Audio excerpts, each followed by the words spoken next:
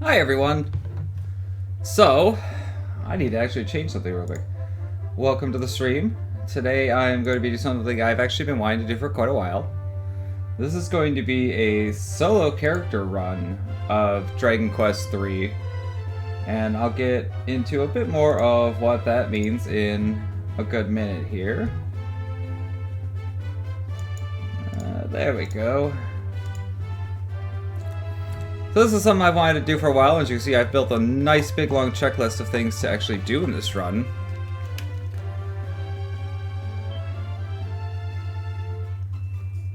I'm going to go ahead and create a new adventure log. We're just going to write over this one, because I'm going to end up writing over it anyways at some point.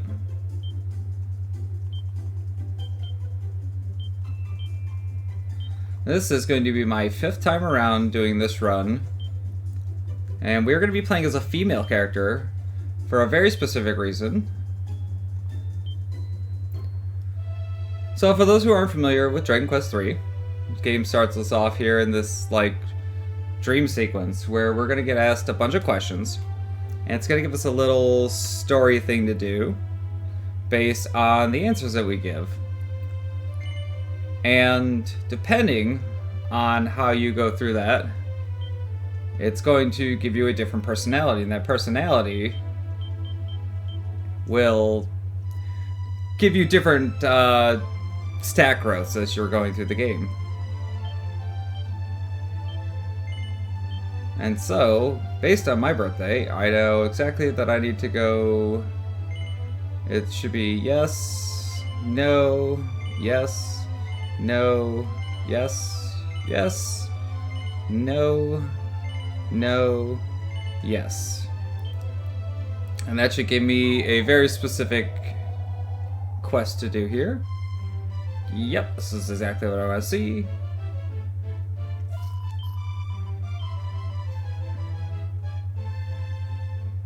The only thing I actually need to do in this entire sequence is talk to that guy on the right.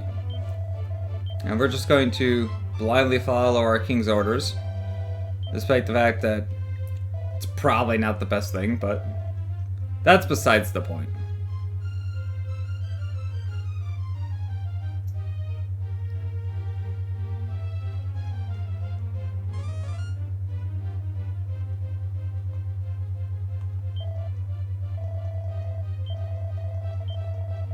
It's been actually so long since I listened to this game with sound on that I forgot what all the sound effects in this game actually sounded like. And so that little specific set of events is going to give us, hopefully, Vamp class.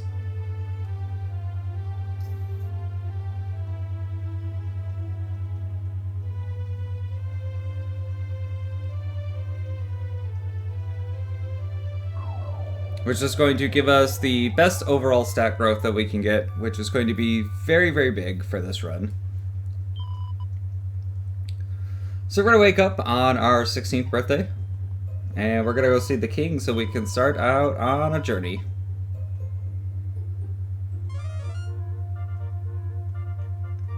And I should be able to confirm that I got Vamp class, so we are good to go. Pick up the Seed of Strength. And then we have a mini medal to pick up while we are in town. So I'm gonna hide my mouse here. Oh, we got, let's see, luck. I have that mismarked. Actually, I don't think I put the Seed of Strength in there, so. We have a Seed of Luck and a mini medal to pick up here.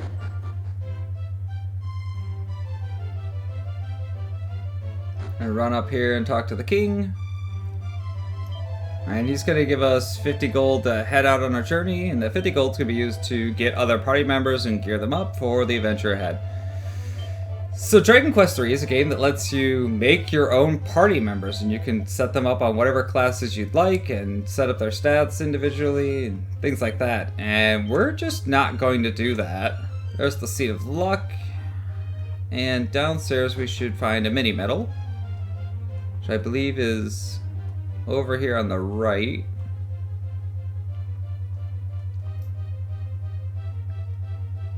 Nope, not that way. It's up here.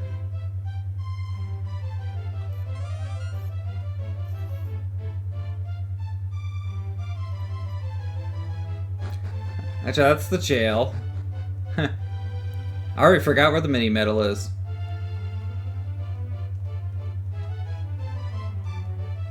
I can't go through the red door. Oh, right, it's over here in like the watering thing.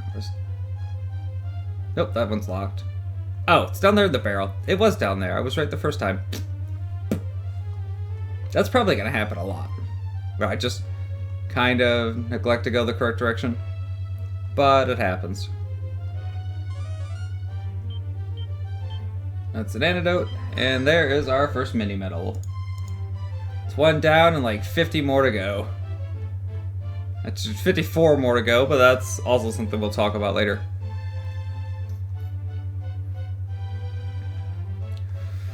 So we gotta head back out into town. We're gonna go find a couple of things, mostly just some gold.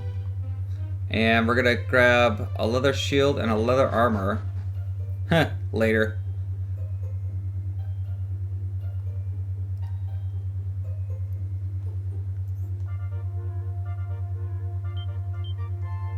There's 25 coins.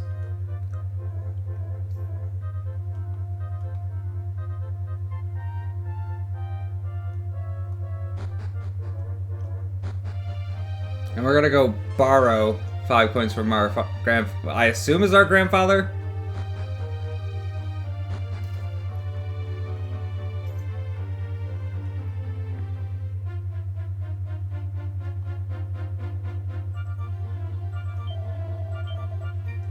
Alright, we're gonna gear up real quick, so we're gonna just go ahead and sell these Wayfarer clothes because they don't matter. And we're gonna sell these Wayfarer clothes. And these couple other items that don't matter in the slightest.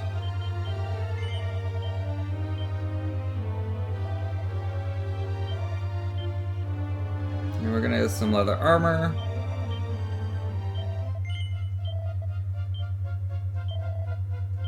That is not what I want. I hope that doesn't screw things up.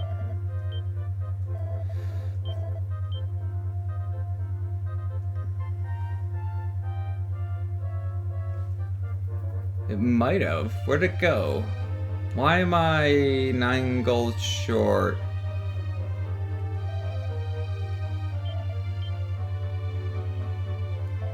Oh well. It's fine.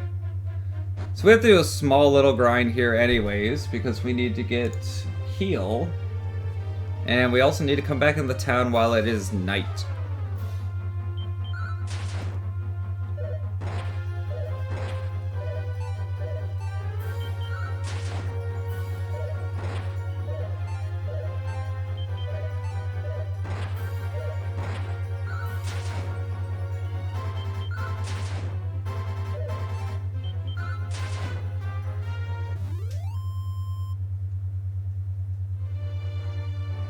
There we go. We're gonna go back and grab our leather shield.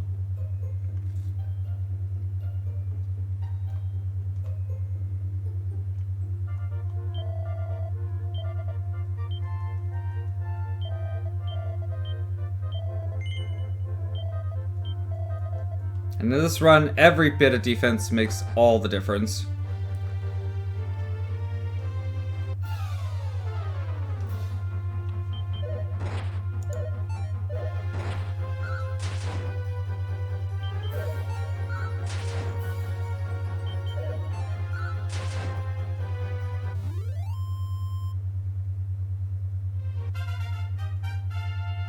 Level 2. So we're gonna do a small level grind here. I think we need to get to like 4 or 5 in order to get heal. And we're basically, unfortunately, pretty reliant on having heal because we have very limited hit points this early in the game, and we need to be able to heal.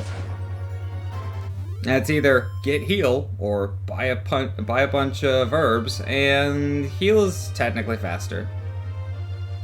Plus, we're gonna need the money for other things.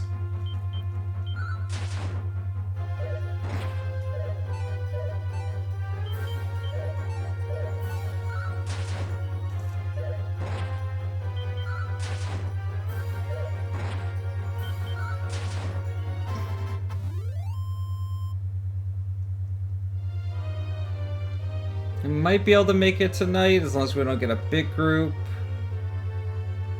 A few more steps. We might be able to survive this fight.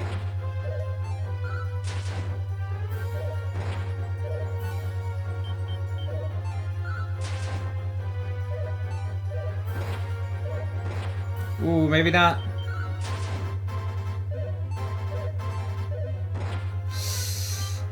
Because I don't have a normal... Well, we're go... Oof. That's fine. Well, there's a small amount of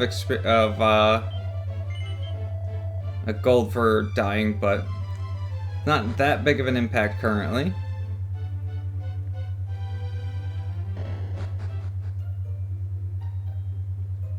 That is also a death.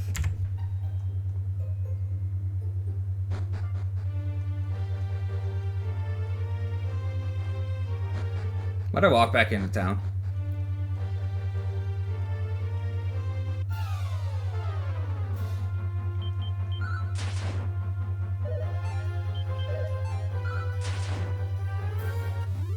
This time around, we should be able to go all the way through tonight.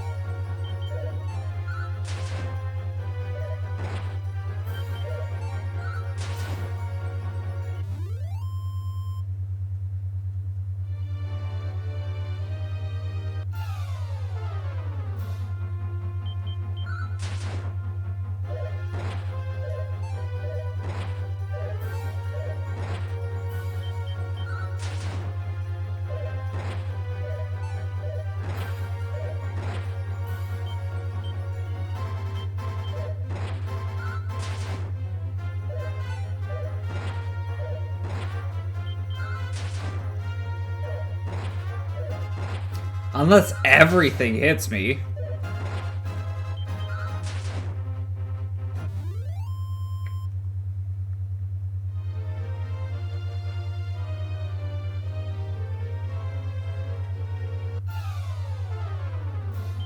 Single slime. Easy fight.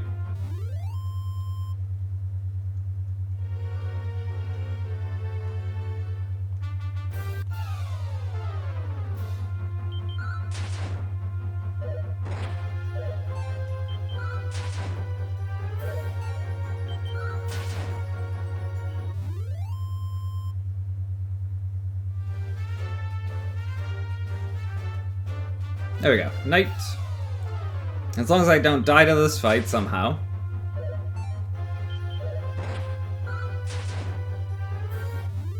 There we go.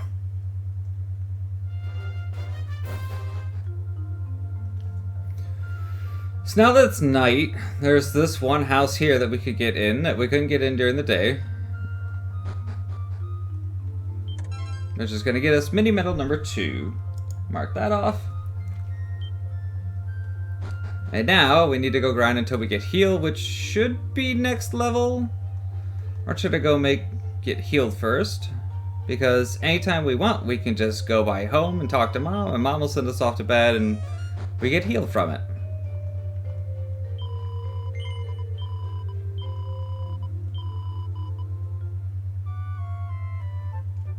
It's just like a Pokemon game. Talk to your mom, get healed.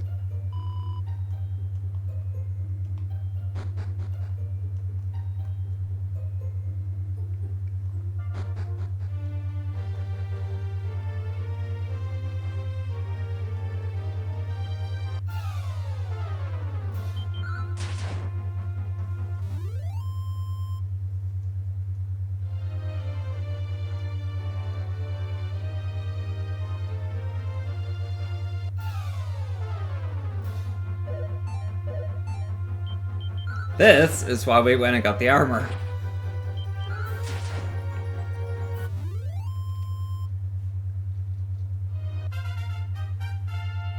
It's either 4 or 5 for healed. Think it's 4. Yes, 4. Cool. So since I didn't even get hurt, we're just gonna move on. So we've got heal. So now we're off to the Najimi Tower, which is that tower that's out there on that little island. And we're just gonna truck our way through some enemies on the way there.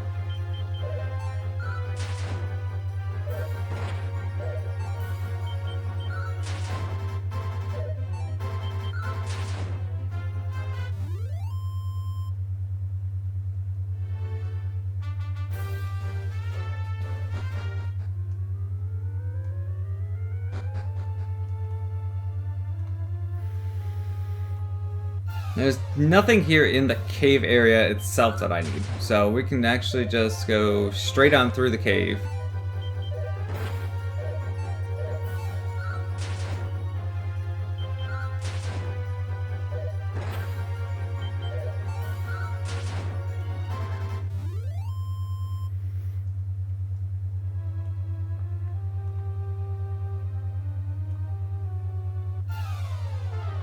I'll probably still grab chests as I'm going past them anyways, because there's a random assortment of items I can get along the way that will just give me extra money and help a little bit, but nothing that's really required for the run.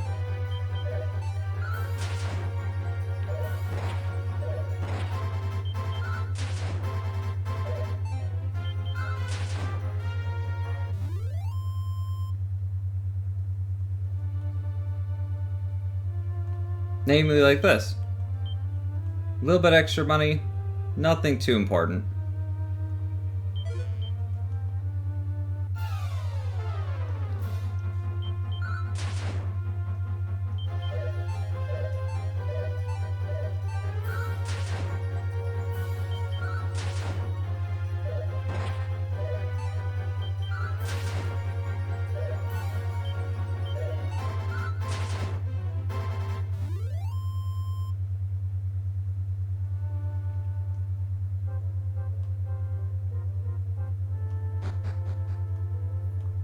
Now that we're inside the tower, we're just gonna go straight up top.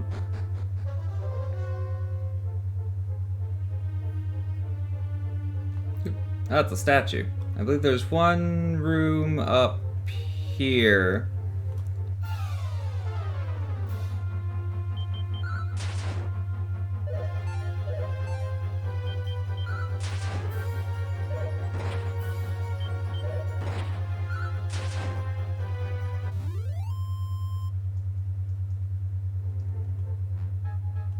Nope, other side.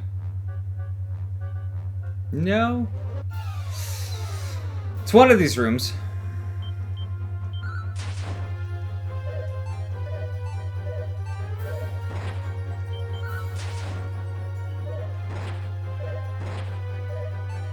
And this is why we had to get heal early.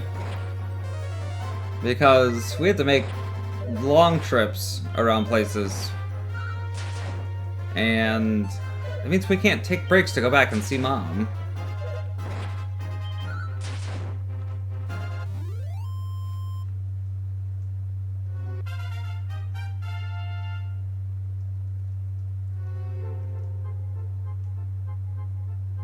Oh, maybe it's downstairs. That's where it is. No, that's this guy. Other side. Maybe it's upstairs? I've played a lot more of the end game than I have of the early game.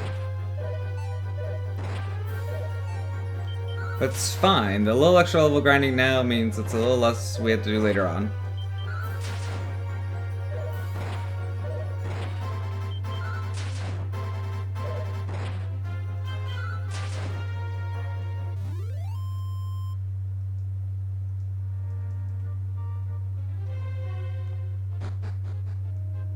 Ah, yes, it's up here.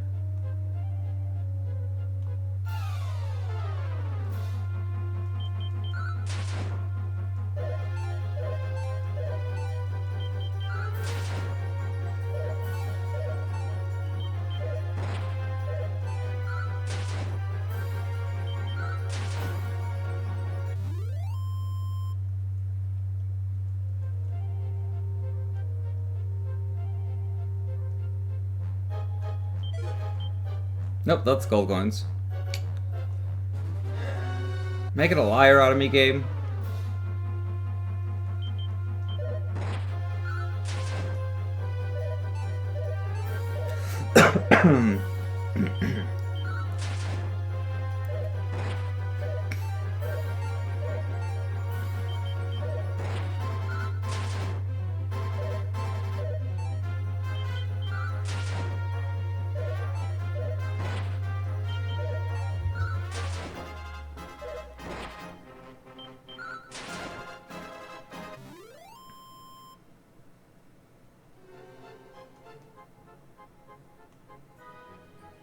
I don't think it's down.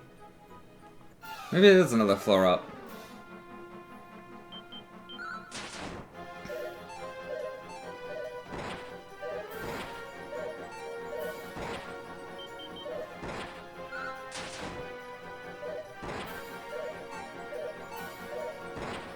It's everything wants to hit us this round. We're gonna... Not for his heal. We'll probably never use any magic in this game except heal.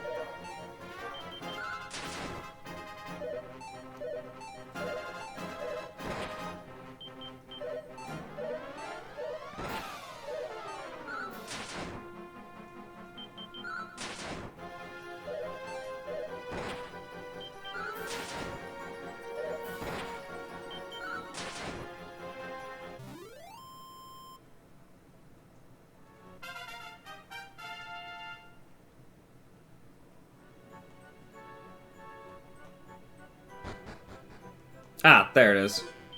There's our mini medal. And so with that, we need to finish climbing the tower so we can get our thief key, which is going to let us open some extra doors.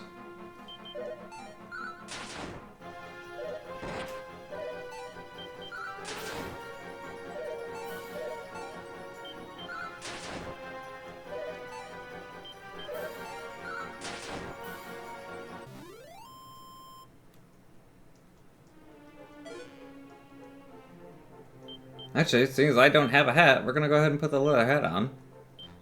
It's a nice drop to get.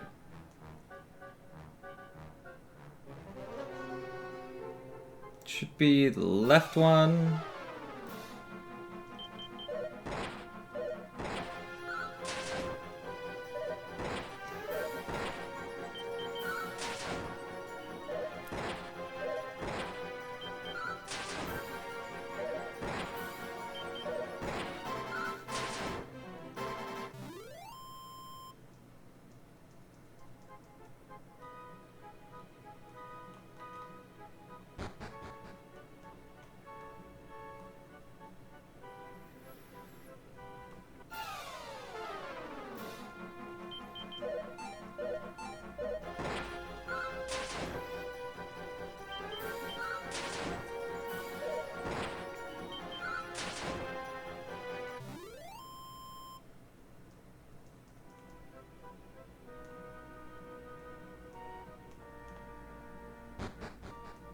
Alright, so up here at the top of the tower, there's this sleeping old guy who... It's like, hey, I've been waiting for you to show up forever. Here, have a thief's key. No idea why. And then he goes back to sleep.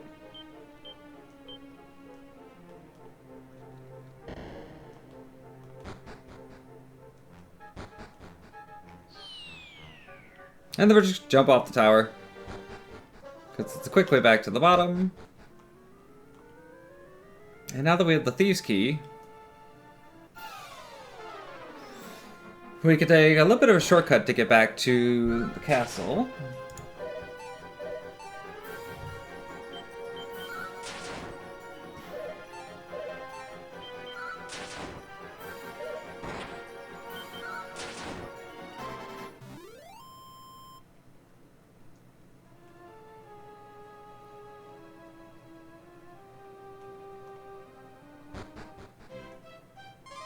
Which, for some reason, there's a like escape route out of the castle that just takes you to the tower.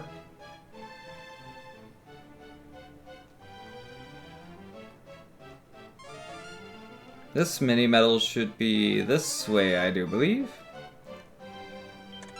Yep, there we go.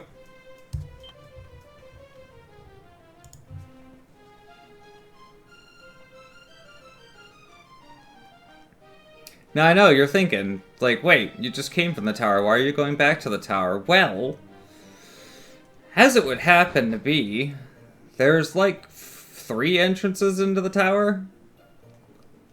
And so we've been through 2 of them now, one being the actual like front entrance and one being the castle entrance. And now we're gonna go find the like hidden 3rd entrance.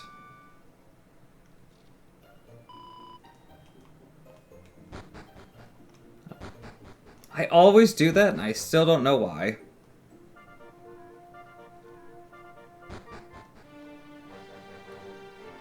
So, Thieves' Key in hand, we have a whole world open to us now. A world filled with stark ravens, apparently.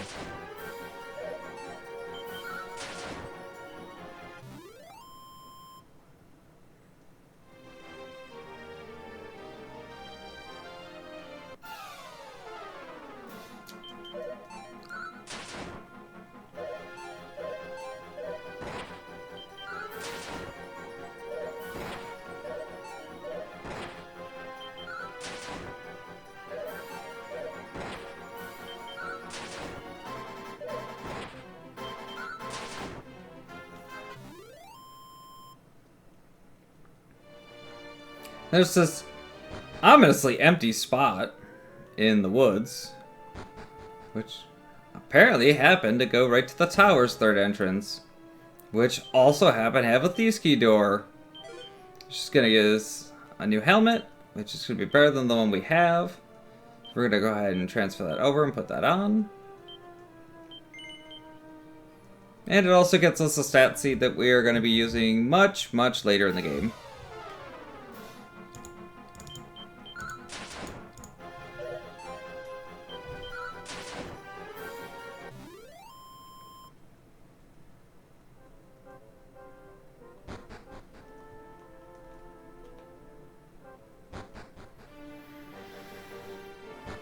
And it's the first other village of the game. With our Thieves' Key in hand, we are going to go ahead and just barge our way on into this house and just steal all their stuff. Like that Seed of Wisdom.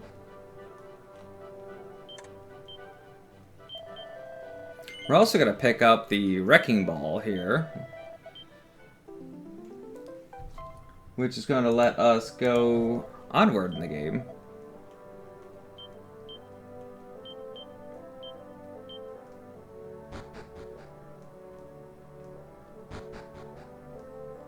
And the one other thing we need to pick up in this town, I believe, is upstairs in the inn, if I'm not mistaken. No, it's not it.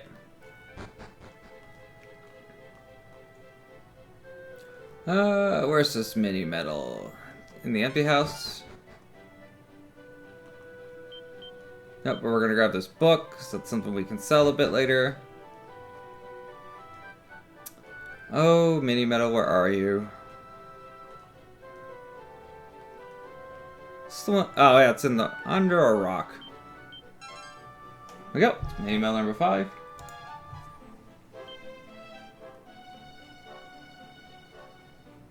And with 5 mini medals in hand, we're going to take a trip back to the main town. Because our next goal here is we're going to go get a boomerang.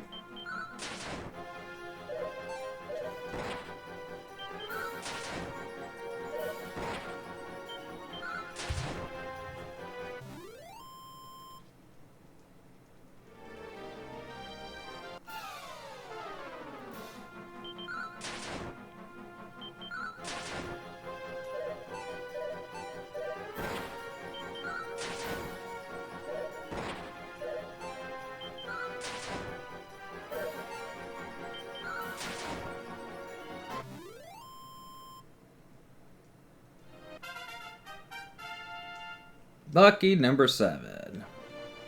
Ooh, we got 5 strength on that level. That is a beautiful number to see on a level up. So one of my favorite things about Dragon Quest games is just the fact that there are wells in towns. That's normal. But you can climb down the wells. And there's sometimes things down them. In this case, it happens to be this guy who collects mini medals and will just give you stuff for them.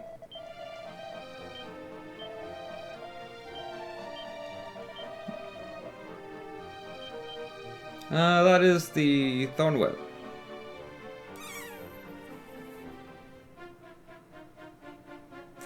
That's mislabeled on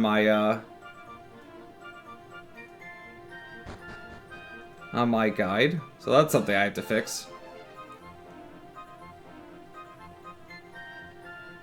Right, Boomerang comes a bit later.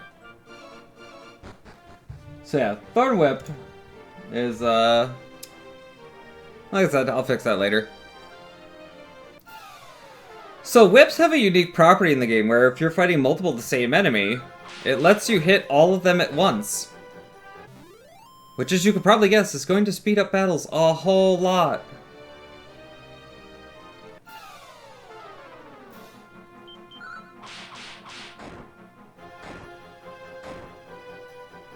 Yeah, 1 turn, 3 enemies dead. Beautiful.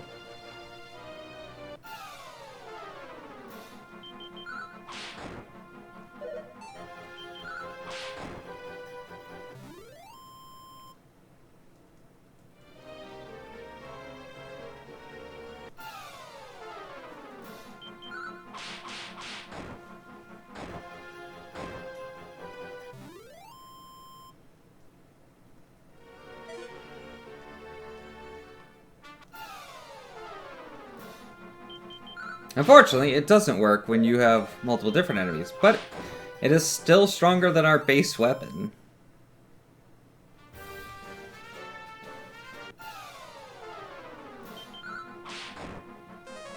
Heal slimes, hate them. Oh, come on, it went first. There we go.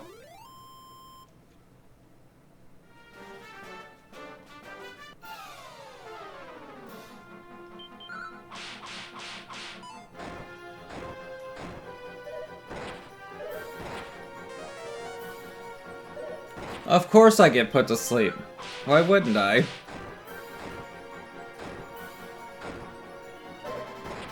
So as you could probably notice there, the damage gets lesser per enemy that it goes through, which makes sense. It's still drastically faster than trying to fight them, one at a time. No, I didn't actually want to read that. There we go, mini medal number 6. And now we're off to the Cave of Enticement.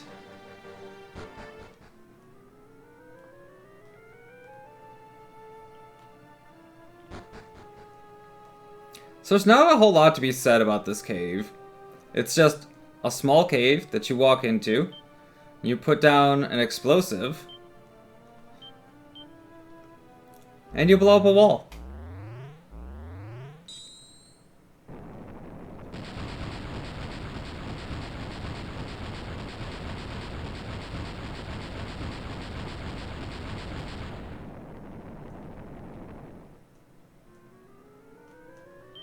And here we get a map. So now we actually have a world map. We can actually see things.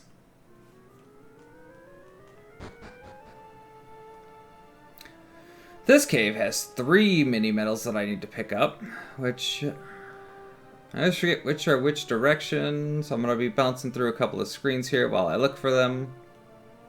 I believe it should be this one.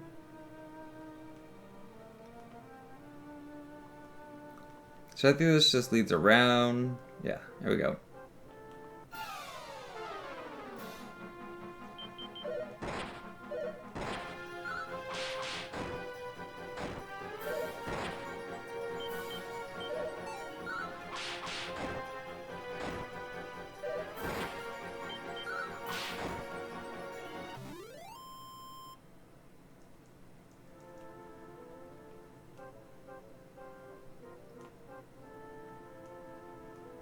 Not that way, this way.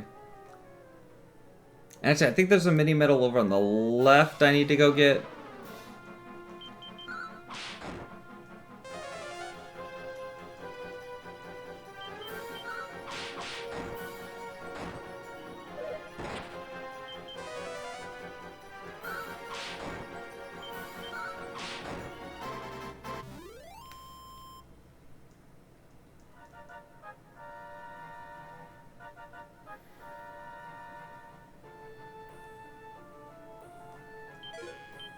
Nope, that's the antidote.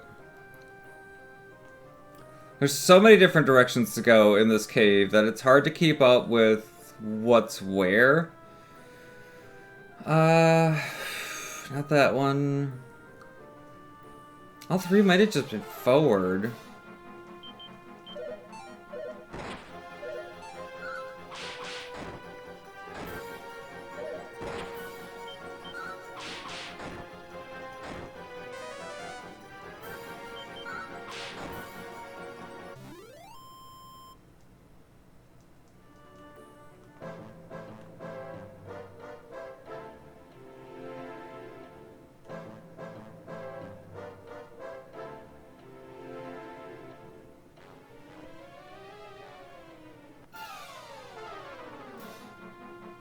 Uh-oh. Probably should have healed. Ow. So these guys can cast some magic that is pretty devastatingly strong. Like, just taking 10s and 11s to the face hurts.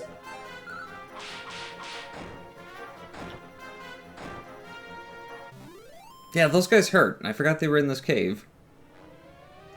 Good experience for killing them at this point in the game, though.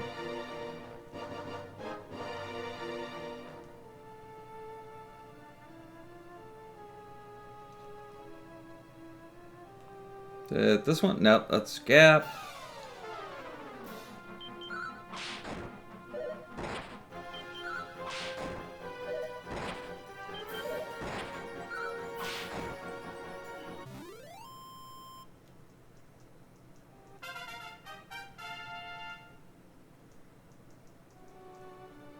Another 4, and we get Zoom at this level, which lets us just warp to towns.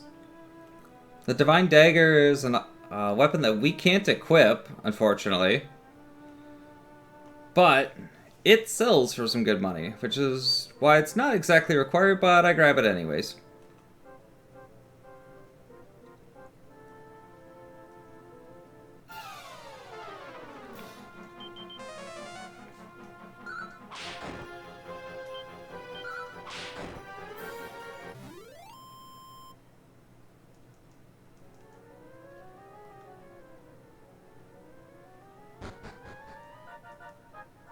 Should be, actually, I think it's the center door, isn't it? Nope, it is left door.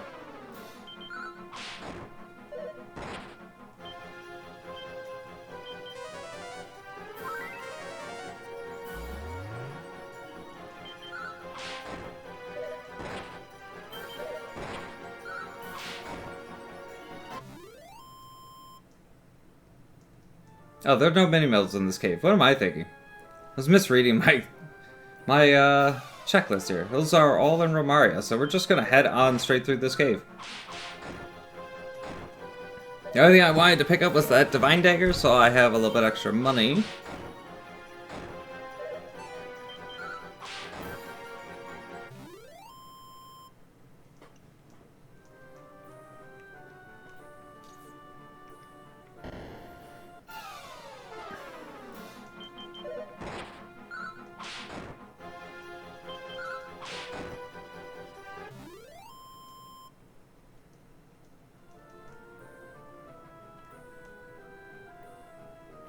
And this is the first of our warp portals.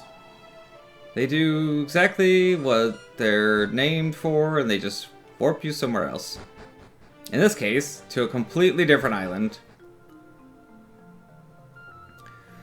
So now that we're in Romaria, there are 3 mini-mills here that we want to pick up. This one annoyed me to find.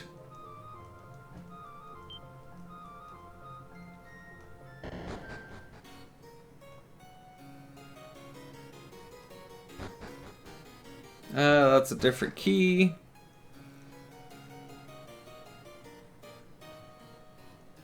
This one I believe is also a different key.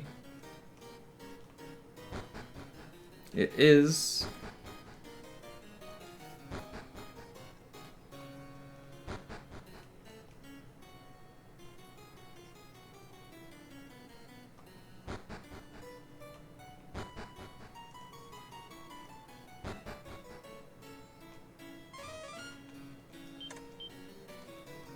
Alright, this one's the book.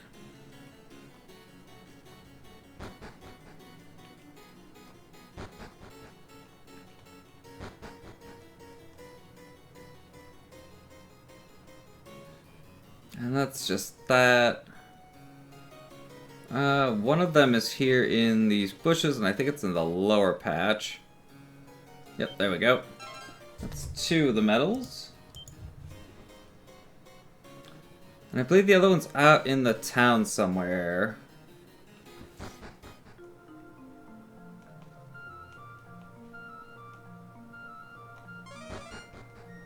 Ah yes, the only church that actually has something in it.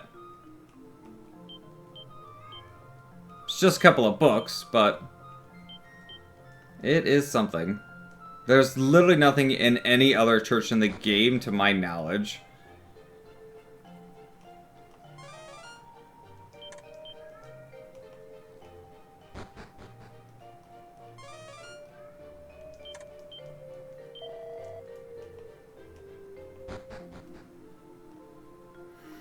We're gonna go ahead and take a nap.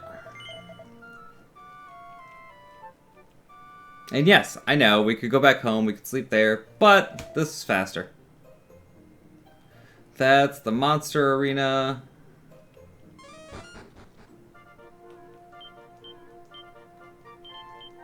There's the medal.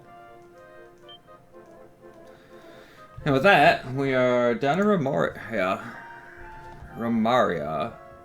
So we're gonna head on off to our next town, which is Korvik.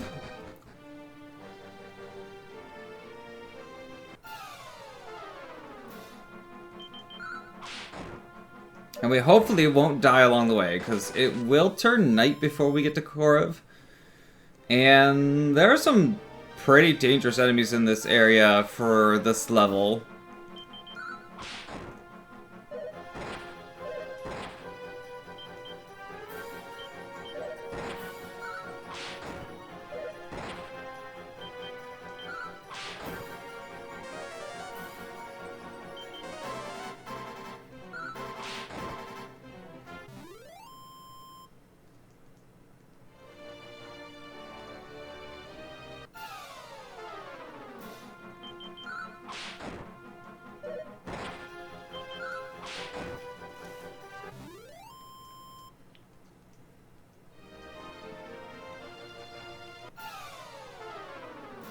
Might actually make it there before it turns night. But what I was saying about dangerous enemies... Are there dangerous enemies in this area? And I'm probably gonna die. Yep.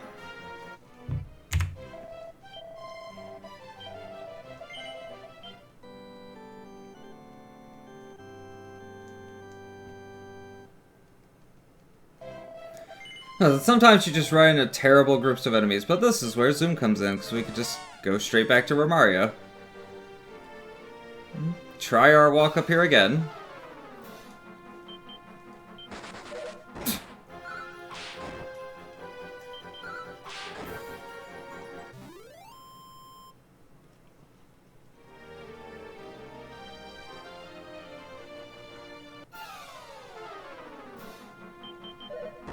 Of course, this time the toad doesn't run.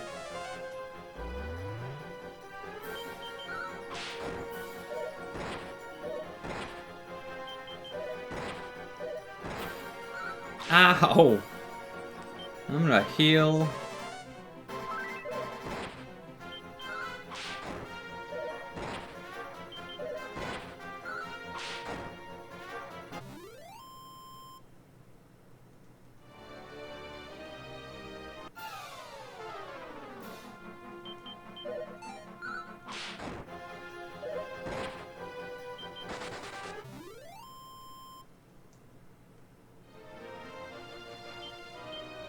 Yeah, we're gonna go ahead and heal again just to stay topped off.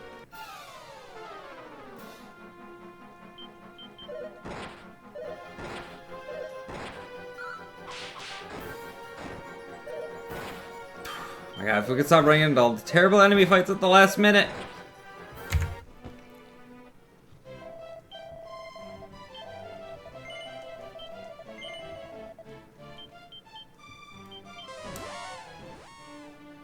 It gets better, trust me. Because as you can see there on my checklist, we're getting 2 nice armor upgrades from the next town. We just have to get there.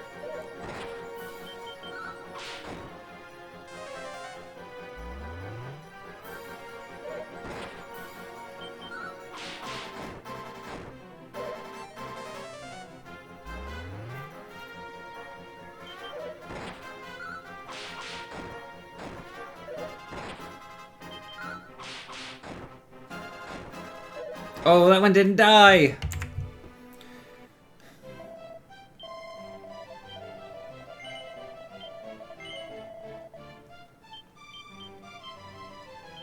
This is a great start to this run. I usually don't have this much trouble getting through here.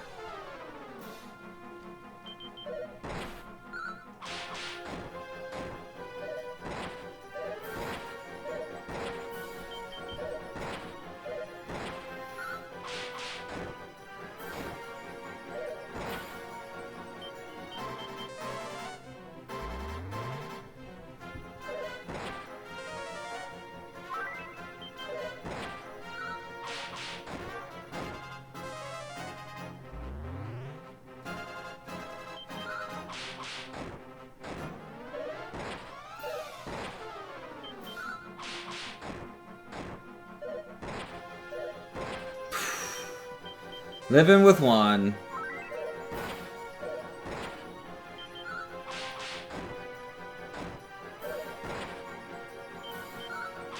This one should die, yes.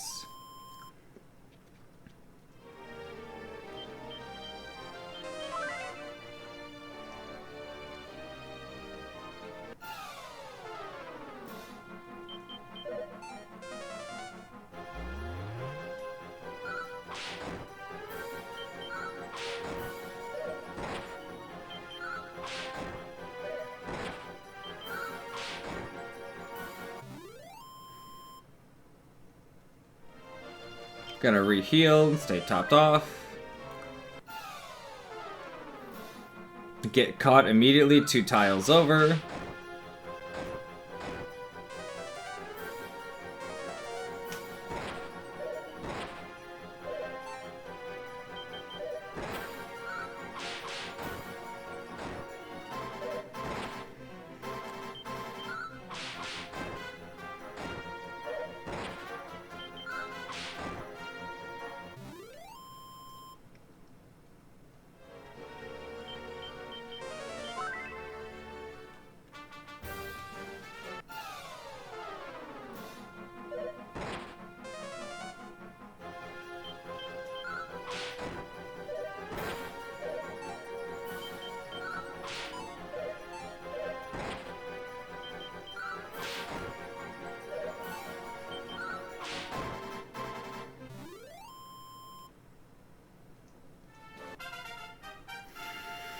Level 9 would probably help a little bit. Just a little bit, though. There we go. So we're not going to stay in Korvik and get those items just yet. We're going to try and make our way up to Norvik, which is just up above us.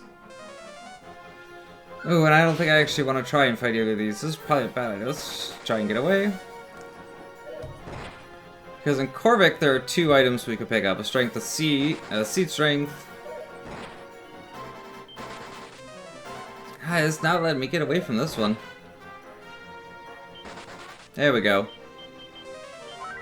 And a leather kilt. The leather kilt doesn't do us any good for defense at all. But it does pay for one of the 2 items we're about to buy.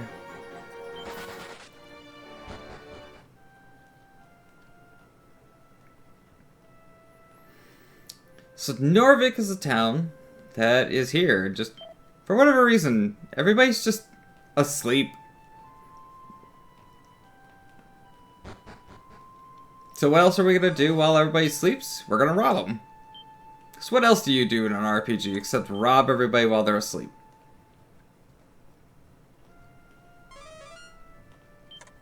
There's my kilt.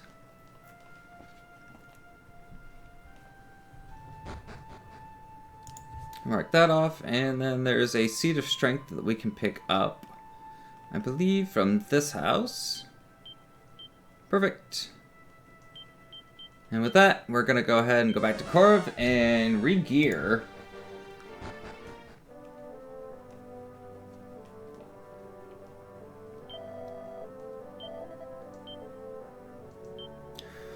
So we're going to go ahead and sell the kilt we just got. It sells for a beautiful 600 gold at this point in the game. And we are going to buy iron armor, which is 1100, so I need a little more for that, and the scale shield, which is what the kilt pays for.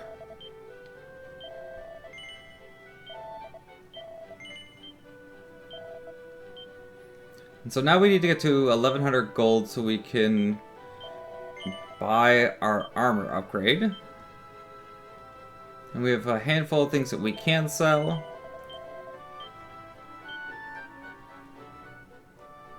Let's see, what do we sell? Wayfarer's clothes.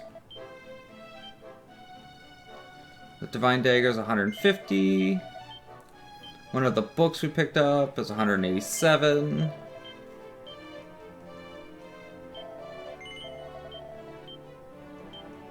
That little hat we got as a drop is a free 60 gold.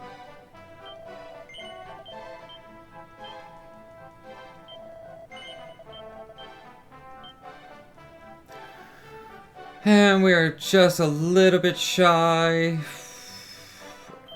Sell that. And we'll sell these 2 moonwort bolts because they're not that useful. And see, we got just enough money to buy all the things we needed. And actually, I probably could have also sold my armor, which would have got me this upgrade as well. But it's fine because we'll save that for a bit later and we'll clear out a bunch of stuff. For whatever reason, we can't equip the chain whip. But we can equip the whip we got from the medals. I don't know why, but that's a thing. You might also be thinking, hey, you might want to get a steel broadsword because it's a really good single target weapon. You're true. You're not lying. It's true. But we have better things we can get. So, the other things we want to do in Korv is we would be buying some herbs while we're here. But, unfortunately, took a couple of deaths, and that makes it a little harder to do. So, this gravestone has the metal, and we are unfortunately unable to get the herbs right now, but it's fine, we'll be back for those later. So at this point in the game, you're supposed to go and find out why the town's asleep, and the king from Reeve wants you to go get back the crown that they lost. We're not going to do any of that. Yet. We're going to go in a completely different direction. Actually, don't want to fight this restless armor. If I can get away. I didn't mean to cast Frizz. Yeah, and that got me killed. It's fine, we didn't even lose any money out of it this time.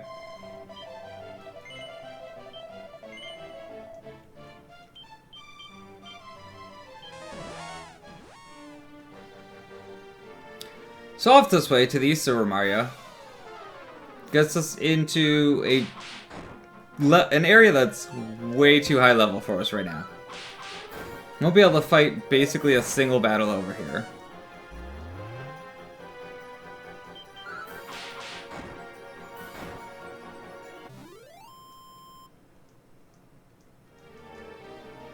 And that's going to get us into one of the reasons I play on the Switch version of the game. So the Switch version of the game has a quick save option that is literally just that. It's a quick save.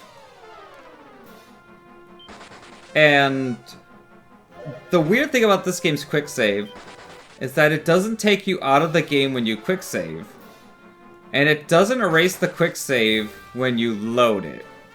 So if I make that one there, and I can make this one here, being a bit farther ahead. And somewhere along the lines I die here, we can reload the save and it'll put me back there. Which saves me some walking, because as you can see, I just died. And we're going to make that a reset.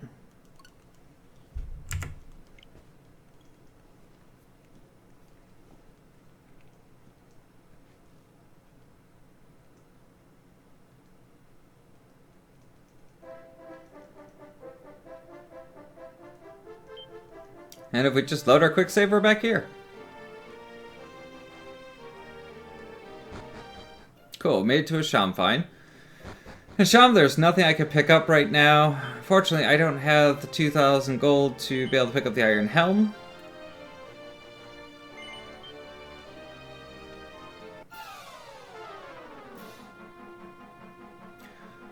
I don't think I can fight the Jack-Can Apes yet. I'm pretty sure, yeah, they're too strong.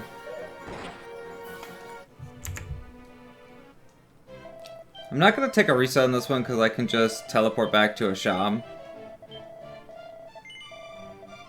Or, okay, no, don't want to save. Alright.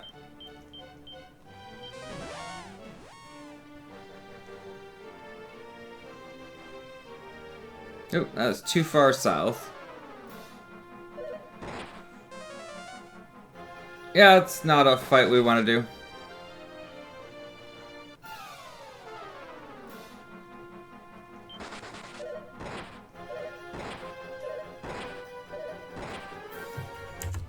Getting through this area is probably one of the hardest parts of the game of this run.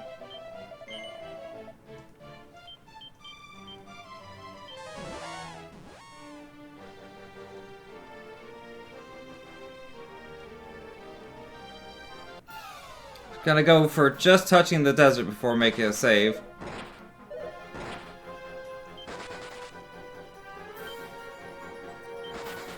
Couldn't run from 2, but I can run from 3 for whatever reason.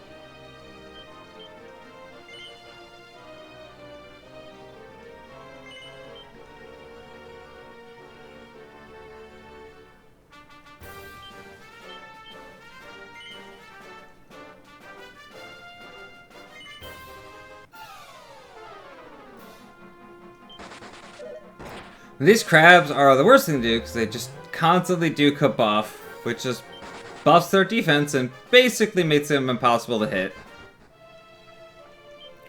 Alright, so in this little shrine, we just want to pick up this one medal just right there. We're going to fish out a couple more items because I think that there's a book or so. Yep. It's just a little extra money which we're going to need in a little while.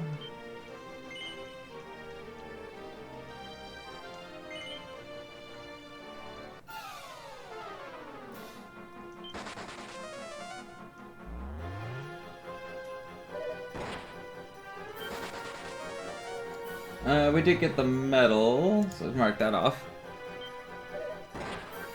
I did not mean to defend, I meant to try and run.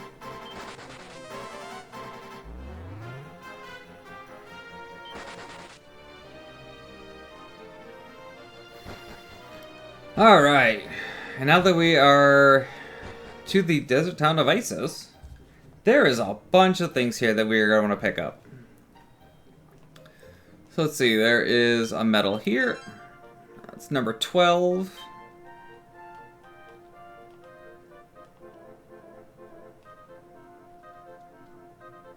Number 13 is just hidden here in the corner.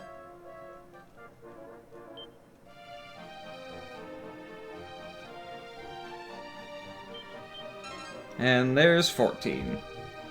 So we got those off our list. I would also want to buy an iron shield while here, but unfortunately, circumstances as they are, that's not going to happen.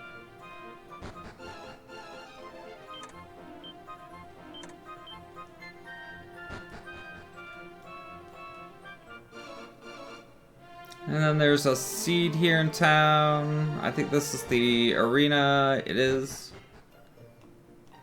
I think I have to be here at night to go upstairs from here to get the seed.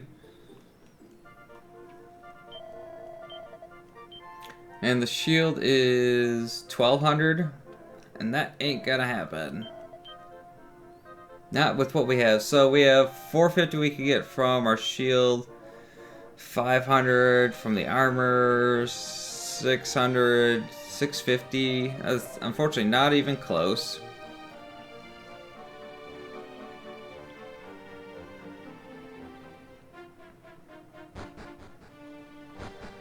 But we're about to make things a whole lot easier. So we're gonna go and sneak behind this palace. Into this just tunnel that's behind the palace for no apparent reason. And down into a crypt. Which just, I guess it's a crypt.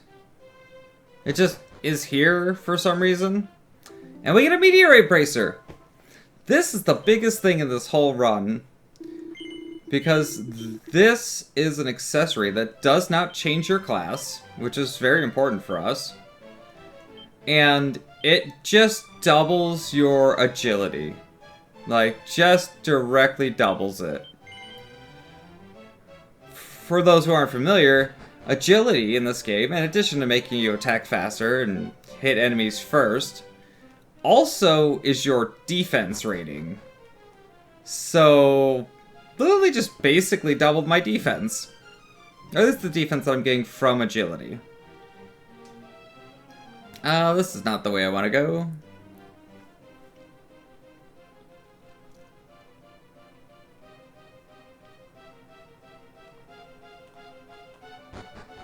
This way is faster.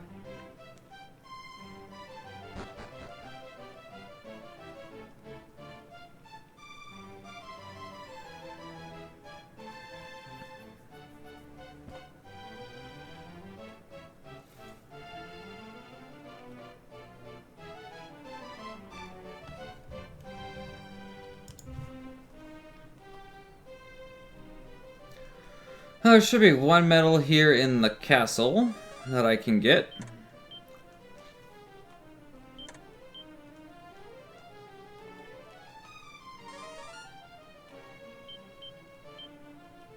Fail is a 4-letter word. It is indeed.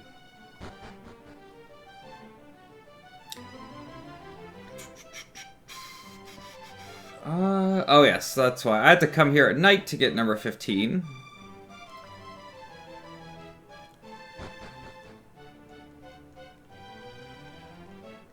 That should be marked on my checklist as needing to be here at night, and it's something I'll need to get corrected.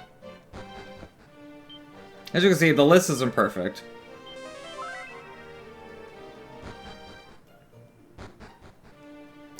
So now we've got to step outside of town and brave through a bunch of fights to get it to turn to night. Fortunately, we're like halfway there.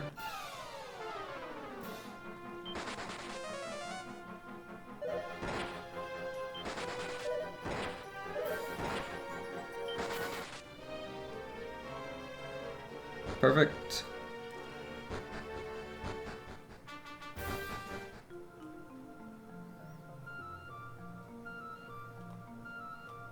This should be the seat of agility. Nope. So it's somewhere else in the town. I have to go find that real quick. Let's grab a book for a little bit more money. Where's that seed at? It's the one that's back here? No.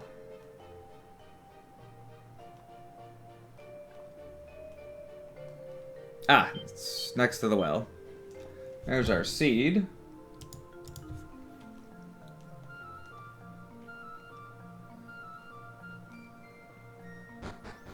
Now take a small trip back into the castle.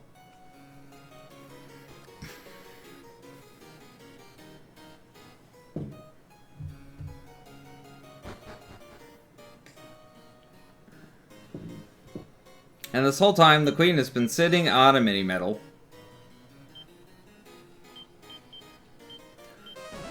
And with 15 mini medals in hand, we are going to take a trip back to town, to Aliahan.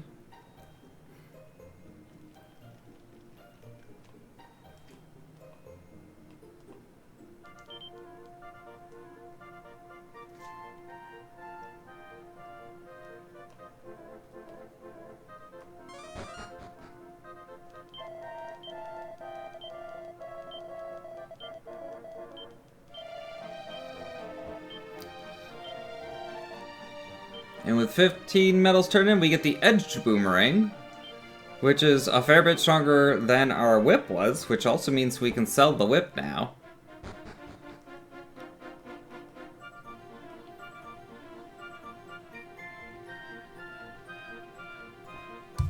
So we got our boomerang. So the next thing we want to do is we want to go back and we need to get the iron helmet from a shop.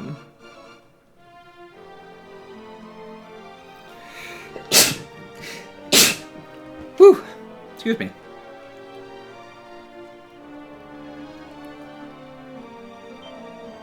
So how much can we get from what we have so far? We can get 900 from the garter. We can get... That'll put us to 11, and that'll put us to 12. So we can use that to buy the iron shield for starts.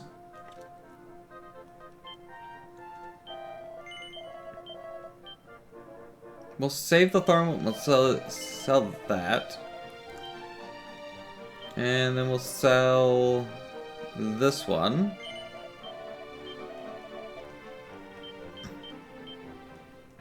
So we're gonna go back to Isis to get the shield.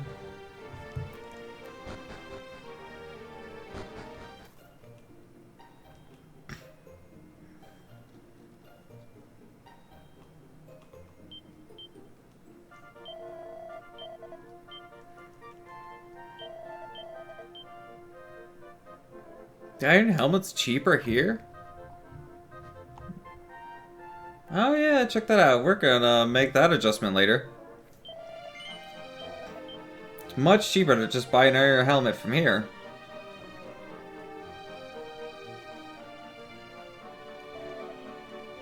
Can we get 1,000 right now? So we can get 4, 5, 6. It's almost 700. With our iron armor, no, hardwood helmet, that's 8. We could go about 9. So we need to go get about 100 gold. So we need to go in like 2, maybe 3 battles. It's not terrible.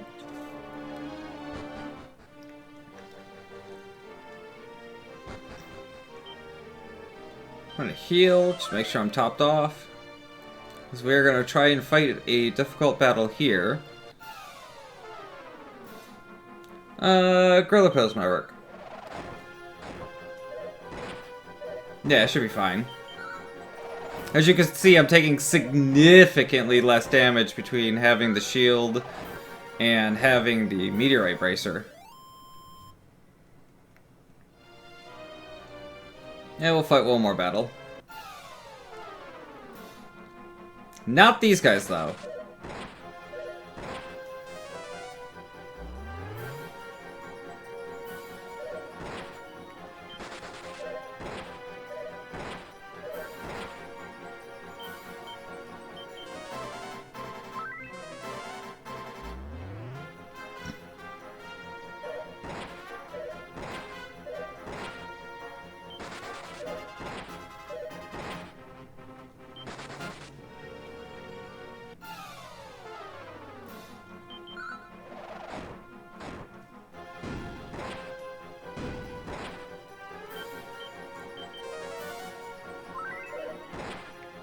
Unfortunately, defense does not protect you from magic and breath attacks.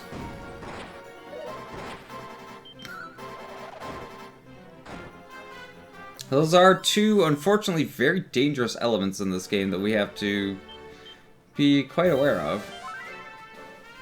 At 170 gold, that might be enough.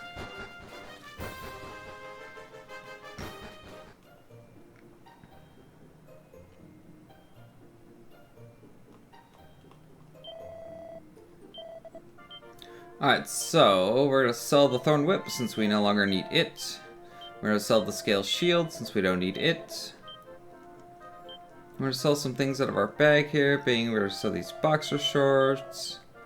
And fails a 4-letter word. And then that would leave us, if we sell our hardwood headgear, we have enough money to buy an iron helm.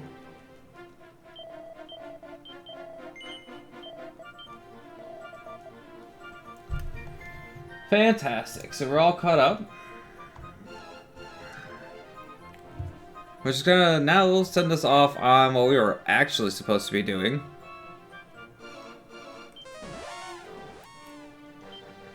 We're gonna take a stop in Korvik and heal. Actually, we'll just go to Aliahan and heal. Yeah, we're here. We'll just heal here. It's cool.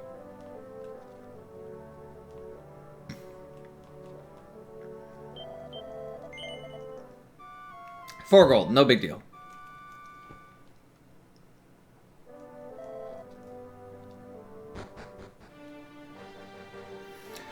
And now, we're gonna go back onto our main quest. So, the big reason we go way out of the way to get the edge boomerang is, unlike whips, boomerangs hit everything in a fight. Regardless of what, like, group they're in. And it just goes left to right and just damages everything. So it's gonna speed up all of our fights from this point going forward. Boomerangs are gonna be our main weapon through almost all of the game. It's going to be this one for quite a long time, and then one more boomerang we'll pick up way, way later in the game.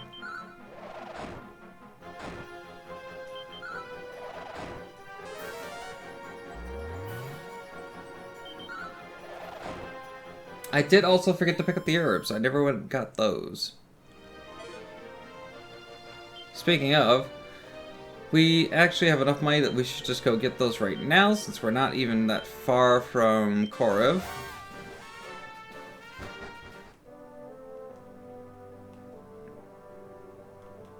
Because we may need these coming up.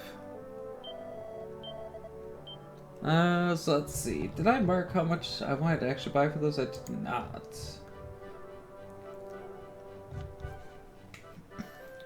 But we're just going to go ahead and buy however many we can. And just throw them all in our bag.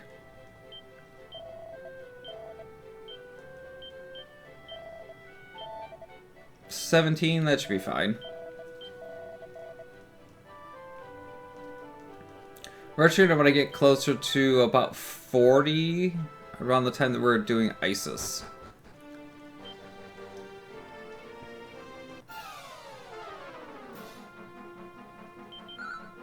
This is the kind of fight where boomerangs come in super handy.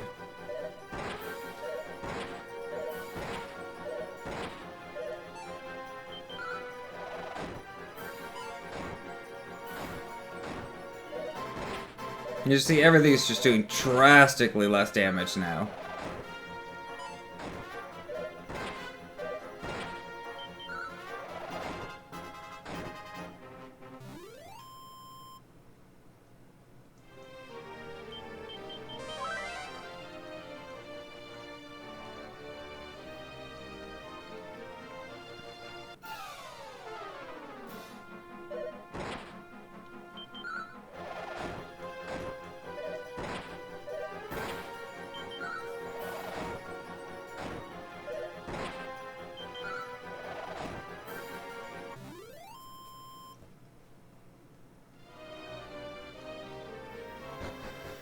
And this is called the Tower of Champagne. I assume that's supposed to be a silly wordplay on champagne, but who knows?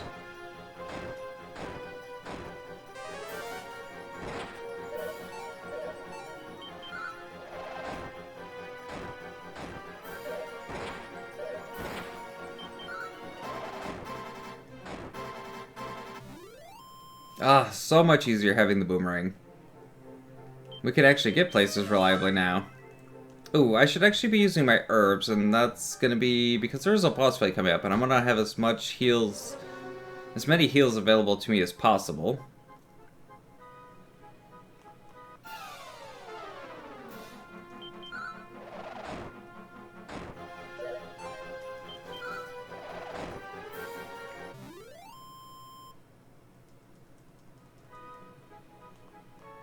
I'd also like to hit level 10 before reaching the next boss, but we'll see if that ends up happening. I might grind out that extra level if I don't get it by the time that we get there.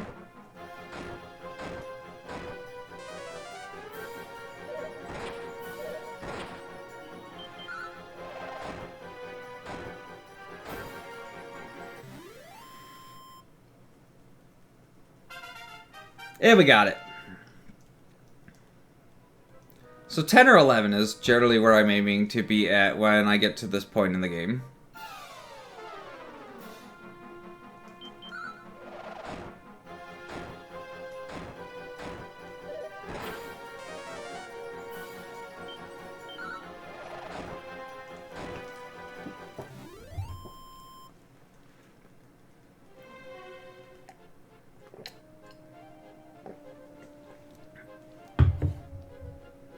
And be careful not to walk off the edge of this tower because it means I have to reclimb the whole thing.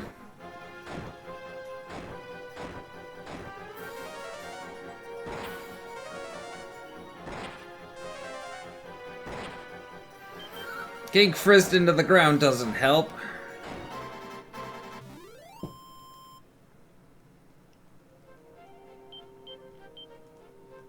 Yeah, I got one as a drop. We're just gonna go ahead and use that.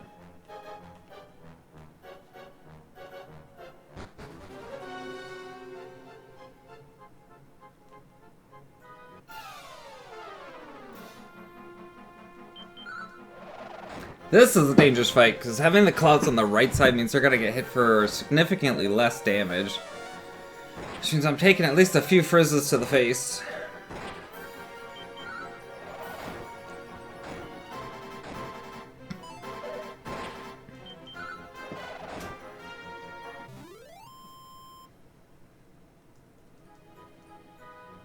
You know what, we're going to go ahead and heal again, just to be on the safe side.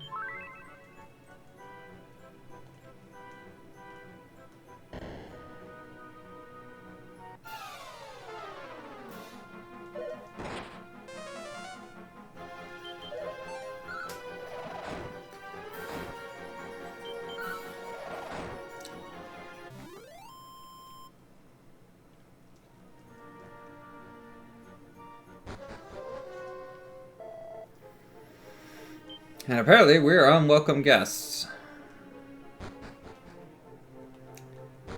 Which I guess is not to be unexpected. Oh no, trapdoor. And they're gone. Not too far though. Okay, what's my max HP currently? Is at 48, so 46 is gonna be fine. We're gonna go ahead and load up a bunch of medical herbs into my items.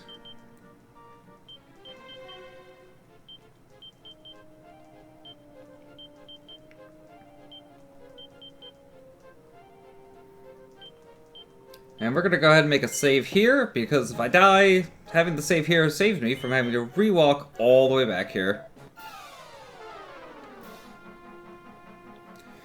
So this is a fight where I need to keep an eye on my health as a threshold. I need to keep my health above a certain point for pretty much the only fight. Let's say Robin Hood is doing about 11 to me this time around. So I want to keep my health probably in the neighborhood of about 15 or higher.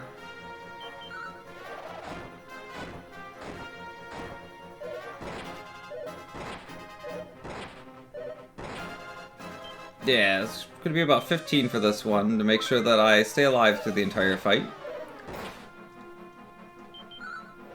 And he'll defend a couple of times, that definitely helps.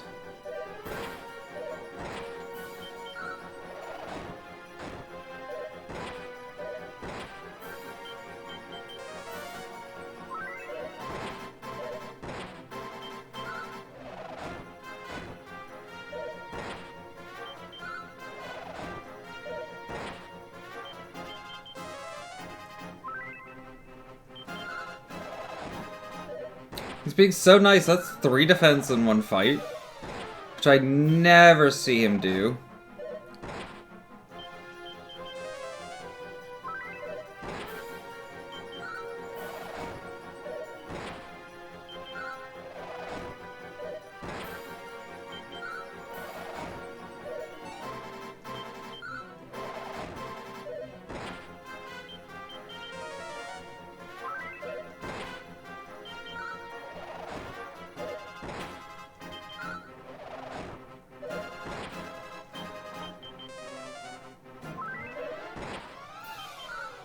As long as we're staying above, like, 15 health, we should be fine this whole fight. He should not be able to kill us.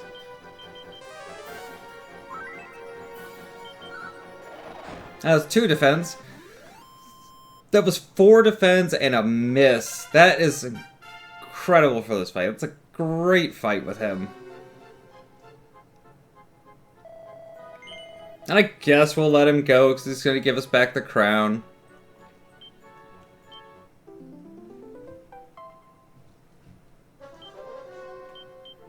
And with the crown in hand, we're gonna go give it back.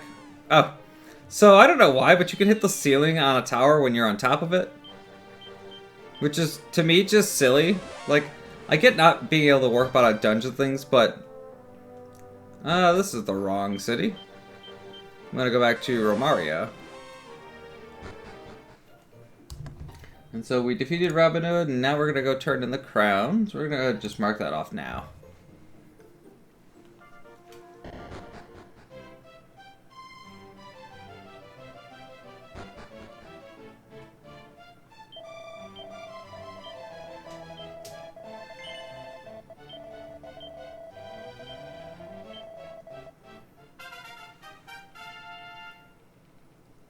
And so as a reward, this part I believe is skippable, but as a reward for turning in the crown, we just get to be the queen. And so there's a lot of things we could do. It's like, people freak out when you run into them. Let's see. I know there's a good one around here. Everybody's just like, long live the new queen. Your Majesty, good day. People literally just get completely shocked that the queen just kind of shows up. And I go to a friend, the king. It's just down here at the monster arena. The legal... I don't even know if it's legal or illegal. It's like, it's an underground monster arena. That's in like every town.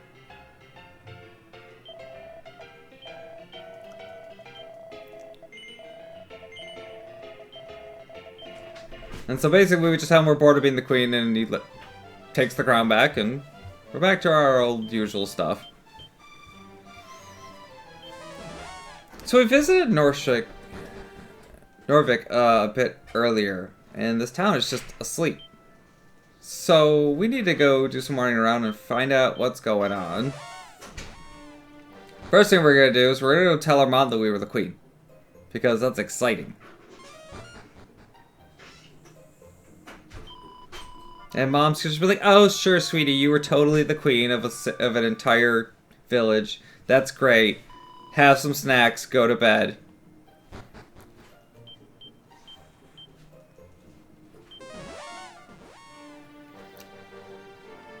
So from Norvik, there's this whole area over here that we haven't checked out yet, which has a suspicious looking patch of grass out in the middle of the woods. And we'll come back to that, but first we're gonna go check out a cave. These caves are fun.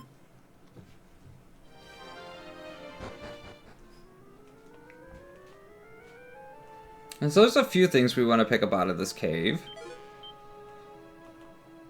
The money's fine too, but not exactly what we're after. That's not a way I need to go. We do also have some dangerous enemies in here, as that can happen. The Lox can cast Crack, which does some pretty high magic damage. And Sap cuts our defense in half, which means we're just going to take more from melee attacks.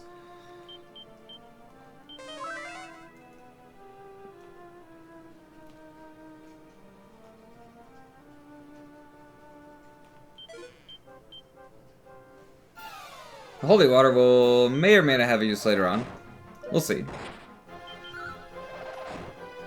If we could just get melees out of every Dracovlad we see, that would be fantastic.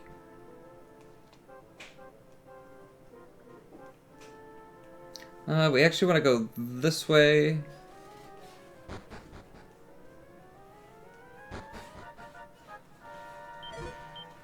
Because there's our mini medal.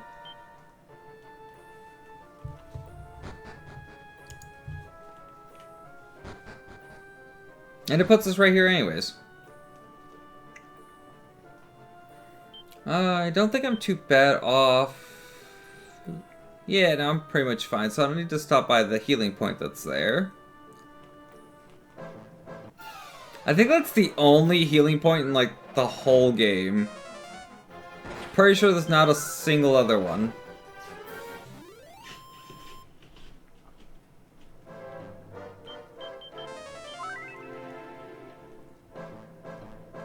We actually want to go up first.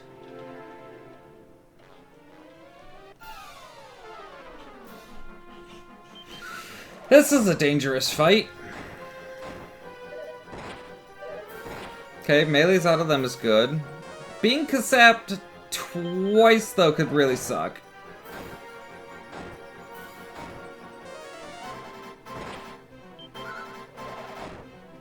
That's fine. We're good.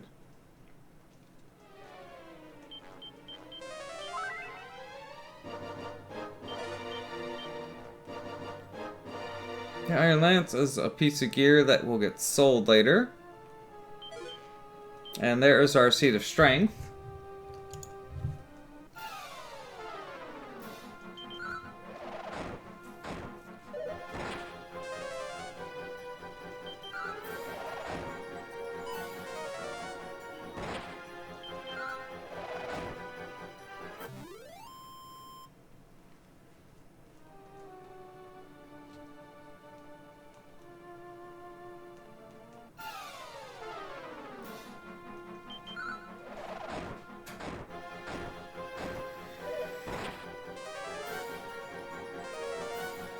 Don't!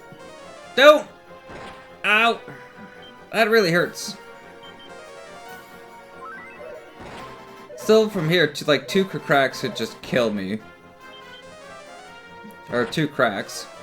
Which they're gonna do.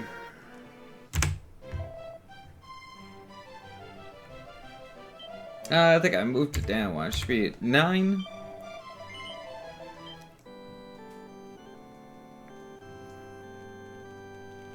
So yeah, there's lots of danger in this run. But we're gonna make our way past it.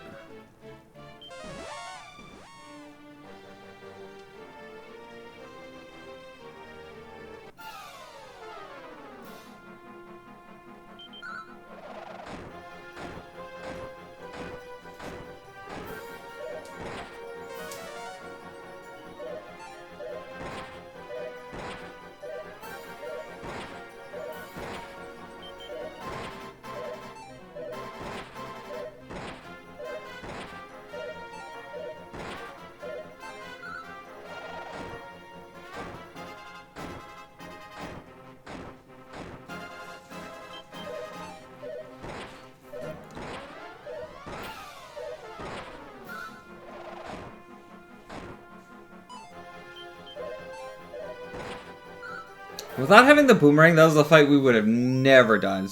Without having the boomerang and the meteorite bracer, we would have had to do a whole bunch of leveling to get to the point where we could have dealt with that fight. I don't know what. Yeah, screw it. We'll try and get rid of the rest of this armor. We just don't want him summoning heal slimes, because that's going to make things bad if he does. Alright.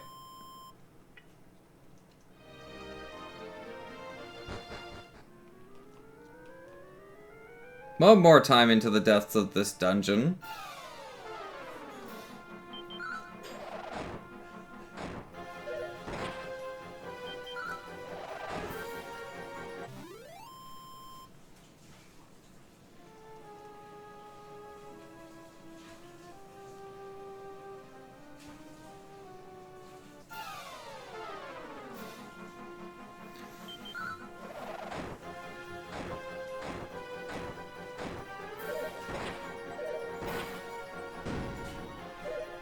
I believe the mushrooms can also put us to sleep, which really sucks if they do.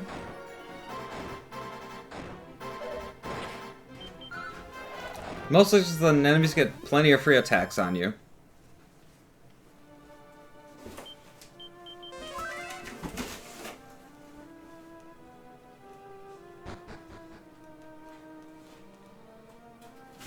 I'm still pretty much good on MP, so don't have to worry about healing again.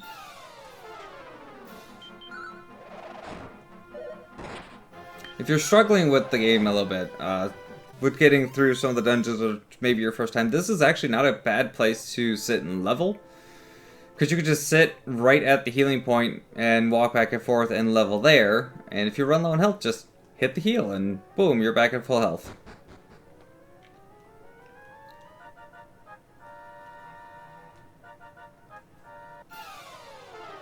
I actually don't think I need anything else. It's not those stairs we want to take. Just, oof. Don't do 2 more. Alright, we're fine.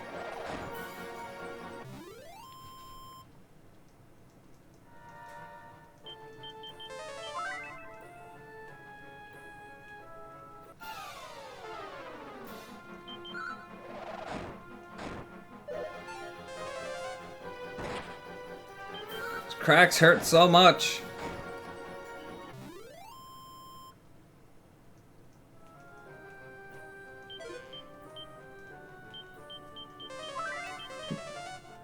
I'm gonna heal just to make sure I'm topped off in case we run into more of them. That's not the way I want to go. This could be a suck fight. If we can put to sleep and then can zap like once or twice.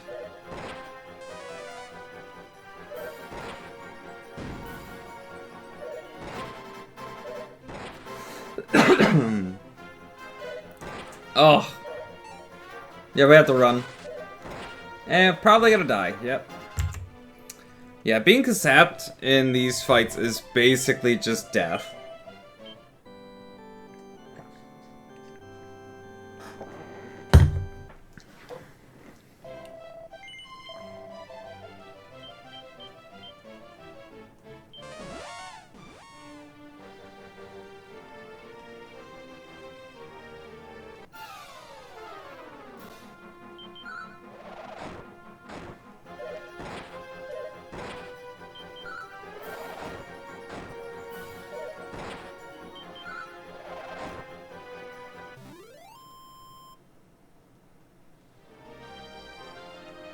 Alright, 3rd time's the charm.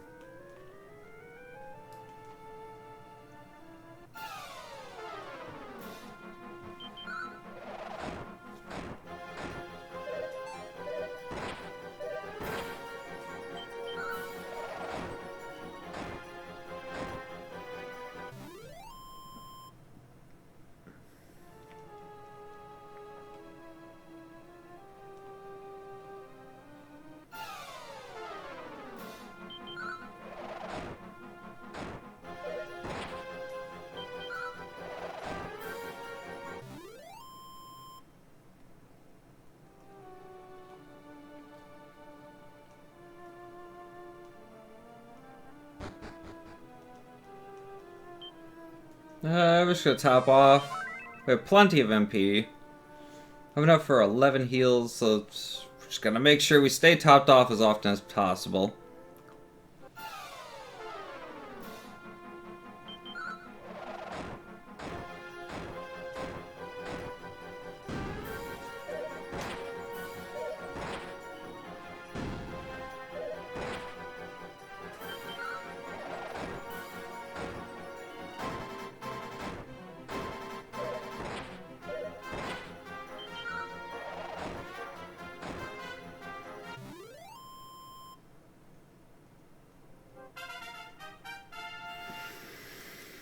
One more level up for the board. Good stat bonuses.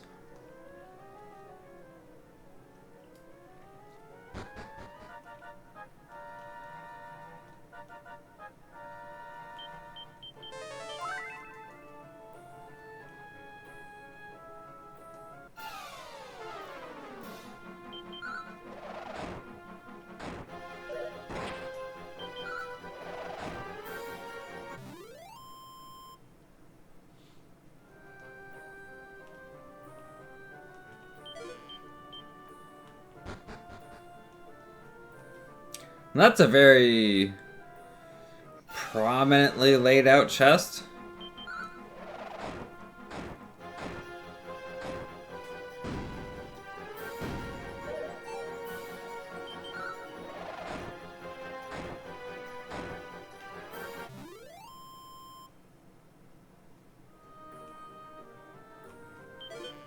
Oh my god, it's the Dreamstone! What's a Dreamstone? Apparently 2 people cast themselves off into the sea. We don't have escape yet, so we gotta just walk our way back out. Or die, that also works.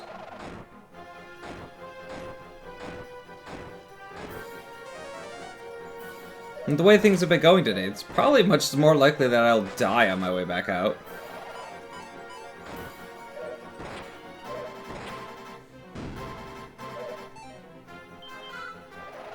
Or now everything will just start missing.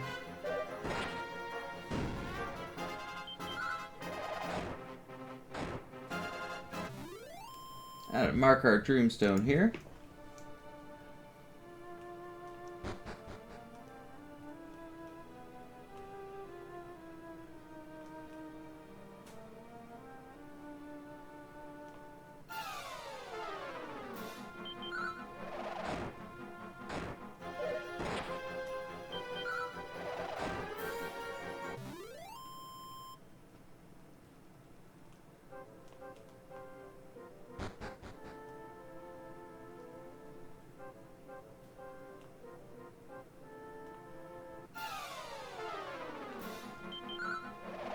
Fortunately, this cave isn't as big as some of the other ones in the game, so getting back out of here is easy-ish.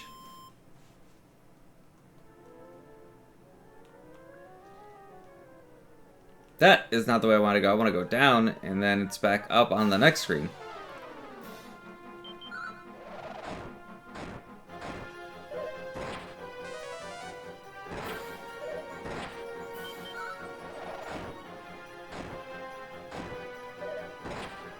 I was just expecting these 3 to kill me, which would have worked. I would have taken that. Which gold do I have on me? 1,000?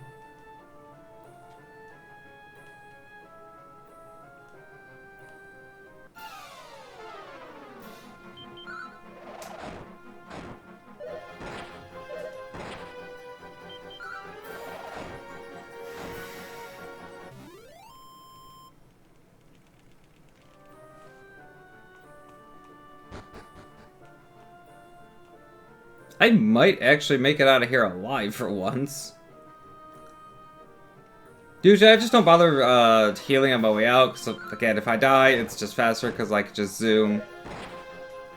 But things are being unusually kind on my way back out.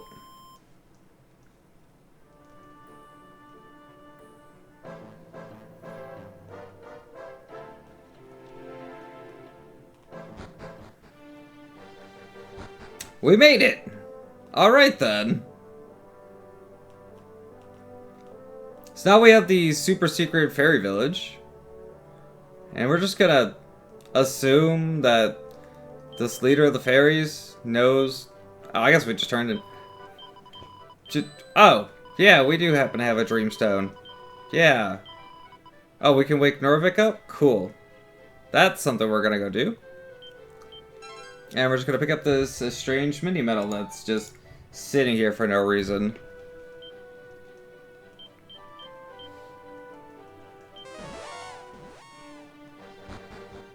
So back in Norvik, we're gonna use this dust that we were given, delightfully named the Wakey Dust, which just spreads itself to the wind and wakes everybody up. It's an RPG, I don't argue with it. It works. So, we've woke up Norvik now. Nobody remembers a damn thing.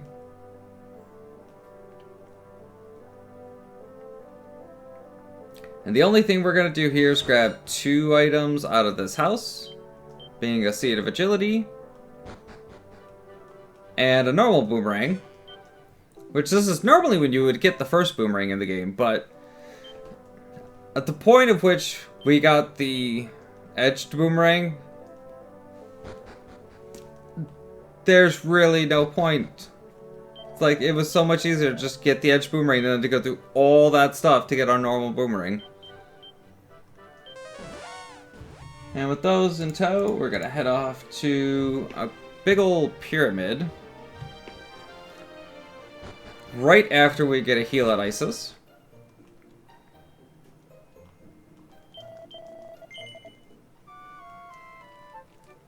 And we're probably going to spend more time in this pyramid than anywhere else in the entire game. This place is actually rather large. As you can see, there's like 8 items we need to pick up here. And then there's, as you can see edging down there at the bottom of the screen, the pyramid basement, which is going to be a very, very long section of the game.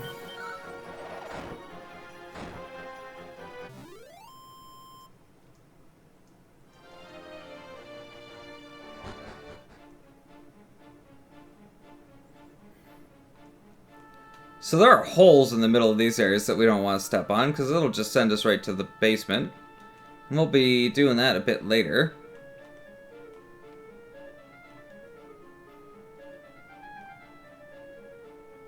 I forgot what this area's music sounds like, and it's lovely.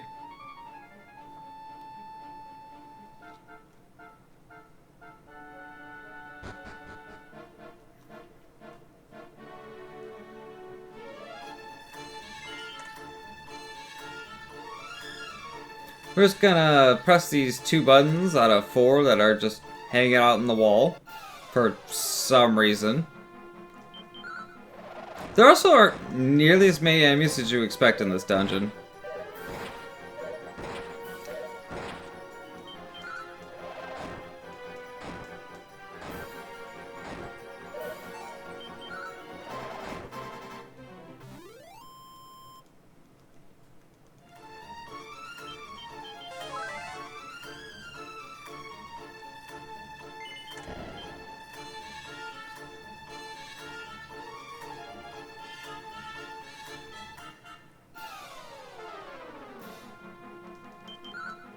And by going around and just pressing 2 random buttons that just are jutting out of the... Since you can't see the button, I just imagine they're like big red buttons that are just on the wall in the middle of the sandstone. Just glaringly obvious.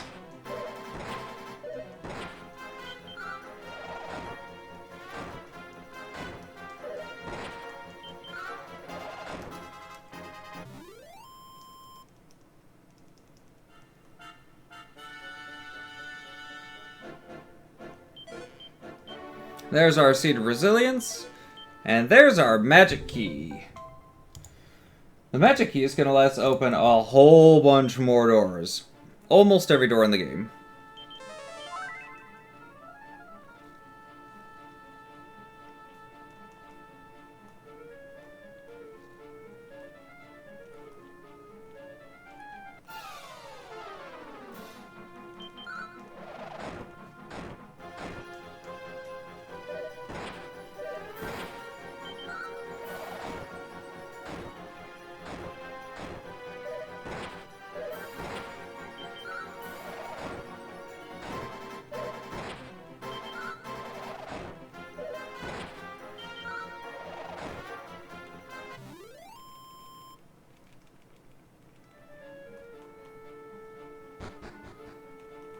And speaking of which, we're gonna use it right away!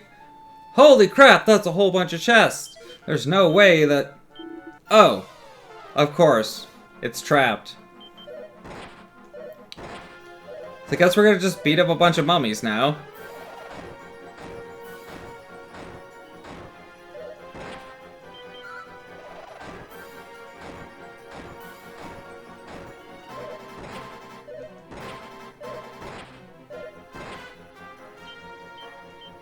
Not Frizz. Don't use Frizz. It's a terrible idea.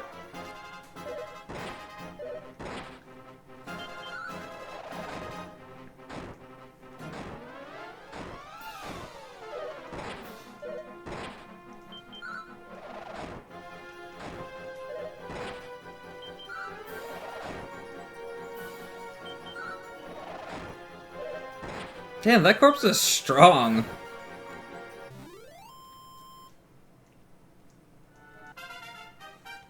Solid 500 experience for that group of enemies.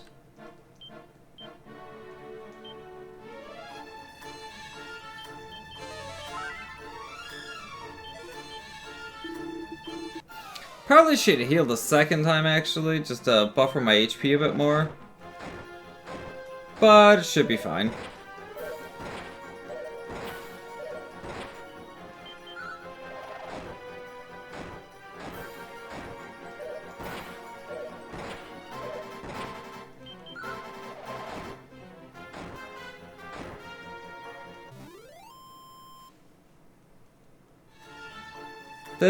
There's our Seed of Strength.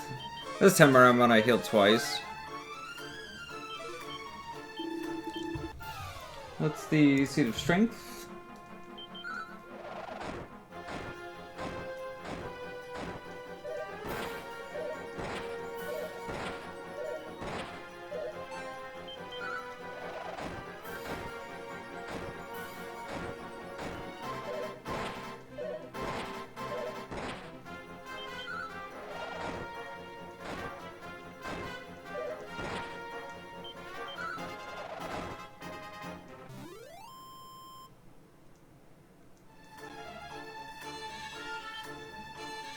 Yeah, let's go ahead and just heal the full just to make sure. I didn't see what was out of that chest. That's fine. And I believe that was one of the ones we really needed anyways.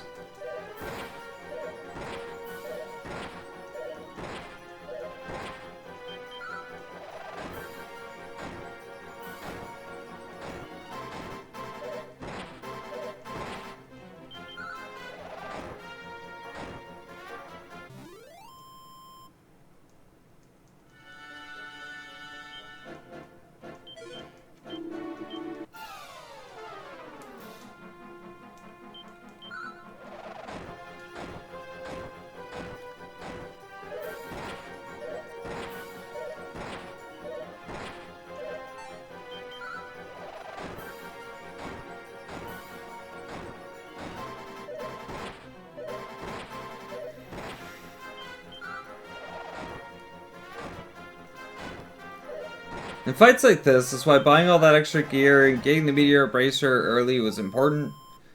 Because it made us able to get a few extra levels up to make these faster. That's one mini medal. That's number 18.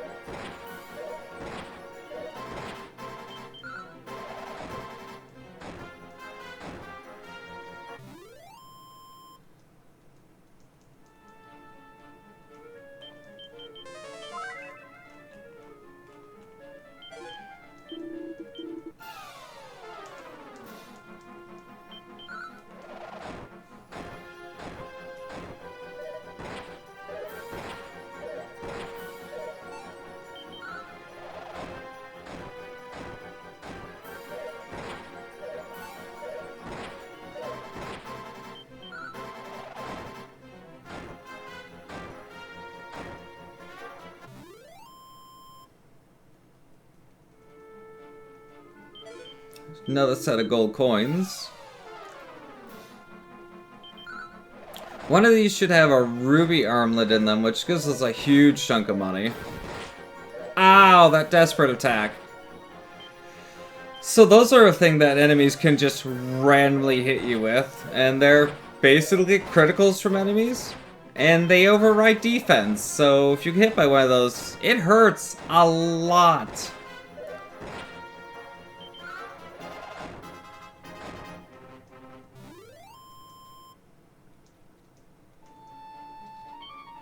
Yep, there's the ruby wristband. Let's go ahead and just heal the full.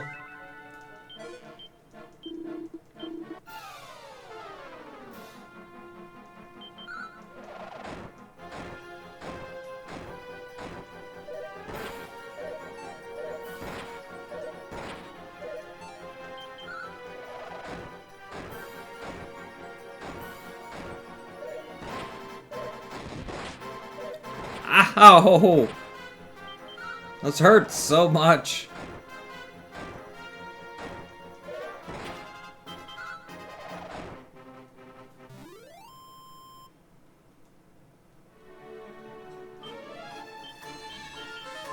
That is my last heal outside of medical herbs.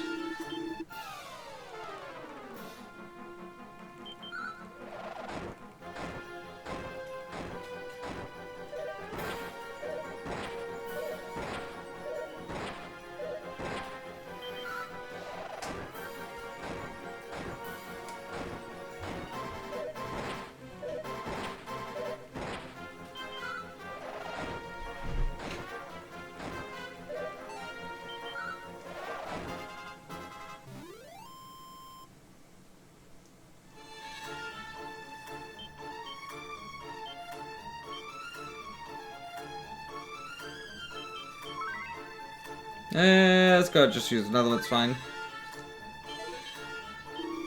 Not exactly hurting our money at the moment.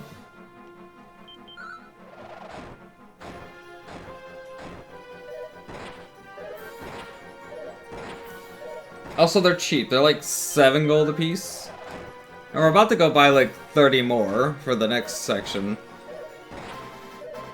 So, might as well just go ahead and use those.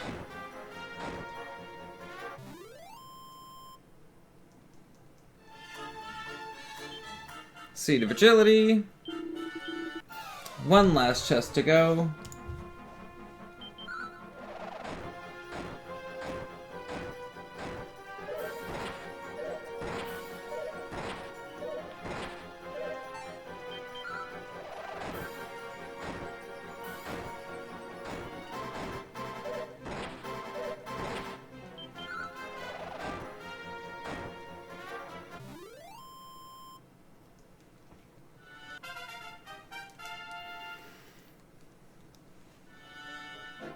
Not a bad level up. And we got evac.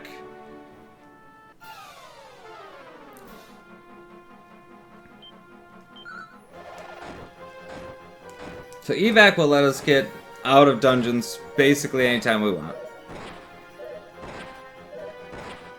I say basically because it's not a guarantee. There are some places we can't use it, unfortunately. Fly, get out of here.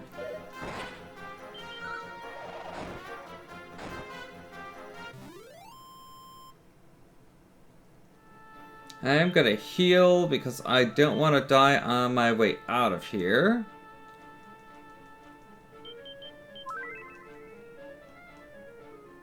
I have died trying to get to those stairs and it sucks.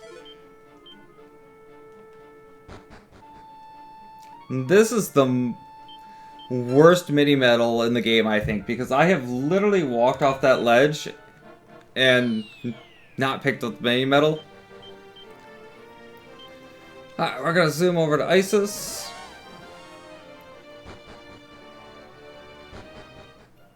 We are gonna get a heal.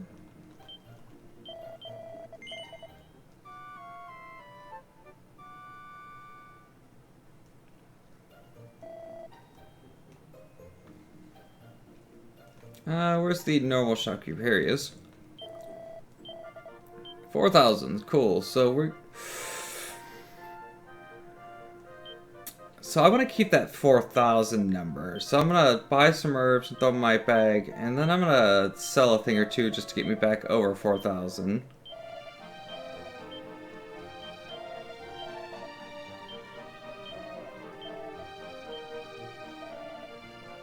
Anything I can sell for 188.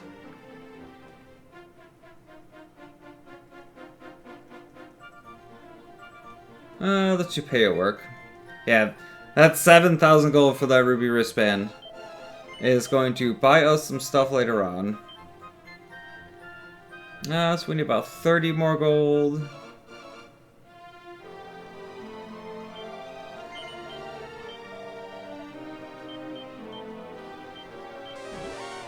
So the reason I wanted to keep over that 4,000 number is because back in Aliahan, there is a bank. The only problem with the bank is that it only takes gold amounts in amounts of 1,000. So dropping out 4,000 gold is a very big thing, because that's going to get us... There's a big use for some money later on in the game. That we're going to be cashing out everything we've got in the bank and a bunch of stuff out of our inventory to get. So, at this point, I'm going to go take a little break.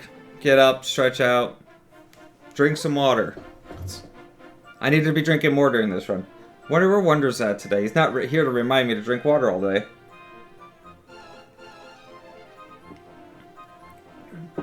Stay hydrated, guys. So, I'm gonna get up, stretch, you guys should do the same, and I will be back in a little bit, and then we're gonna go get these two other items from the pyramid and find out what this hidden item in the underside of the pyramid is.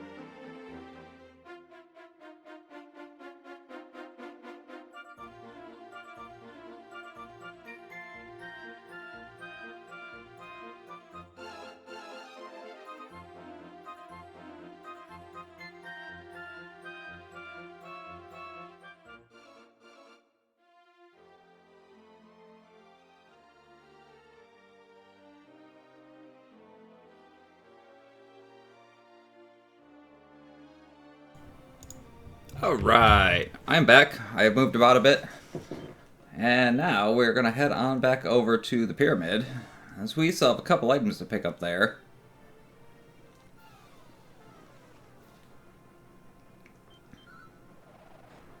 We fear nothing in the desert anymore.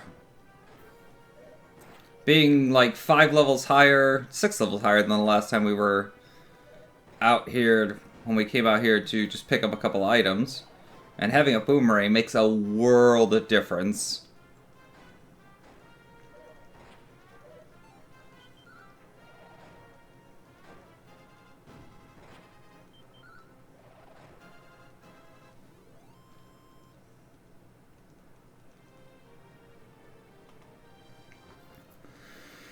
So we don't want to go to the basement just yet.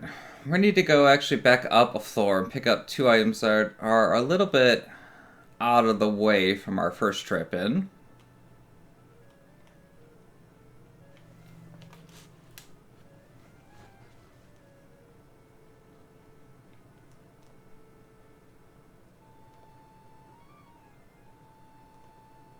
Oop, not that row, this row.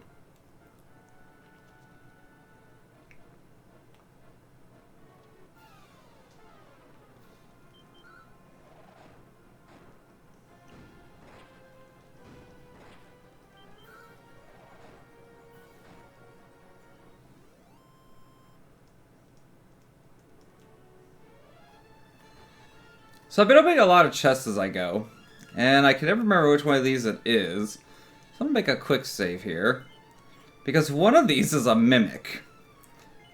Mimics at this point in the game will literally one-shot me. And it's that one, of course. I'll fight it for the moment, but yep, they just straight one-shot you. So we're just gonna reset.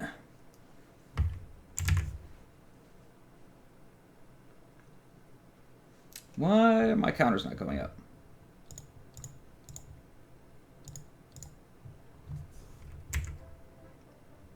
There's the death. There's the reset. So we want this box, which is empty. This box over here, however, is not empty, as that's our 20th mini medal. So that's 20 down and 35 to go.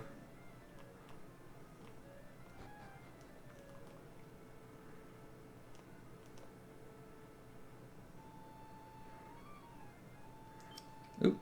And lastly, we want to pick up one last item, which is the Seed of Wisdom. And now we're going to head on off to the pyramid basement.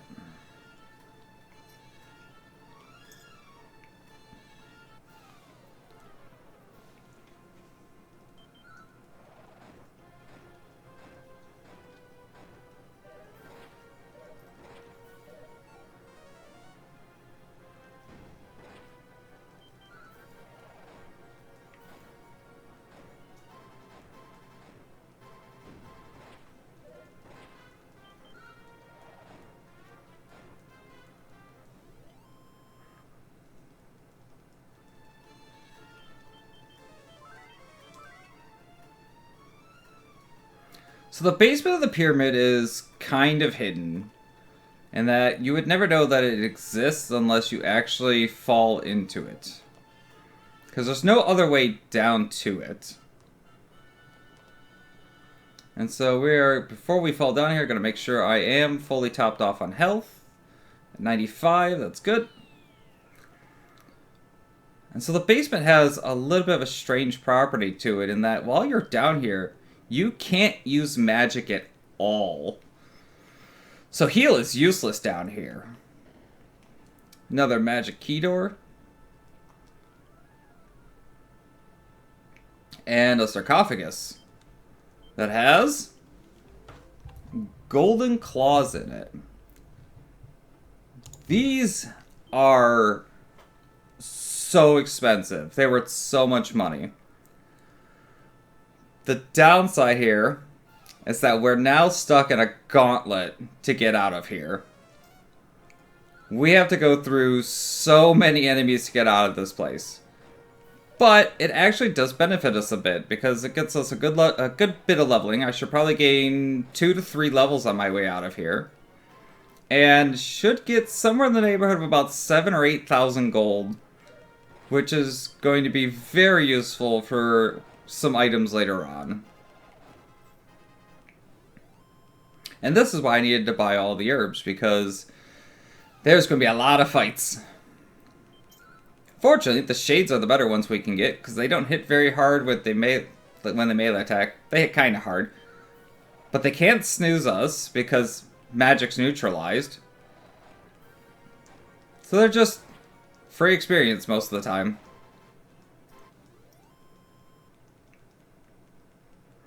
But now we have to make our way through about 50-ish, 60-ish fights. Something like that. It's a lot. I've never actually counted how many you get, because I think it's still kind of random. So this is 3. And if we die, it's not the worst thing in the world. We just don't get the experience. We won't get all the extra gold. But we do get to keep the golden claws, which is a really big deal. Half a tile step got into fight number 4.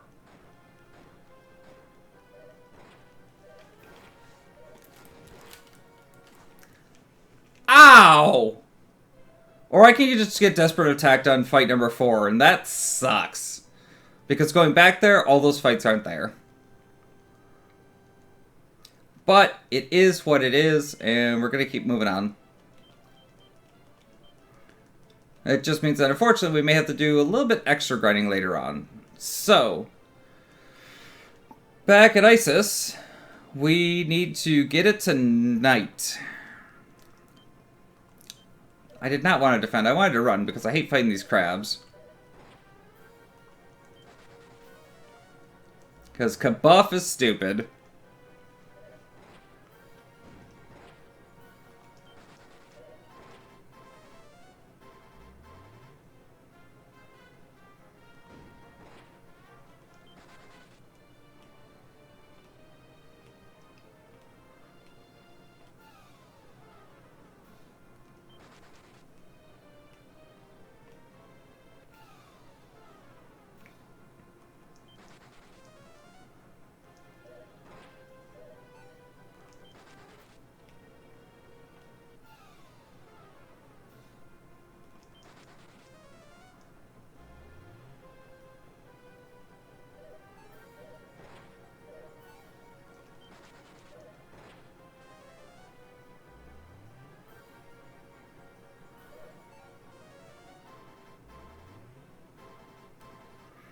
They have over 300 defense right now. Hey, Mikey, how are you doing today?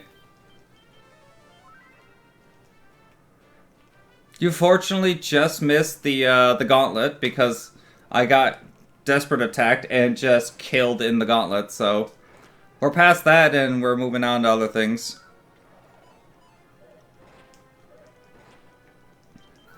It sucks, because we're out about 7,000 or 8,000 gold.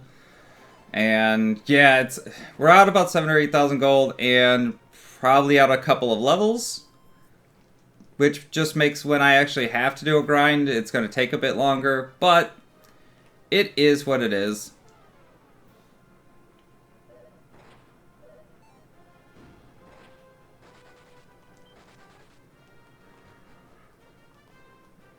Alright, so back here at night, we're going to head back on into the castle. And now that we have a magic key on us, we can get to a few other things. Cubs of the Desert are just not fun. No, they certainly are not.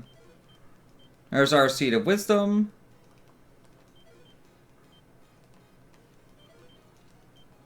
A second Ruby Wristband, which is going to fetch us a whole bunch more money later. I thought there was an item in here, but I guess I'm wrong. No, it's a different castle. There's our mini medal. The tiara is going to fetch us a bunch of money. There's our Seed of Life. And now we need to go get one of the biggest items of the whole run.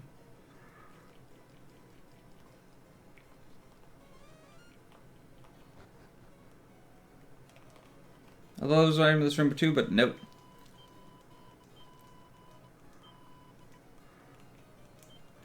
A prayer ring. So, prayer rings are a usable item, not an actual ring like you would think they're supposed to be. And what they do is they restore your magic by a pretty random amount. But I have save states on the world map, essentially, due to how the game is made. Which means I basically have infinite MP at this point. So hooray! So I want to get this door. There's our seat of strength from here. And there's our seat of agility. And a mighty armlet that we're never going to use.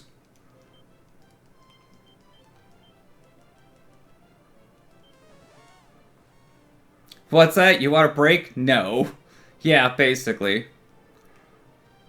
A sham I need to go into at night in order to get one of these mini medals. No, I don't think I actually need to be in here at night now that I'm thinking about it. Let's go check it out real quick. Yeah, I don't actually need to be in here at night for this one. So we got the 2 items from Aliahan. And nope, that's not right. It's here. There's one of our mini medals.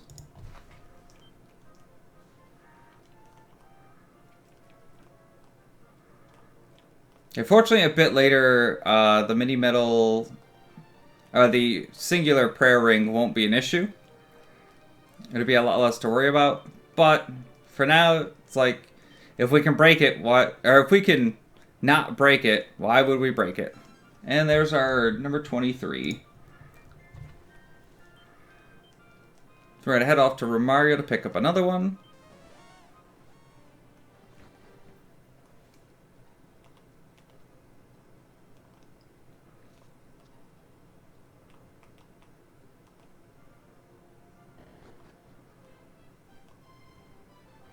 Alright, there's many devils in that room you just left? Yes.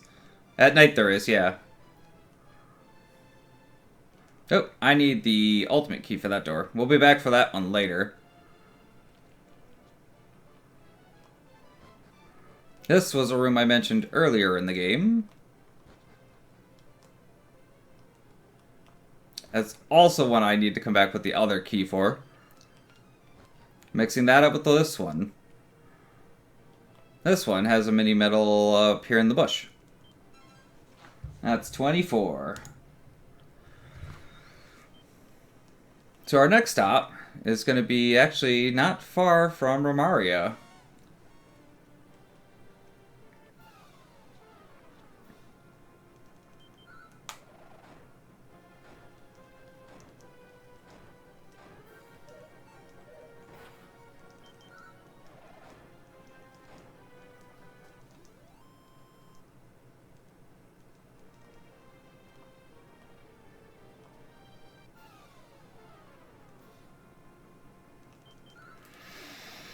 I don't like seeing 3 prestidigitators.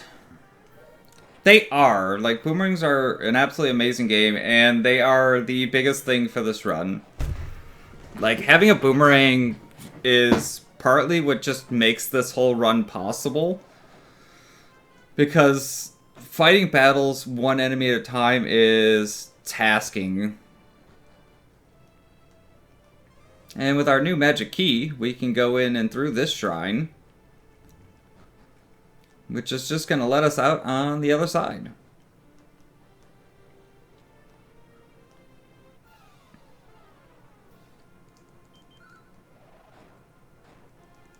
Like, I mentioned it, possible without RNG manipulation, yes. Though I don't necessarily know if there's RNG manipulation for the Switch version for combat. I will be actually getting into some RNG manipulation for some things that I figured out a little bit later on in the game. Actually, no, it'll be way later on in the game, but yeah. I did figure out how to do some RNG manipulation.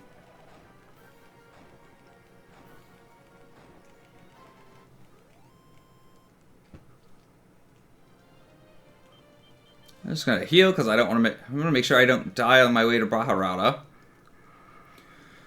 So, in this town, we have a bunch of things we want to pick up.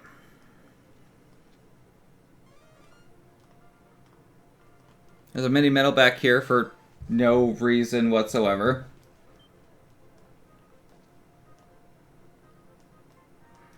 And then I want to buy either the Iron Axe or the Spike Steel Whip. I think so the last time I tried this, I think I had the Spike Steel Whip, and I think things went over slightly better for a couple odds and ends. So we want to get about 1,700 gold out of stuff. Oop. That is not what I want. So what can I sell for 1,700 gold?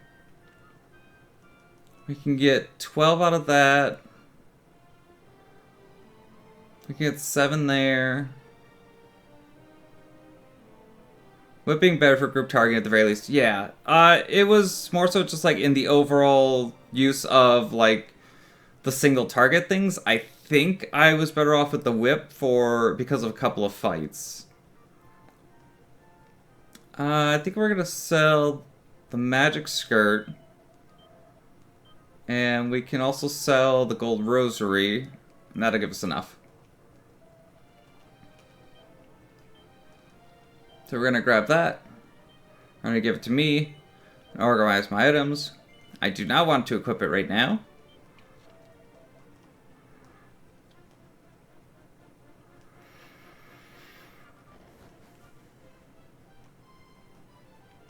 So the King of Portugal is a cool dude, except he's really, really, really occupied on getting pepper for whatever reason.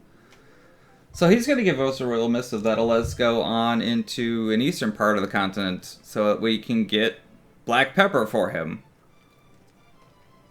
Because we're a hero, it's what we do. We do stuff for people. The Staff of Anti-Magic is also a really big item that will come into play later on in this game. There's our Seed of Resilience, and a Tough Guy tattoo that we will never use. We bought our item.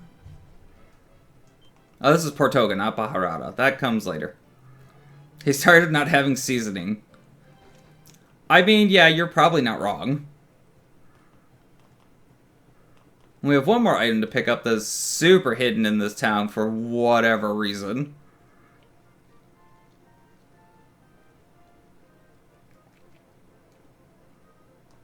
Who thought it was a good idea to put this item way over here? I have no idea.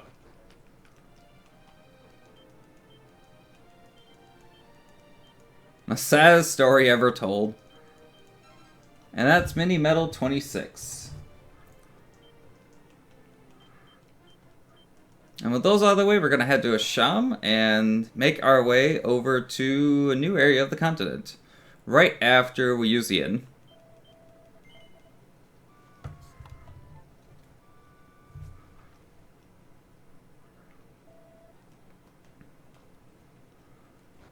That's Dragon Quest for you, yeah.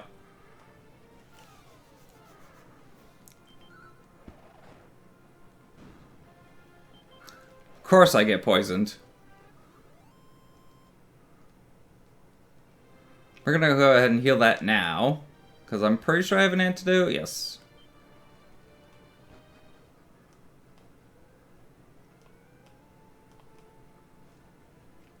Why this door takes the Thieves' Key and not the Magic Key, I have no idea. I mean, yeah, technically you can get over here, you just can't go anywhere else. So it's like, why even have it? Where did my Royal Missive go? It's in my inventory. The most important part, remember, the bag.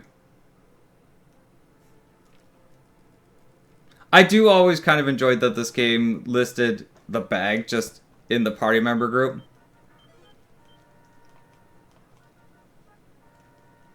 You can go down this well, but there's nothing down there.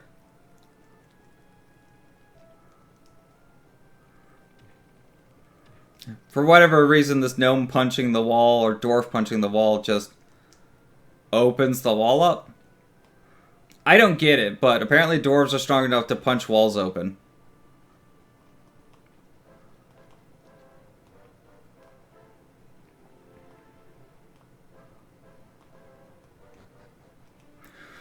Okay, so we've got to make a trek through some mildly dangerous enemies because of that. And it has been proven, magic hurts. But we're about to alleviate that situation here shortly. 3 of them and 3 dogs, great. Guess I'd be able to put them back up from the dialogue he had. And I'd guess... Oh, yeah, probably. Like, for whatever reason, you could just open the door. Dazzle. Gotta heal. Yeah, the door for the wall, yeah. It took me a second to think about it, but yeah. I might die to this fight.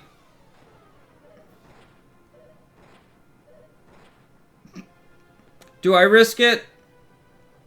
I shouldn't.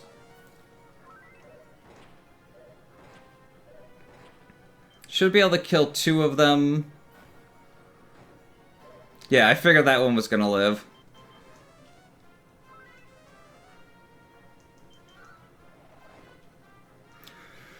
A little bit of a sketchy fight, but it's all good.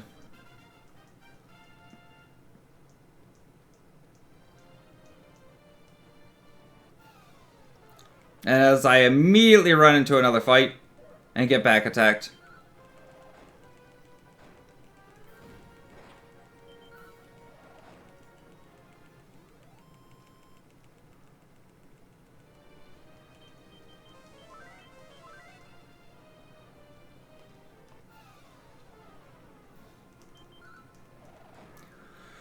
So I missed out on a couple levels for not going through the whole horde of zombies or mummies in the crypt because I got desperate attacked and died. So I might have to do a small level grind coming up to just alleviate the couple of levels that I didn't get. Not there. Just gotta go walk down here. See this little cutscene.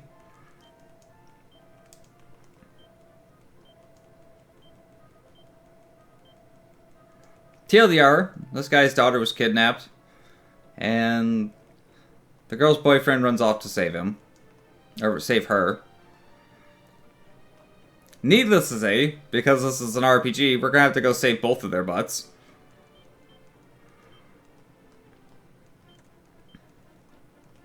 Let's see, where are the couple items here? So, one item. There is a mini medal that is... here? No.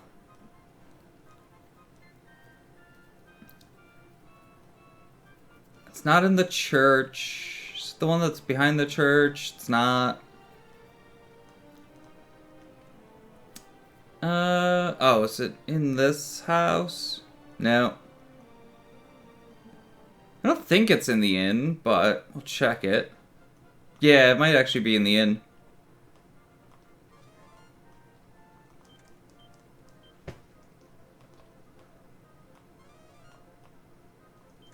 Yeah, there it is.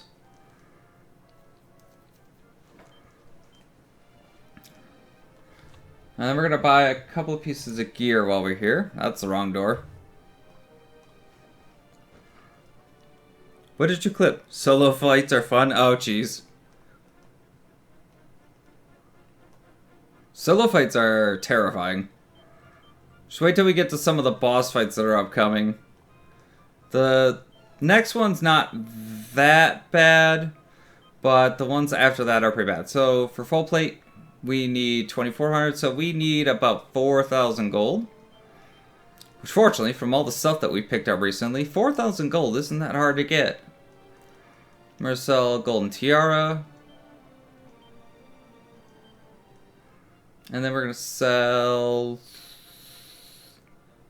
leather dress is probably the best thing I can sell currently. That's 100, 120. Yeah, we'll just sell the leather dress.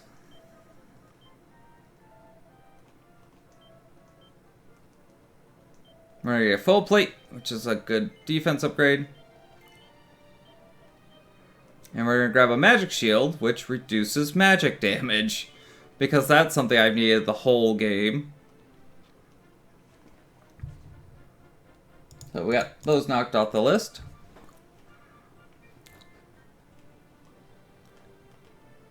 And so where else could that guy's daughter have been kidnapped to other than a discreetly nearby cave?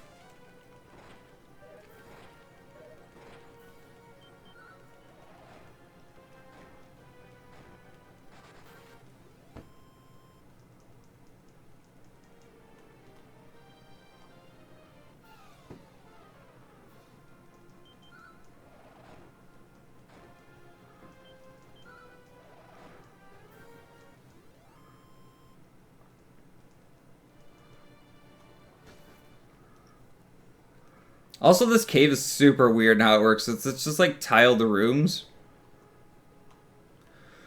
Also, there's a mimic here, and I don't remember which one it is. It's that one, apparently. So I'm dead.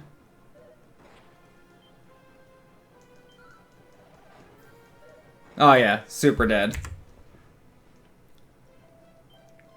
But that was to be expected. I think there's one more, too, so I might die again.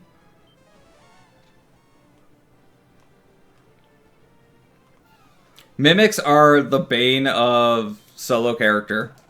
Because they just murder you.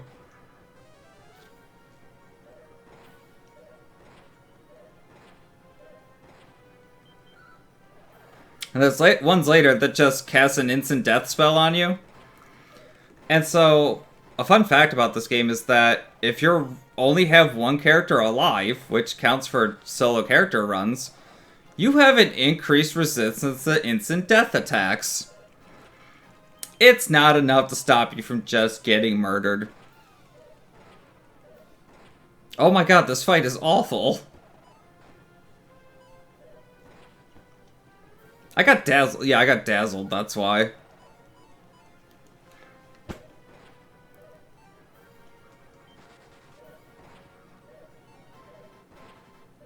Can I just leave? Thank you. Yeah, Dazzle is also just absolutely terrible.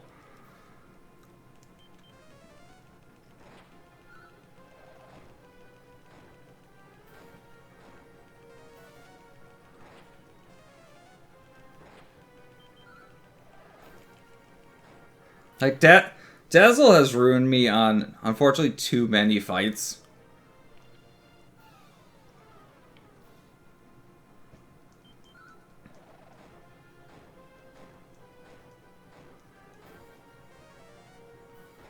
Oh, yeah, these mushrooms have crack. Fortunately, as you can see, I'm not taking like 20-ish points of damage anymore. I'm only taking 12s. Which still hurts, but doesn't hurt nearly as much. Since they're hitting for 8, I should heal. Yeah, because that one would have killed me.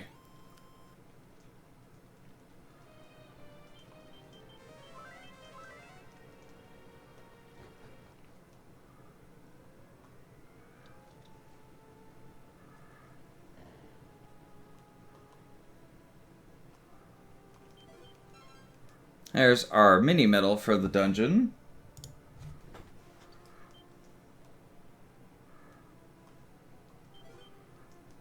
I think this one's the other mimic.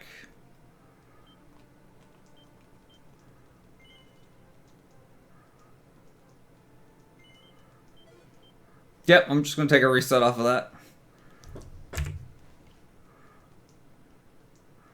There's no way in hell I was going to live through him.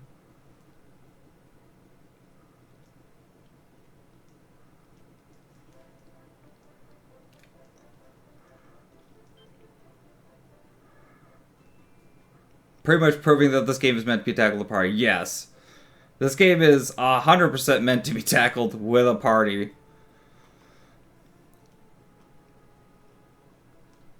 I think this side's all dead ends, if I remember right. Yeah, it should be.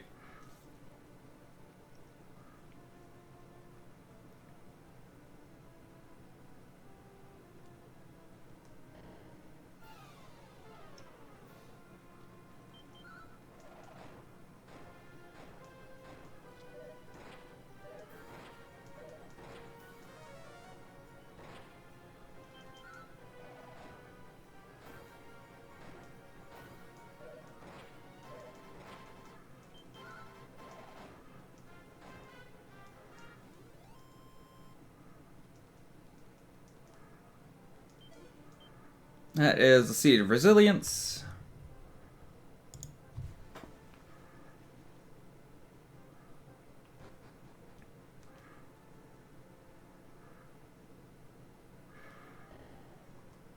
And then this is like the best room in the game because there's just 4 seeds.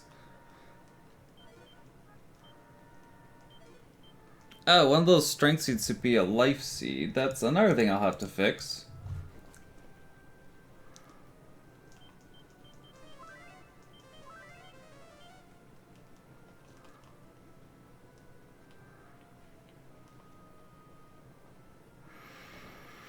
So as mentioned previously, I might be a bit underleveled.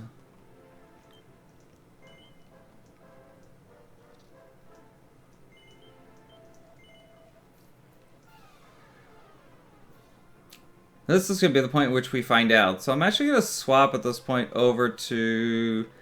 I thought I still had the whip in my inventory, but I guess I don't. So we're just going to try and do it with the boomerang.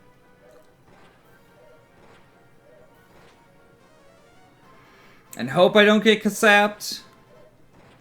Because I think I can get Kasapped once and still finish this fight.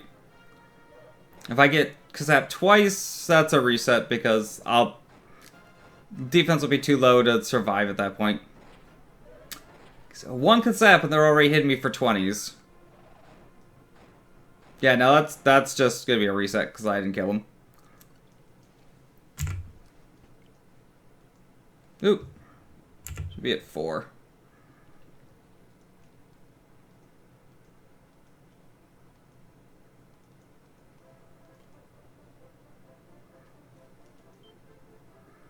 Okay, this time we're gonna go get the whip. Let's throw all this stuff into my bag.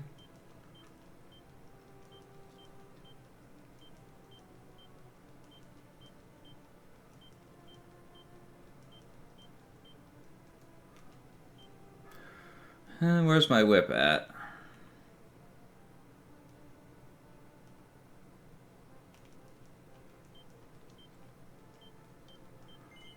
We're going to go ahead and put that on for this fight because it is considerably stronger. Resave now that I swap stuff around.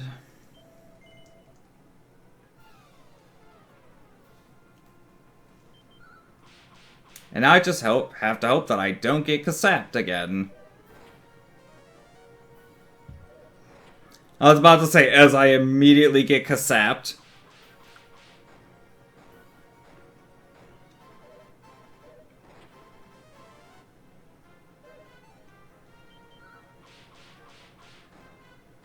The trick here is I want to get 2 of them dead before I get Kasapped once.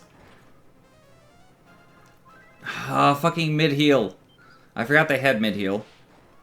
That actually sucks because now that first one's basically full of life again.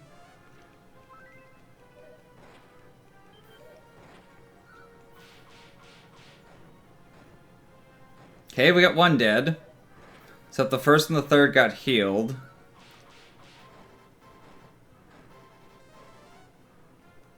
And there's the Kasap, and the last one got healed. And I got Kasap twice.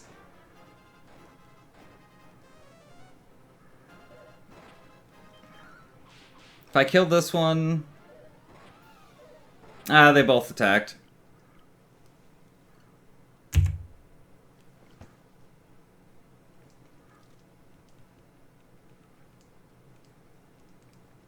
That was close. It was 2 dead. Just unfortunate heals on them. If they hadn't healed, I would have had that for sure.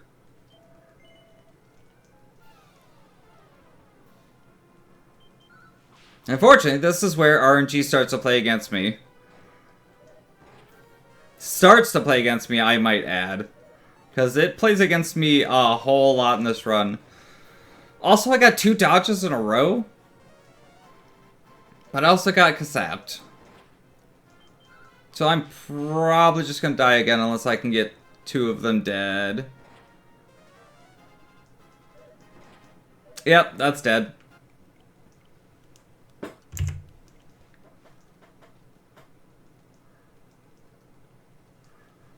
Yeah, as I said, unfortunately it's just... It's a crapshoot on whether or not I actually get the RNG with me or not.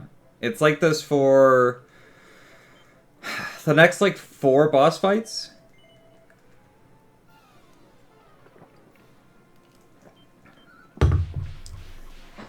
No, actually, I'm pretty sure just about every boss fight in the rest of the game is like this. I'm just gonna take a reset.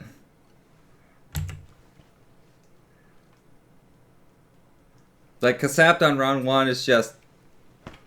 screw it.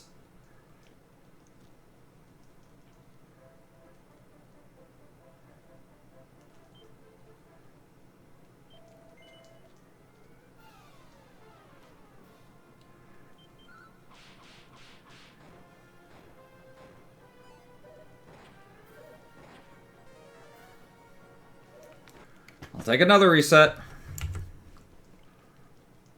This is why I have a reset counter. Because that's going to happen a lot.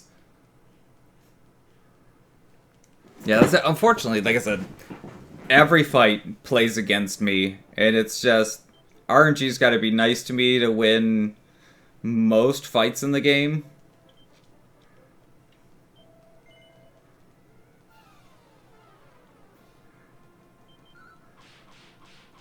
For everything aside from the boss that's like 3 bosses from now, it's not that bad. I got Kasapt, didn't I?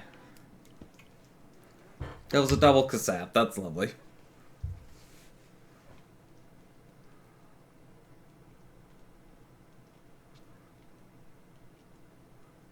And yes, I know, I have the Staff of Anti-Magic. The problem is trying to anti-magic 4 enemies is never going to happen.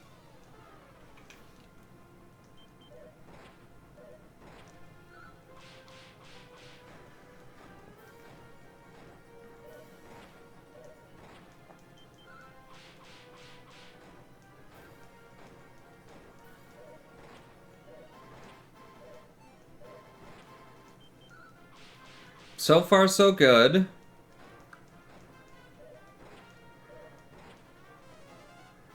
A mid-heal is not what I wanted to see.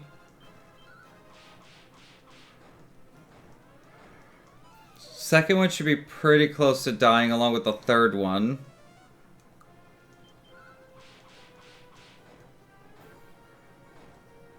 Okay, we got 2 dead. I can live through this if I can get that one dead. Perfect. There we go. Thunder Grips are ironically your best weapon, also works against you if you were trying to anti-magic the last enemy. Yeah. Okay. Now this is why... This is... Actually, I'm not gonna do that. I want to save here, so... I'm gonna make a save. And this is why getting the prayer ring was super important. Because I can just go like this. Except it'll crumble into dust and I can just take a reset.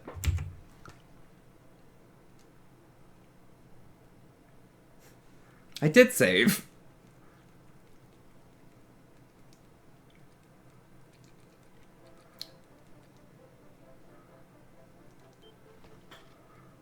Thankfully, the Switch version has this handy, effectively save anywhere option.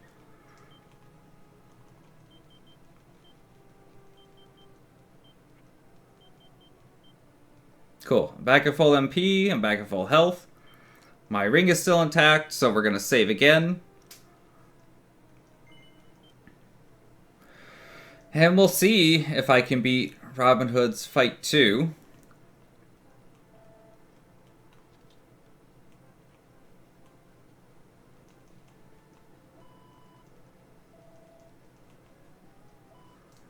I said this might be the part where I have to do a small level grind due to having not gotten all the level grinding earlier from all the mummies. Because this is also a tough, mostly RNG fight. Because I basically had to kill both of these guys before I get Kasapt. Like that. So that fight is just straight up impossible if I get Kasapt. Unlike the other one, it's like if I get 2 of them dead, I can probably live through being Kasapt. That one, if I get Kasapt, at all, it's impossible because I can't out heal Robin Hood's damage at that point. Or at least not enough where I'd be able to also get attacks in.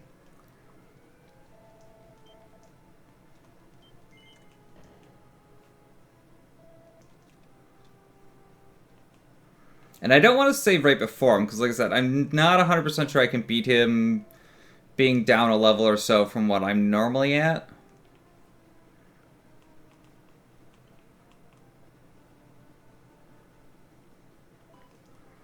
And if I give it a few goes and I can't do it, I'll gain another level or two before trying it again.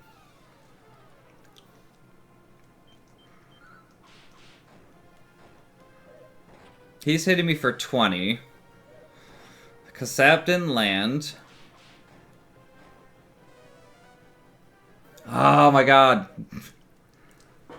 RNG playing against me constantly.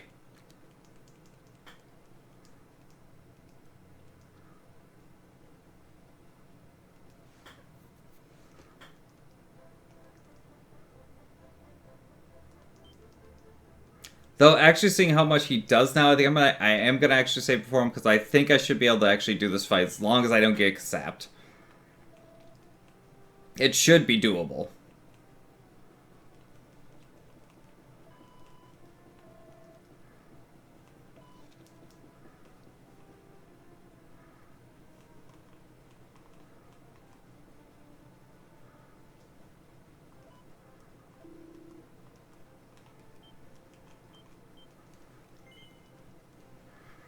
Let's just save us having to watch that little cutscene over and over and over. Worst comes worst, I guess I could always just evac out. No, I can't evac out during this scene. Kasap didn't land. Kasap didn't land. Don't land. Damn it. 3 Kasaps in 2 rounds.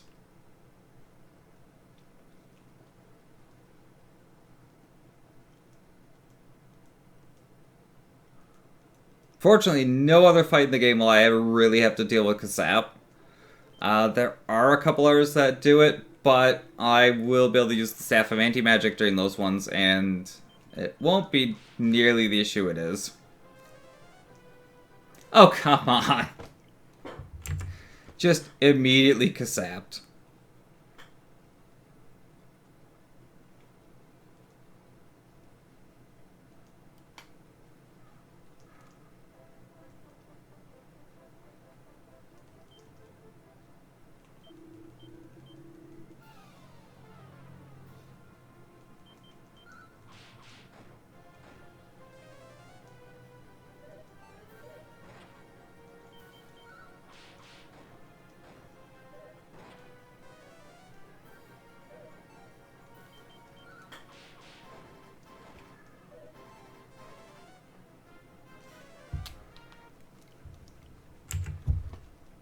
And the even worse part is that once I get through them, I still have to deal with Robin Hood.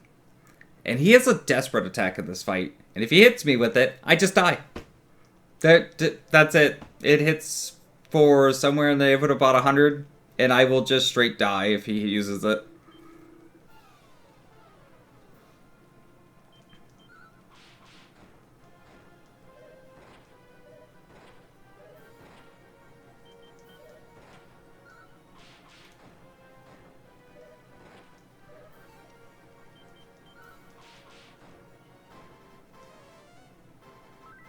Why a mid-heal? And the Kasap.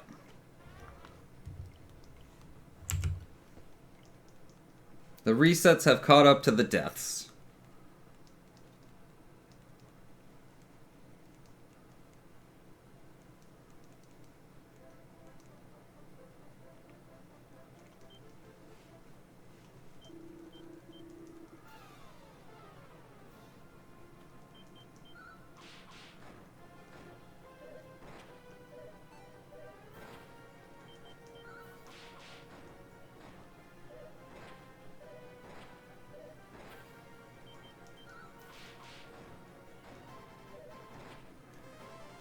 Of course they're going to do a mid-heal.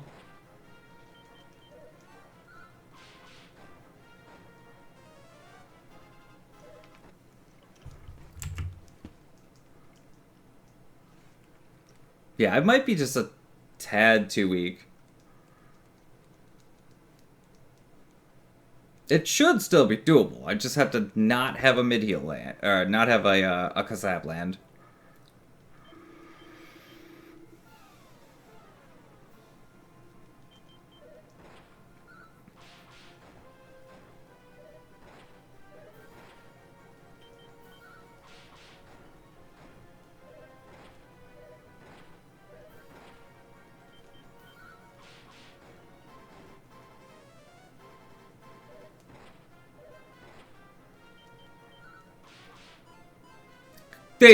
It double missed? Come on. Because now I'm too low and I have to heal. Which just gives them a free turn.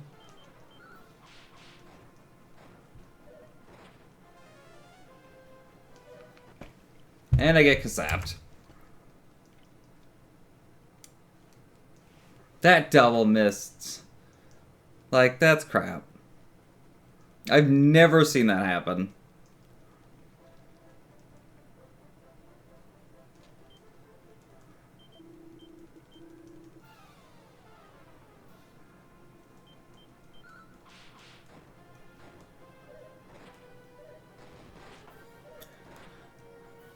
I'm just going to take a reset on that, because he desperate attacked me on turn 1, which just did, like, almost 90 damage.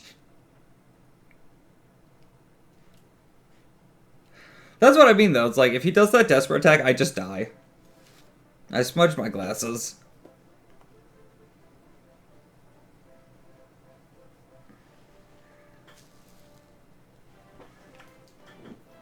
Like, it's not impossible to recover from it, but it's hard as hell to recover from it.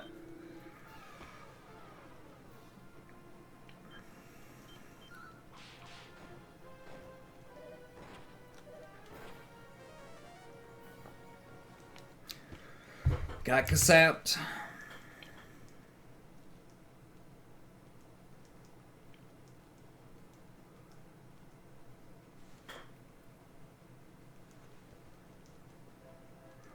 I'm now contemplating getting an extra level or so.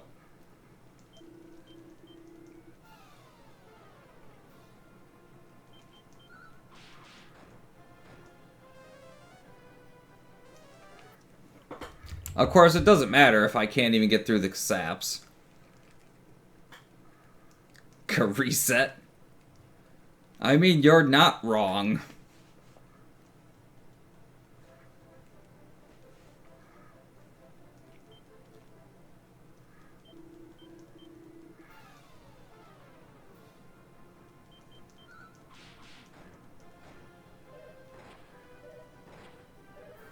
If RNG just wants to play nice for one run, that's all it'll take.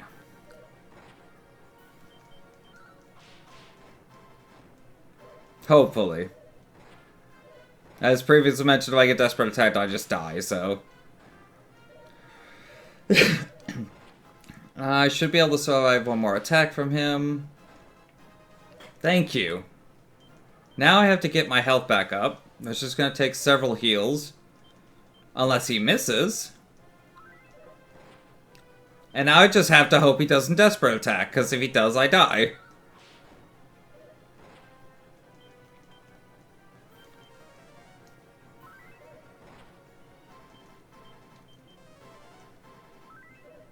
I also have to hope I have enough heals.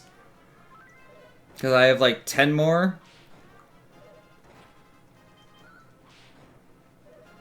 Yeah, I'm definitely a bit weaker than I should be.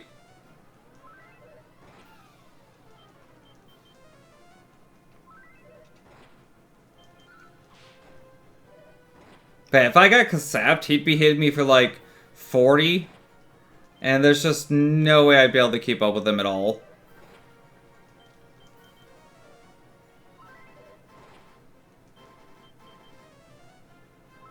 Like, I'm barely getting ahead of him as is.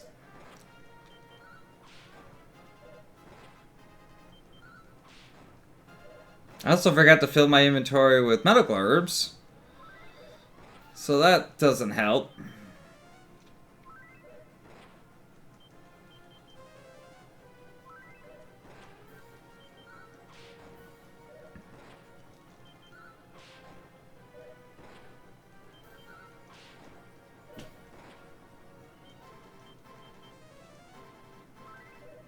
Yeah, I'm gonna have to take a death and just gain a level or two that I didn't get earlier, unfortunately.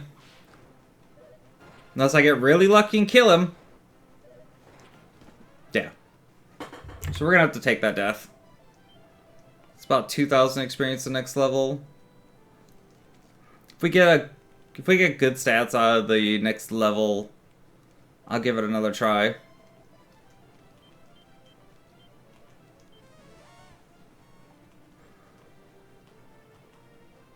Actually, I should just level here so I can go back in.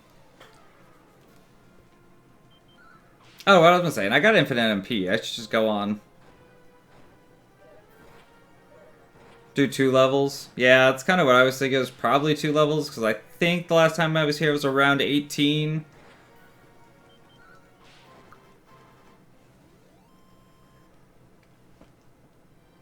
It's just going to be a little bit of a grind for that 2 levels.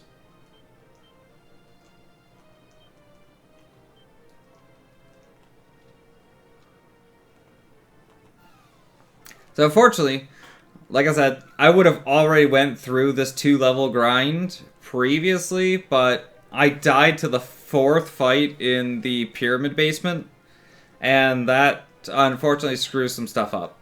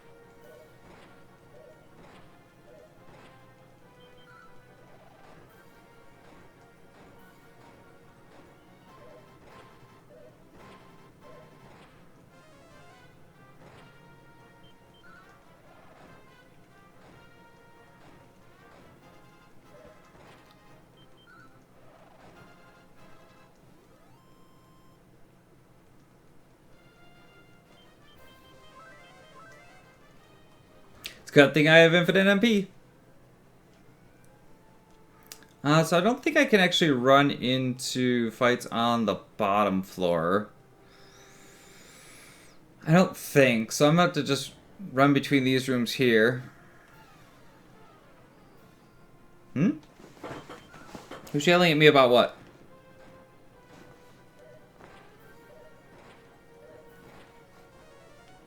Nothing important.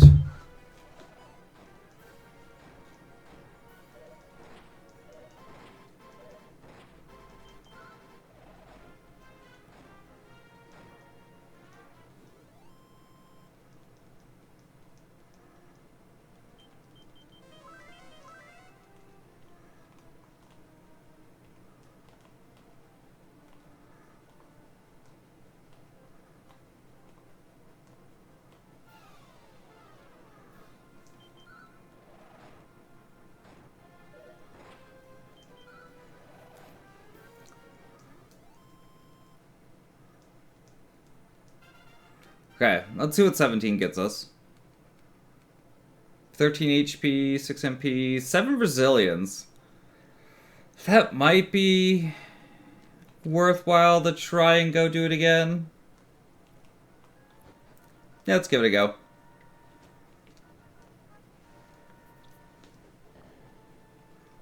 I barely even have any gold on me. I'm not even worried about it.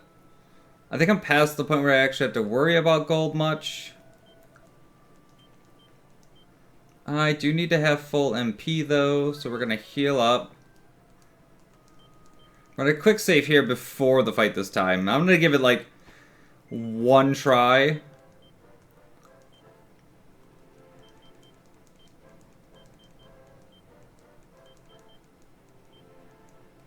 Which MP do I cap out? 52? I'm gonna give it like 1 try, and if I just get sapped right out of the bat, I'll just get the other level.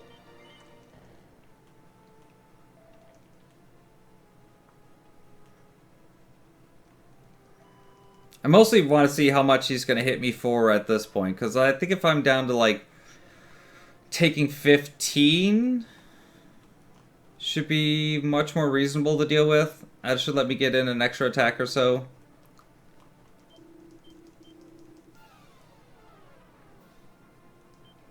I need the whip on.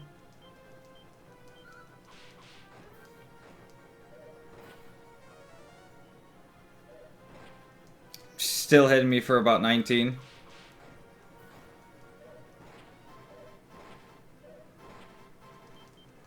If anything, I think I'm being hurt more now that I have more resilience. What the hell? Oh no, resilience isn't what matters. It's agility that matters.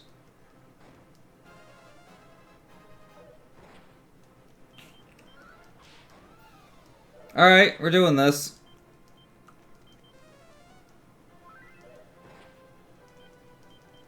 It ain't gonna go well, but we're doing it.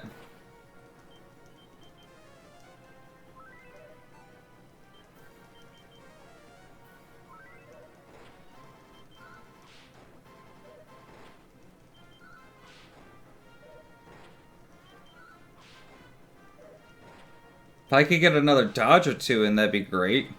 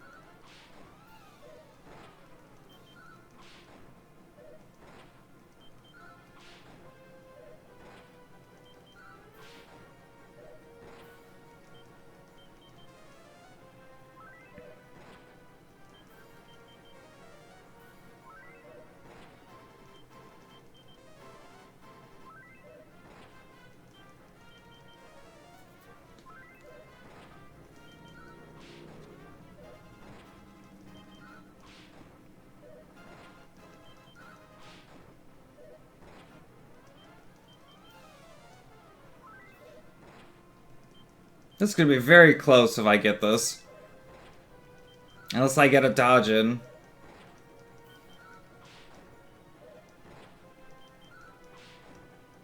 Nope. Better, but not enough. So yeah, I'm about to grind out one more level.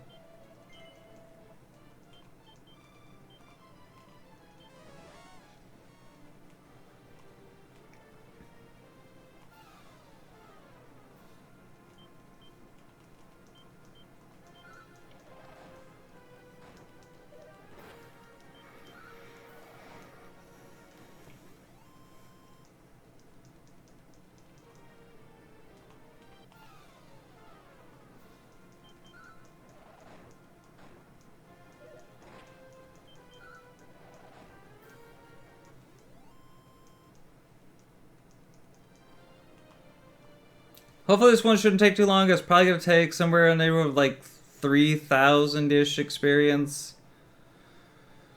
At this level. That sounds probably about right. Alright, I can't go through that door. Because that's a wall, not a door.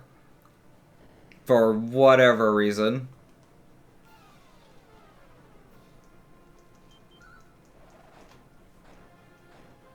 I could actually pull up and take a look here real quick.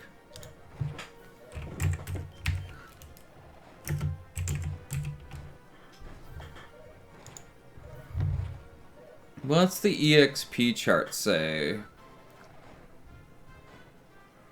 18 is at 28,000 experience, so it's about 5,000 actually.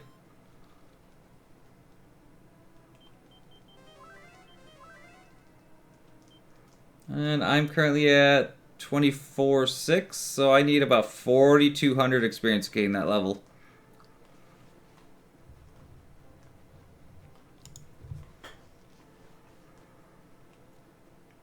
So we're going to be here for a minute. So how are you guys doing?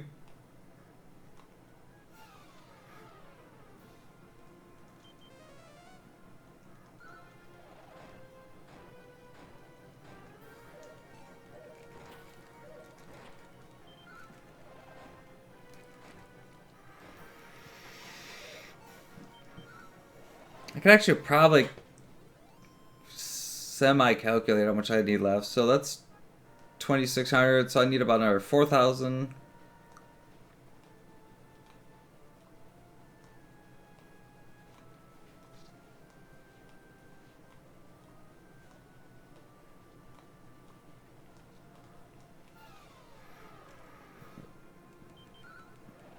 Their cat Minx is being very demanding for attention.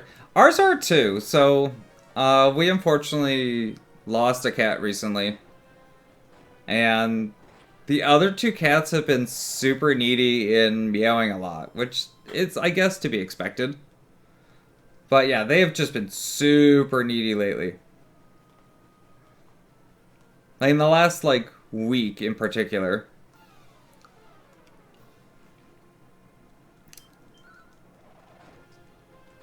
I mean, it happens. Circle of life and whatnot. Just cut my MP, how dare you?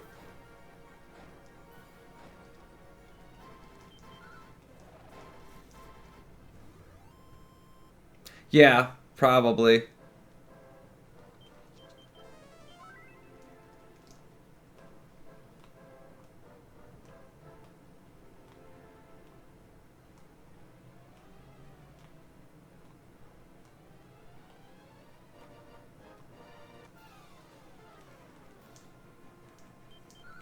This is a dangerous fight.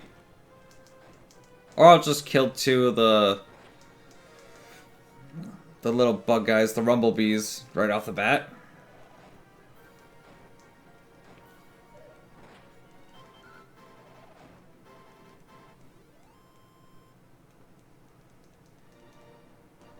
As previously mentioned, this is why we go way out of our way to get the boomerang so early, because it just makes fights so much faster. I'd be here all day trying to level if I was still working with a single target weapon.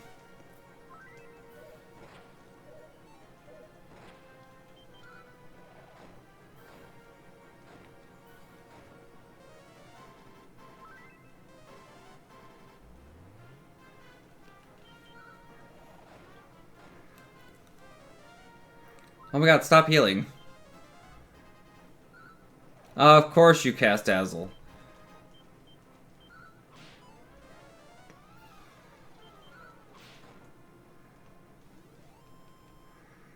Minx is trying to type. She's on top of one of my hands, purring away and lazily trying to press the key she can reach. That's delightful.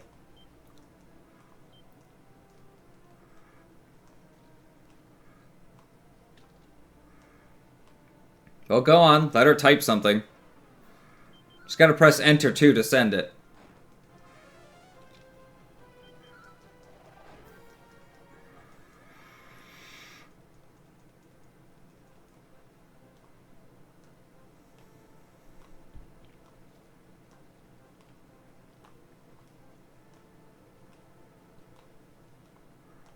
I'm just waiting to see a gibberish message come up that's just from a cat.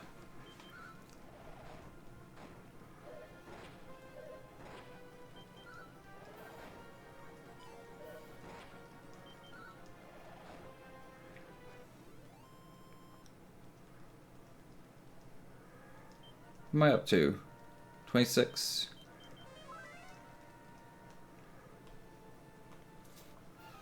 This is about 2,000 more experience to go, so not too much longer.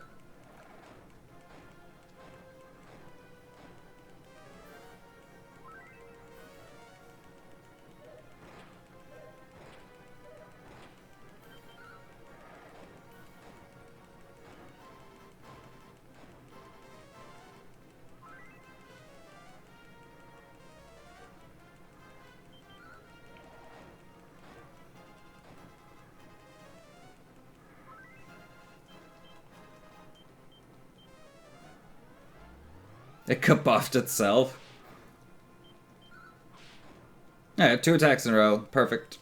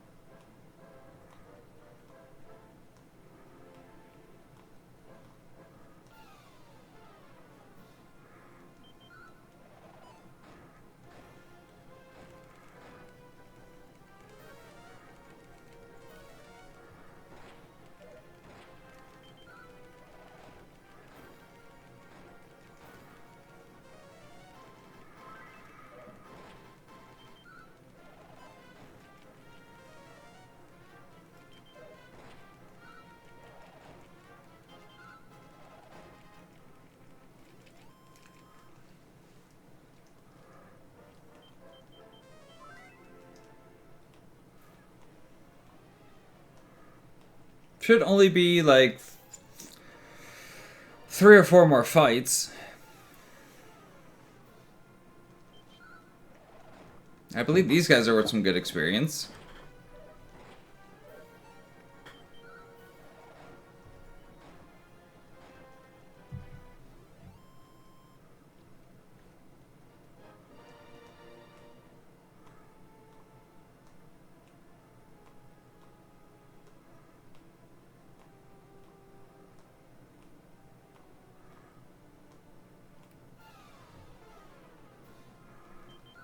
Unless I get these guys, because they ain't worth nothing.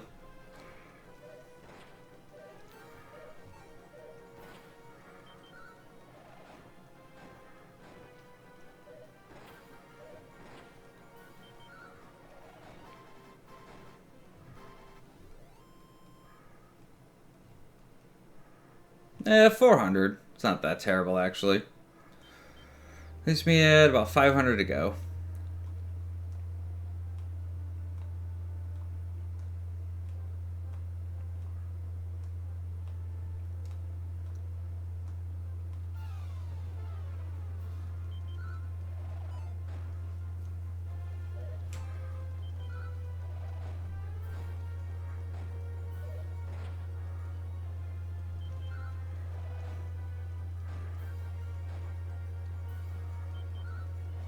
There goes the rest of my MP. And one more fight should do it. And this will be a fight that'll definitely get me enough to push me over.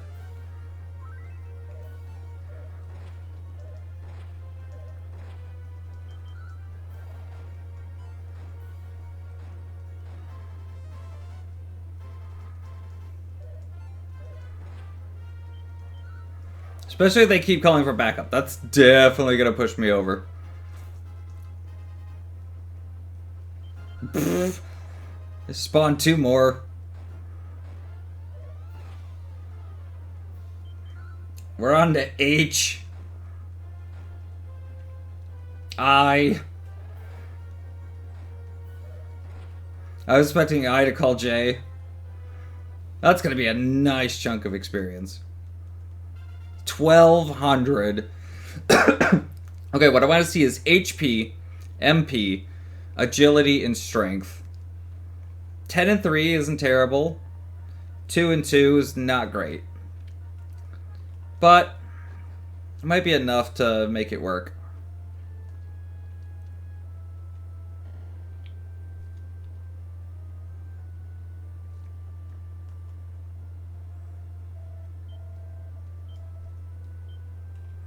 Alright, so I gotta save because I have to refill my MP to heal.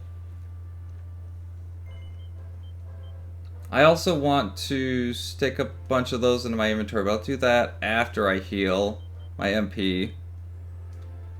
Do that, we'll heal. Does that cap me out on HP? Yes, I have 55 MP is max.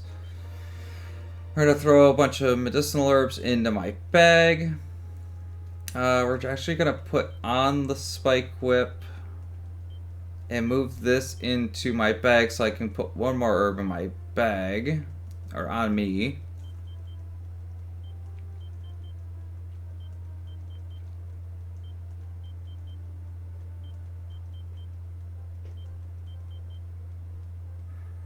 And then we're just going to try and get my MP back real quick.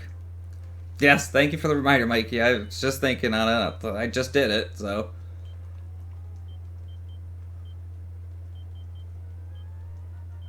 That's 55 MP, which is max. Yes, 129, 55. Perfect.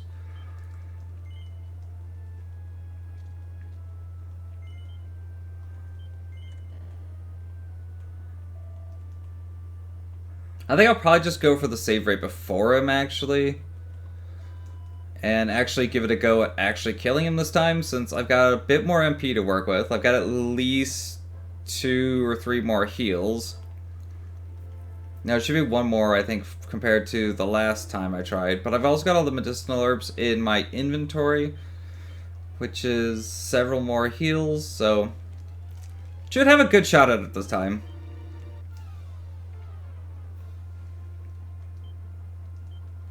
I'm expecting to either get desperate attacked or casapped right off the bat. Which didn't happen.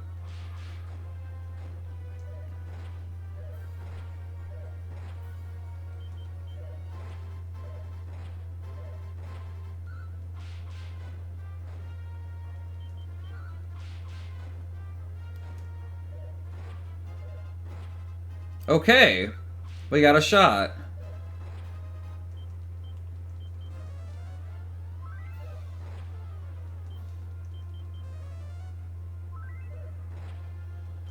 I need to get a lucky dodge in here somewhere. I think the reason I initially went with the axe over the whip is because I don't think the whip can crit.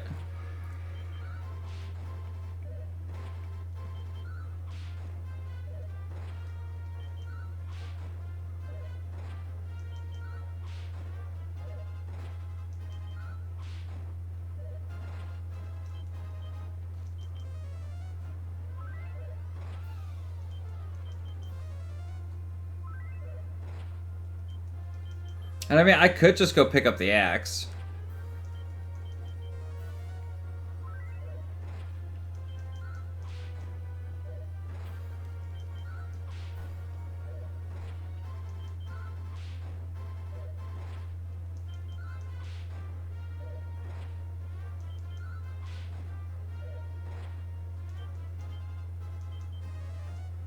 Start using the herbs about now? No, I'm just gonna go through all of my MP.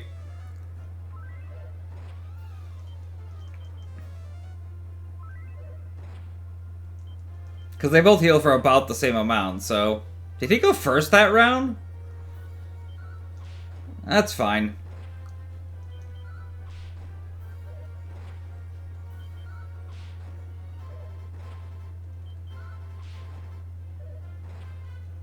Should be able to survive another hit.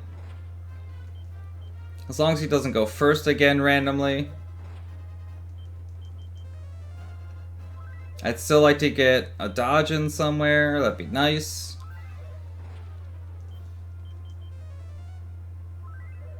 Let's go ahead and just use it up.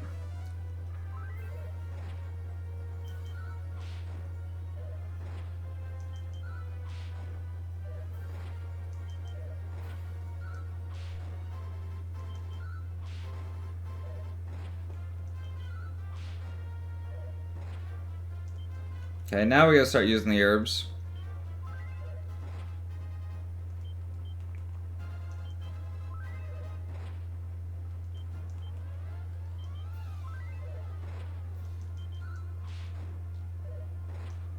I'm just waiting for the desperate attack. Hey, there we go. I might have actually done it on the last one if I had had the medicinal herbs in my inventory. That might have given me enough to push it through, so... Okay, so Robin is defeated.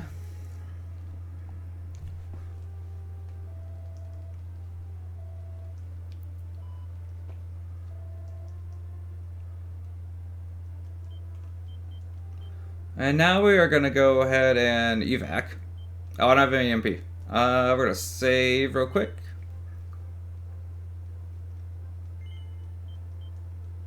Hope my prayer ring doesn't break.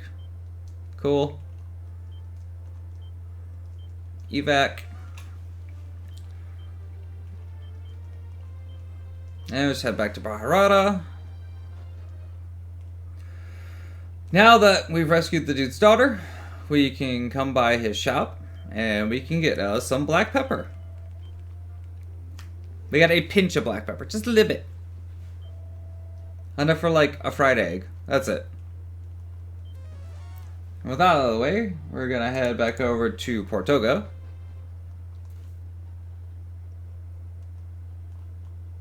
Also, I want to put my boomerang back on now before I forget about it, because I tend to do this.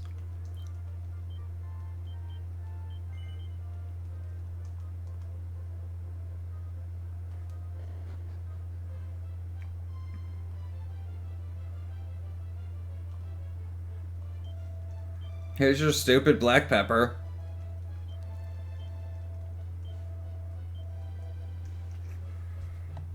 He just sneezes and sends the black pepper everywhere. And now we have a boat. So now we get to do a whole bunch of running around because there's a whole bunch of stuff we have to do now. Which is not here. That's not where I want to go. We need to go to Thedon. In which is a weird and interesting town. Pepper for a ship. Sounds legit. Yep. I'd take that deal. Sea slimes. Sea slimes also do kabuff. And they appear in groups of like 5 to 8. And once they start combuffing, they're just impossible to kill.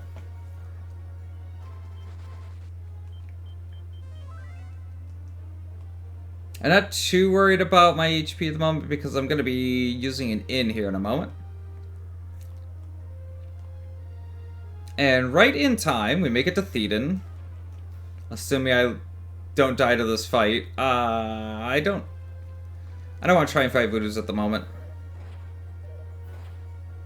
That's just the armor I don't want to fight, but the Voodoos also can revive each other. And since I have no MP... Oh my god, are you really going to kill me right outside Thedon? Thank you. So this is an interesting town. We show up here at night. We're going to buy magic armor. Which is going to get replaced, but it's going to help us get around a bit. We need about 900 gold, 1100 gold for that. Can we just sell this silk robe?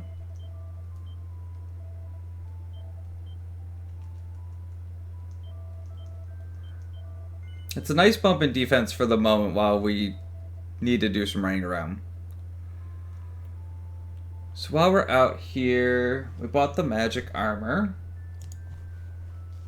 We want to get 2 other items that we can get during the day. I don't know if I can die to that. I don't think I can die to that. We're gonna find out. There we go. There's a mini medal just chilling in the middle of this thing of poison. I guess it is. And, so yeah, it's a perfectly normal town. It's not completely destroyed or anything. It's totally also not inhabited by ghosts at night. But during the day, we can get to another item that actually I think is a really cool item called the Nightlight. It's a use item that just turns at night. Like, it's neat. There's not even anything more to say about it. It's a neat item. It makes the game night. So with Eden done, our next stop is going to be Lanson. Now that I have HP, I'm going to try and fight you guys. Yeah, like, it's a great item. It only has, like, a couple of uses. But it's neat to be able to just walk in on the Lamp of Darkness. Yes, that's literally what you walked into.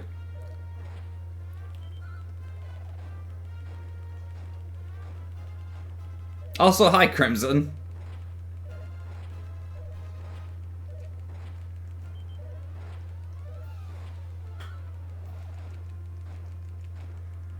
I should also mention, by the way, if anybody actually wants to see my checklist, like the full checklist that I have down there on the bottom right of my screen, if you type exclamation DQ3 in my chat, you can get a link to the website that I have up, courteously hosted by Willow, of the checklist that I made for this run.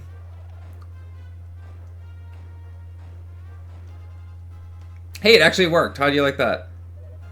That'll take you to the main page, and then from there you can click on the link for the checklist.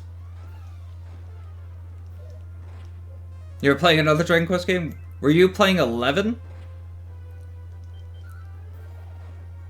Oh my god, these guys just don't want to die.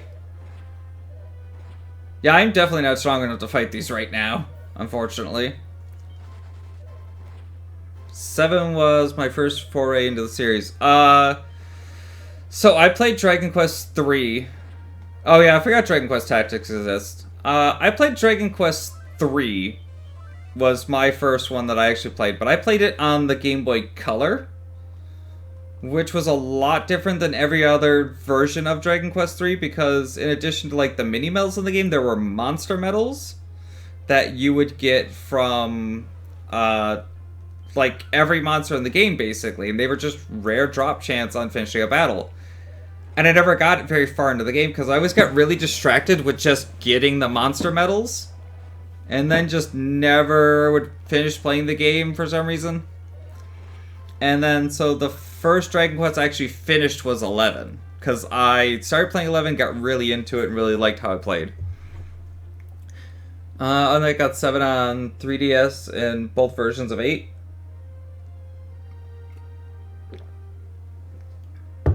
Yeah, that's probably worth a little bit of money now. Where am I going? More that way. This is why I grabbed the map, because sometimes it's a little hard to line up where you're going. Oh, there's a sea slime here. I might have to bail this fight if that sea slime hits Kabuffs.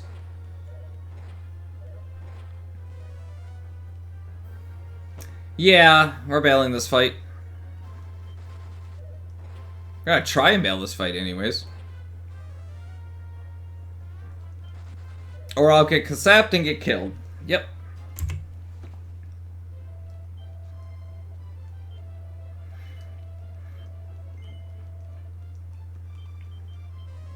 I didn't want to do heal, I wanted to zoom.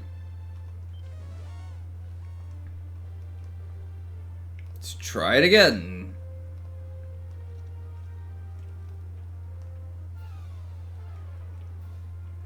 Reset strikes again. Yeah.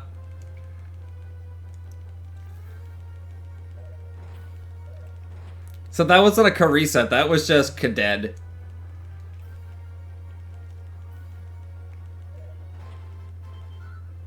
I don't know why I had to... So this is why I can't fight these things when they start casting Kabuffs. I literally just can't do enough damage to get past their defense. That's why Kabuff is really, really dumb.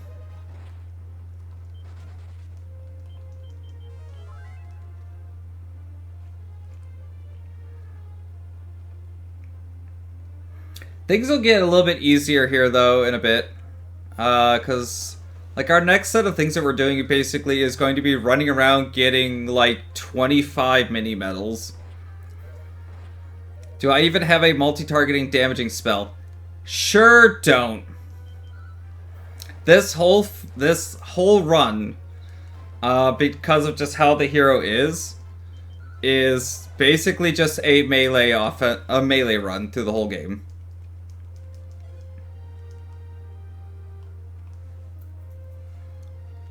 Like, I won't be using a single damaging magic spell the entire game.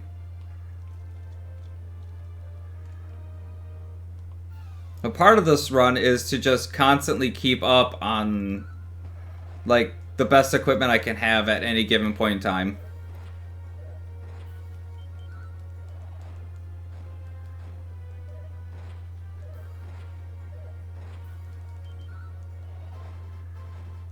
Which is what I'm working on doing. The only reason I even buy the magic armor is just because it's a good extra chunk of defense to get me to the next area to get better armor. I just have to be able to make it through a set of fights to get to the next set of fights.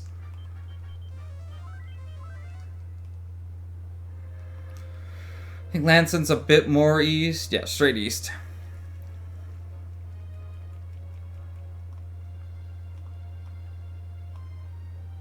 And if I can make the Lanson, it acts as a checkpoint. No sea slimes. I can go for this one. Oh, right, but those have Kasap. Okay, got away. It's fine.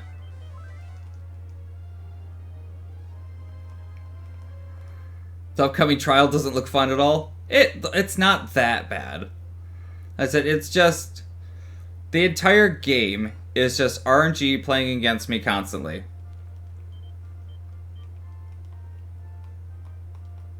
Oh my god, cat, get out of my way.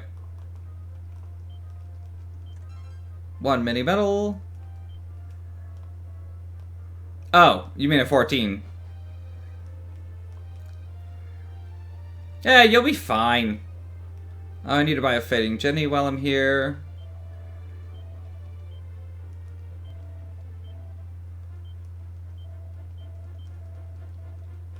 That is an item that will get used a bit later.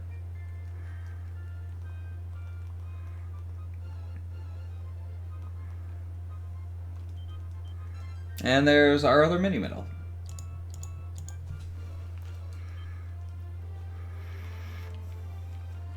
Yeah, like, Crimson, you'll be fine. Okay, so now if I die, I have Lanson as a checkpoint. And from here, we can actually just zoom back to Aliahan. I guess technically I could have gone from here over to Lanson. That might have been a little bit faster. But it's fine.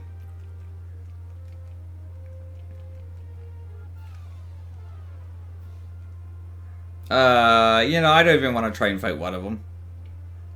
We need to go up.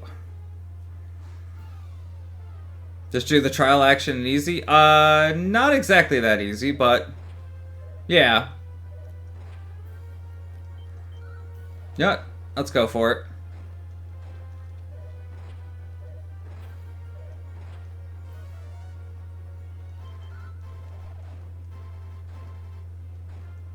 Okay, that didn't go that bad.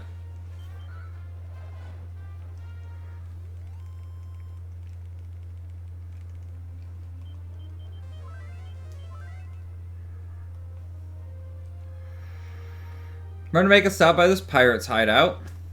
There's a dude being held captive here, but we're never going to come back and save him because there's literally no reason for us to do so. So, sucks to be him. It's in those pots.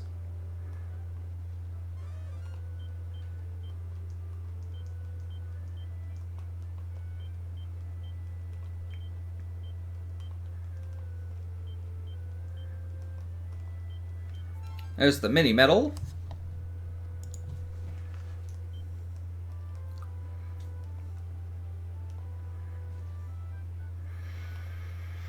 Back on the topic of this game hiding stuff in stupidly weird places.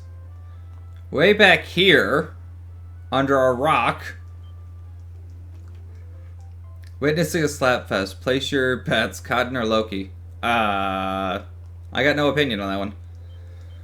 Skull ring that we'll never use, Seed of Strength, and the Red Orb.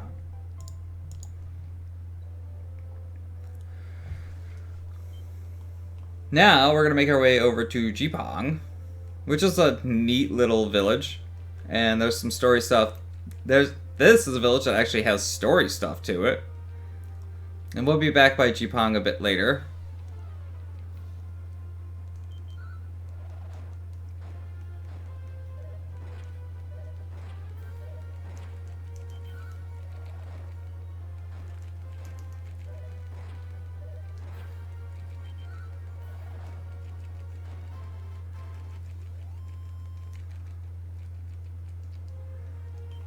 Where am I at? I'm gonna go northwest.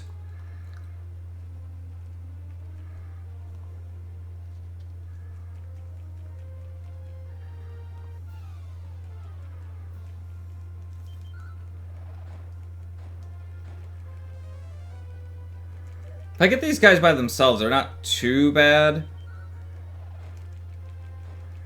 Mostly because I could just two-round them.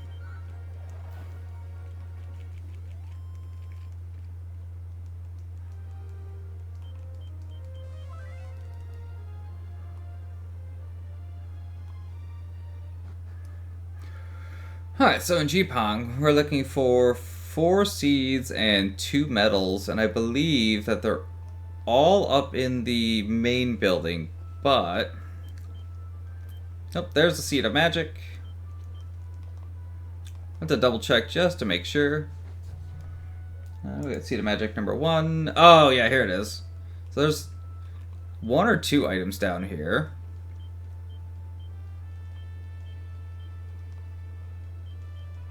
There's a Seed of Strength.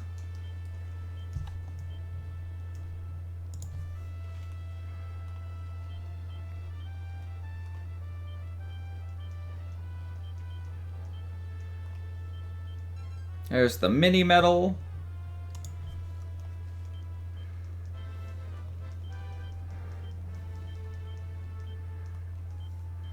This one there's a head inside. Wait, that's a whole person.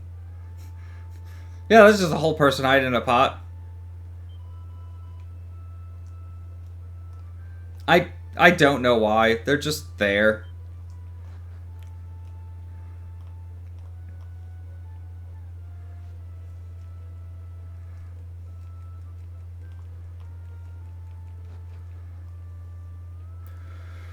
Alright, and then there should be 2 seeds.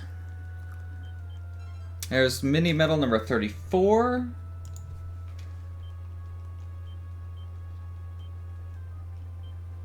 Meant to be the next sacrifice to Orochi. Yeah, okay, that makes sense. There's the Seed of Strength.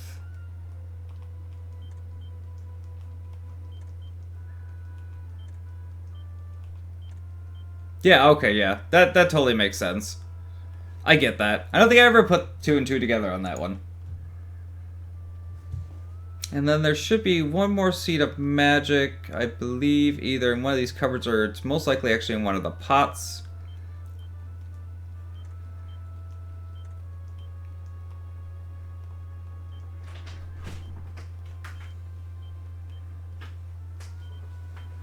Yep, there it is. And that is everything we're getting from G-Pong right now. So walking out of town is slow. So we're gonna zoom somewhere completely wrong and then zoom back to G-Pong, and that's still faster than walking out of G-Pong.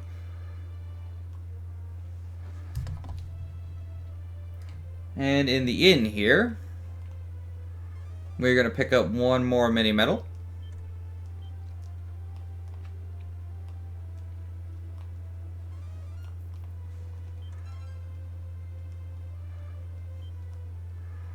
We are also going to grab a heal here because I'm down like half my MP.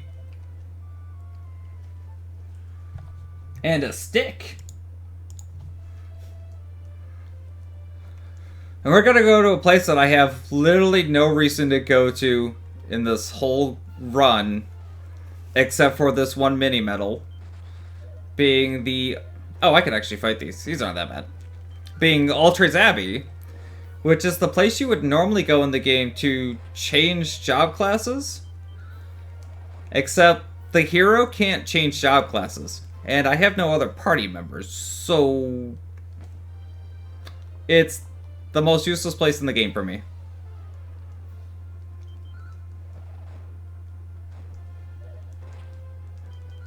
But there's a mini medal there, and that's important.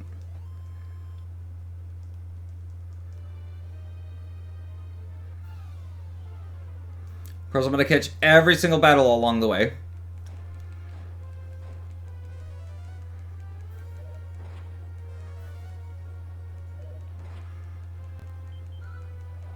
If you ever play a party member with do a playthrough with party members, dibs on stage. So, back when I played this on the Game Boy Color, before I ever beat the game, level 20.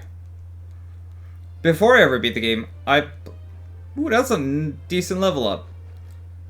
I did play with party members, and it was fine.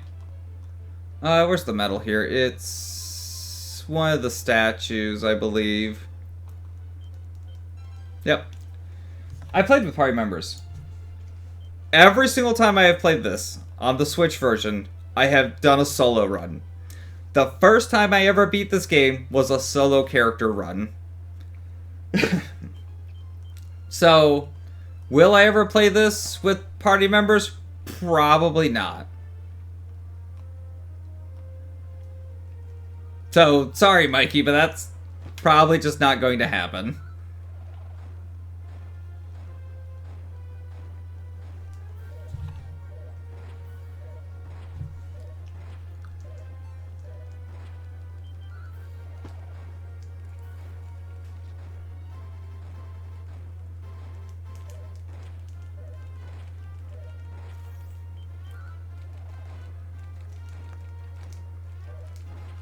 Dibs are still there. I mean, yeah. Yeah, I did say probably will never happen. It could happen at some point. I almost zoomed, and that was not very much what I wanted to do.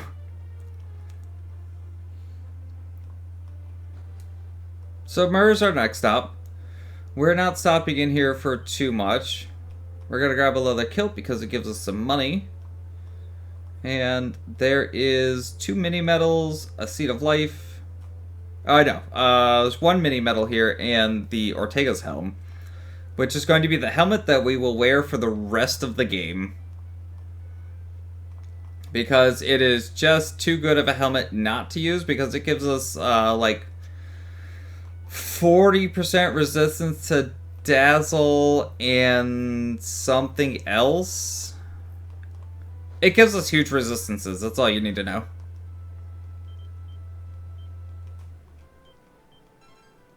There's our mini medal. And we're going to talk to this kid who apparently knows your dad. Who's been, like, dead and missing since forever. Or assumed dead and missing since forever.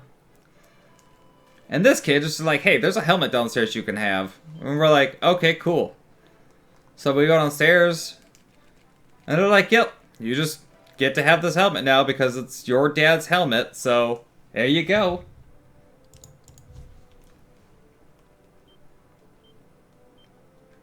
I'm going to transfer all these out of my inventory now because I don't need them at the moment. We'll leave the spike whip in my inventory.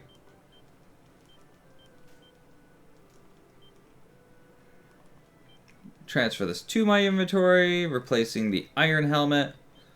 It's a nice 14 defense up from the iron helmet, and now we have resistances to status effects.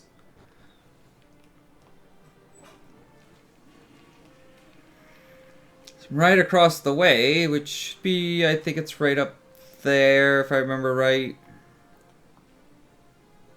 Yep.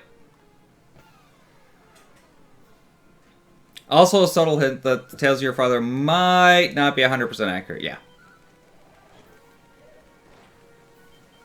As I said, missing and presumed dead.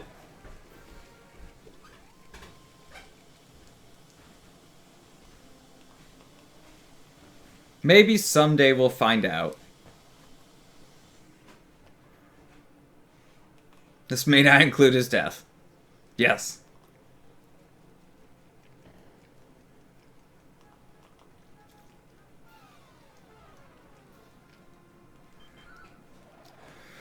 So these little bird guys, the Belisha beacons, are an enemy that we're going to actually really hope we get a drop from. Because their drop is a stat seed. I believe theirs is agility, which is just more free defense for us in a long run. Ow, lethal armor, jeez. I don't think I can fight the lethal armors. I cannot fight lethal armors because they... Yeah.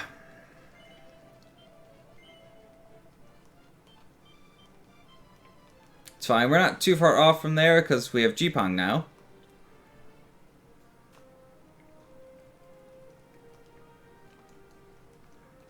I might have been able to fight it a little better with the whip, but I was still barely doing any damage to it, so... Even with the whip, that wouldn't have gone well, especially once I got Kasapped.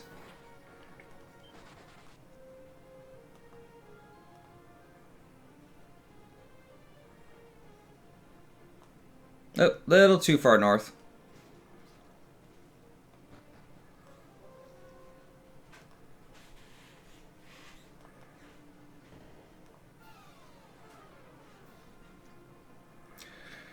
Why you always gotta appear in the groups with the lethal armors?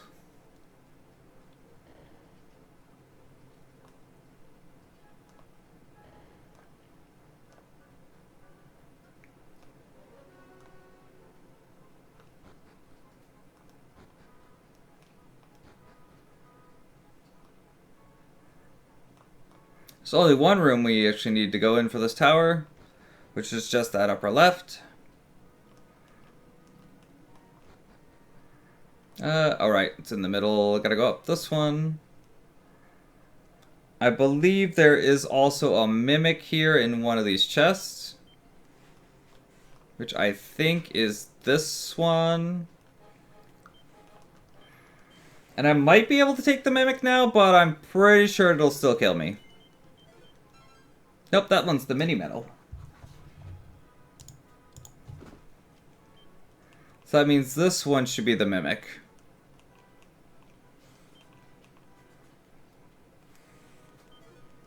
Yep. I'm gonna put the spike whip on and I'll try it, see if I can fight him. Or I'll just fall asleep.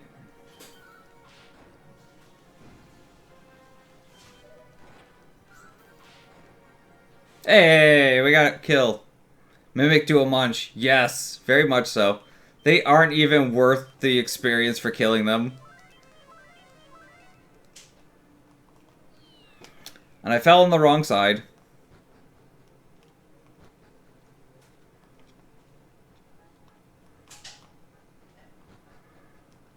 So if you see, there's like a floating platform there in the middle. I still have no idea how it's floating there, but it is. And so if you come over here and you... I fell on a well enough spot. There's the Echo Flute, which will help us determine where the orbs are, even though I know where all the orbs are. A Seed of Life, and a Mini Metal.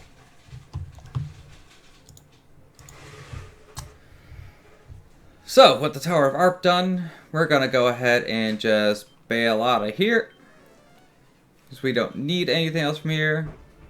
And I'll just take the boat. Why did my phone light up?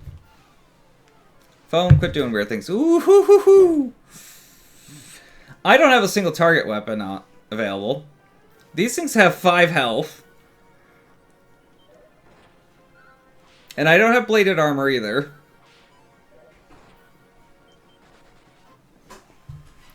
I saw that coming a mile away. That would have been fantastic kill to get in this point in time of the game because liquid metal slimes give like 70,000 experience. Something like that. 30,000? It might be 30,000, but even still, they give a lot of fucking experience.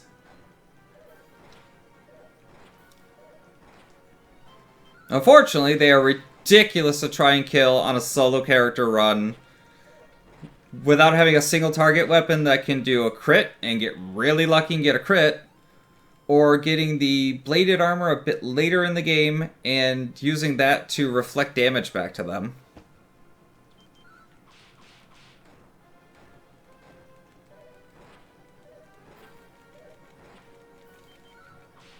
But yeah, that would have put me up like probably 3 levels, 4 levels, something like that, if I had actually gotten that kill.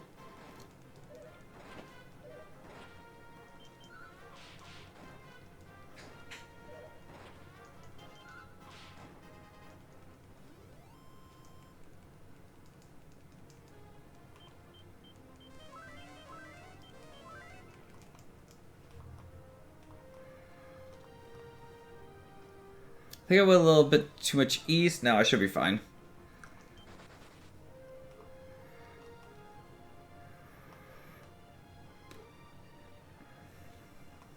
So we're going to come over here. We're going to walk in here and get this mini metal. And we're going to grab this mini metal.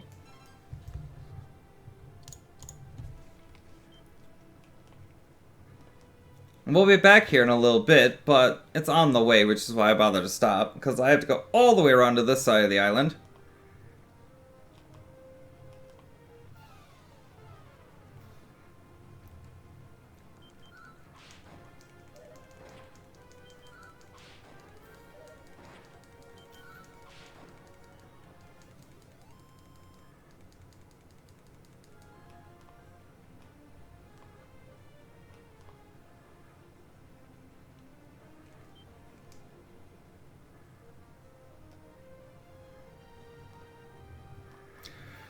I'm gonna go up this super long, weird stream into like the middle of this continent.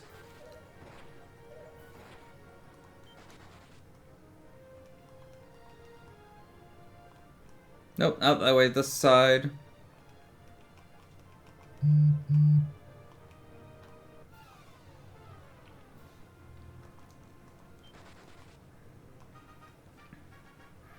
We're going to get persistence unlocked, particularly because we're going to need this warp point in just a moment. So let me scroll down a little bit here into the persistent and new village stuff. There's a lightning staff here right next to this well for no apparent reason.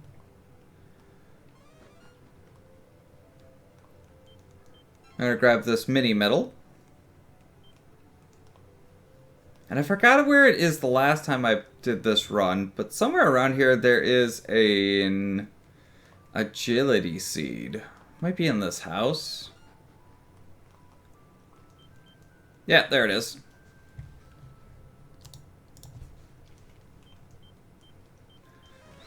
So, as part of the solo character challenge, I cannot use any other characters for anything. There is, however, a requirement to be able to beat the game that you have a merchant. So, there is a little dipping into actually, like, making party members. So, first person to say... First person to tell me what the subtitle on this game is in the chat gets to be the merchant.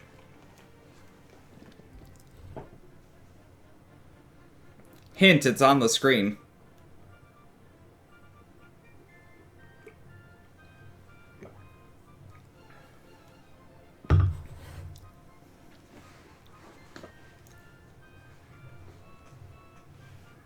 You were gonna say just give it to Crimson? I mean, there's a few people watching. Somebody else could have piped in too.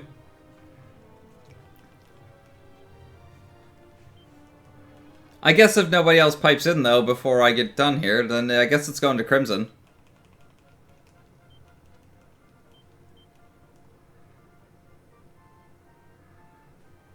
Last chance.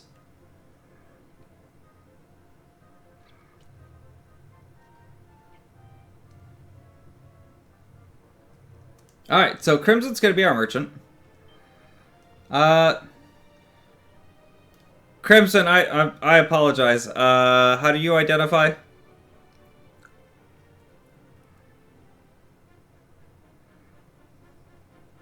If you're still there.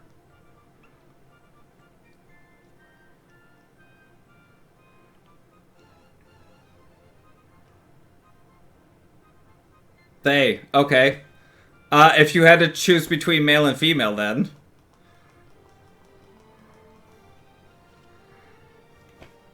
Mike, you had to make this difficult, didn't you?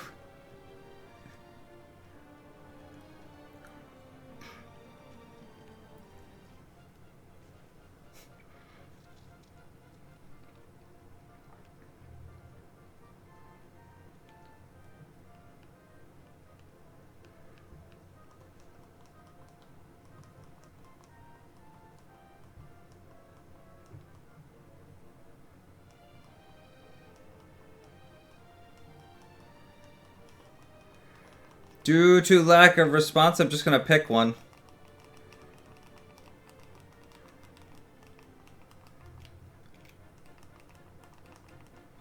Yeah, no, that's fair. I don't even know which one was picked, so... so we have to have a merchant in order to be able to get... It's going to be female, apparently. So stats on the merchant don't matter at all. But as I was saying... It's like, I'm just going to pump them all in the strength because it's fastest. I can't use the merchant for anything. But I have to have the merchant with me in order to drop them off at a village to help the village grow and build a village. So that means until I get rid of having Crimson in my party, I cannot do any fights. Like, at this point, I have to run from every fight until I get over to New Village. Which gives me a good chance at just dying on the way there. Because I still don't have... Oh, I do have Holy Protection. I have Holy Protection, which will stop me from getting into as many fights. But chances are I will still get into fights. And I've died plenty of times. If I could stop going off. I've died plenty of times trying to get the merchant over to this village. Because if I use the merchant to actually do any fights, that's cheating. Like, that foregoes the rules of, like, doing a solo character challenge. One fight in the whole... Crimson, you are a lucky charm, apparently.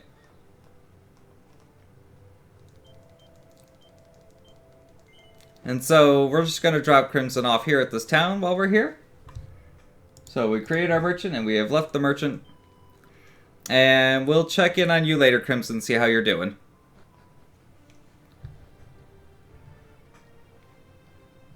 Next stop, Edina. This is a town that I have the worst trouble trying to remember where it's at 90% of the time. Fortunately, today I happen to remember exactly where this town is. Which is in the, like, complete northwest of the entire world. Oh, that's bad. Yeah, we're just gonna get the hell away from that. It is straight south of us.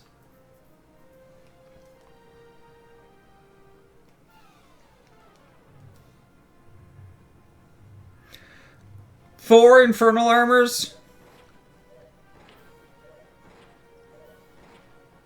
Actually, these are infernal armors, not the other ones. I might be fine against these.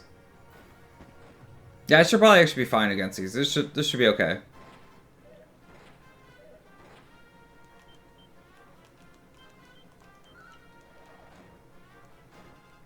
Yeah, lethal armors were the ones to worry about. Infernals aren't that bad.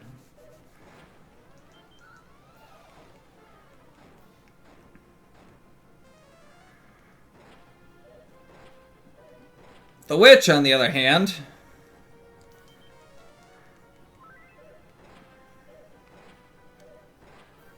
I think they got a little too far ahead of me. I just have to go for a kill and hope for the best. And get lucky.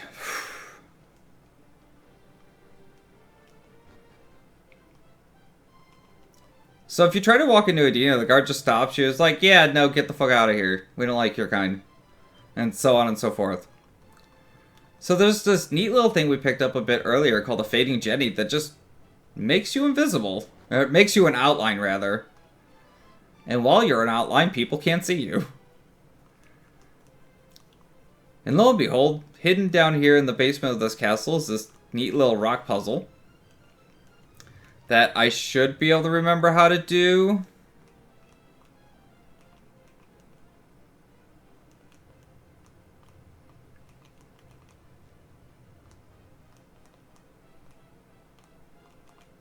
Or I can accidentally push a boulder too far. And if you walk out of the room, the boulders magically reset themselves. Somebody in the castle actually tells you that.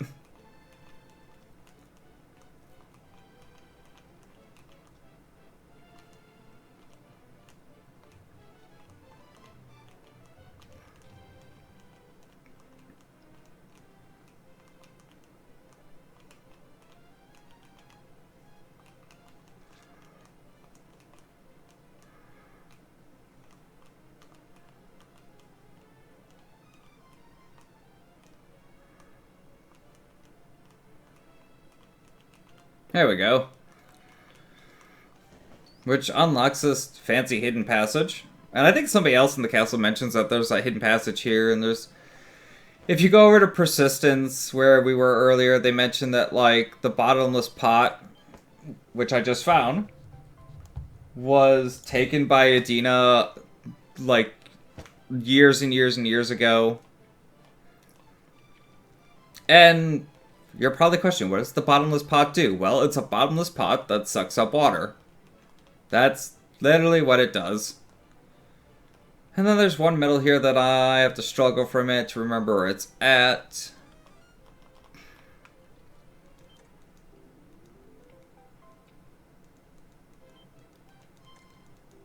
Just pick these up for a little bit of extra money. So I'll try to make up from that loss in the gauntlet earlier. Where is that medal at? It is outside. It's outside on the... No, it's here. There's our mini medal. So Cotton won the slap fight. He's now the top of the cat tree. Oh, sure, cats that were fighting. Okay.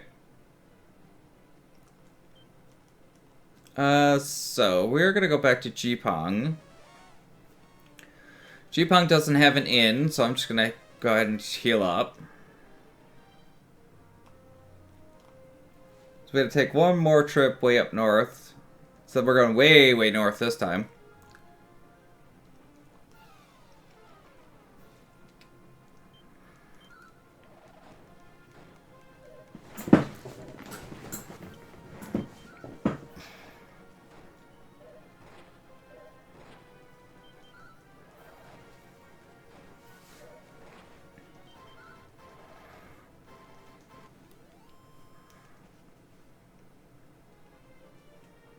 See, like, he's physically on the top of the cat tree? Were they actually just fighting over the top of the cat tree?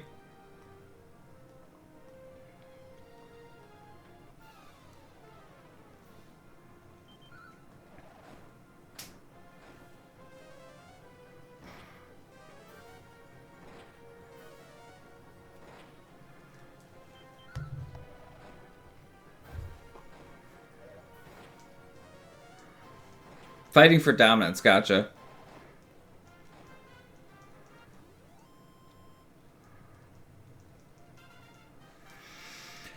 $21. It'll be 12 more levels before I do another boss fight. Unfortunately, that's going to be the first, like, real big grind in the game. I will need to... Before I do the next boss fight, I'm going to get to 33 to have full heal.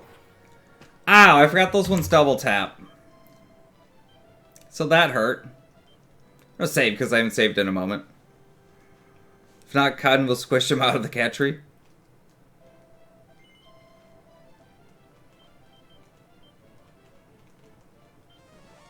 Back to Jipang.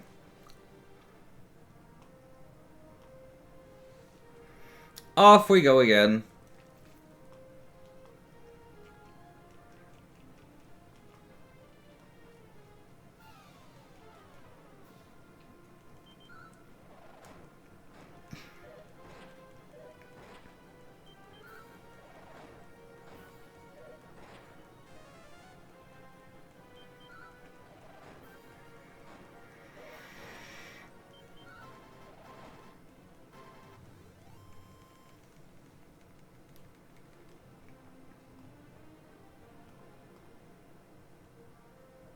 Better be careful of the giant squids at night.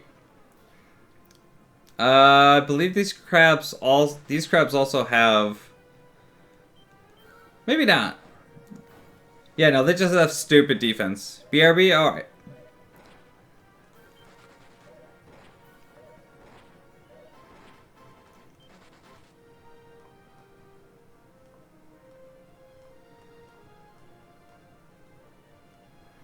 I'm gonna stop in at this little shrine.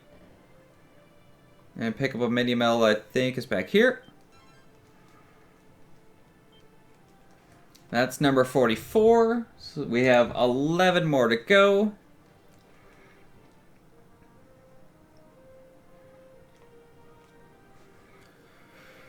So back to the bottomless pot. It all it does is just soak up water. So what happens if we just dip it in the ocean? It just uncovers an island, apparently. That's a fight I don't want to be in.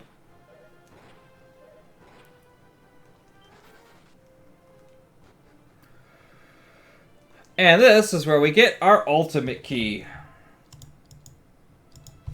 And with that, we can now open every door in the game.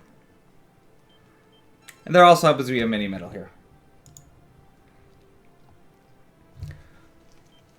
So with the ultimate key in hand, we need to go back around and do some hunting of things. I left it there last time. So we're going to go back and visit a couple of places that I was at previously and get a couple things that I needed to get. Pick up a couple more, pick up another medal, pick up a nice shield that'll be useful for a boss fight coming up a bit later. And for the moment, I'm going to get up, take a break, stretch, grab me some more water because I'm running out. Remember to stay hydrated.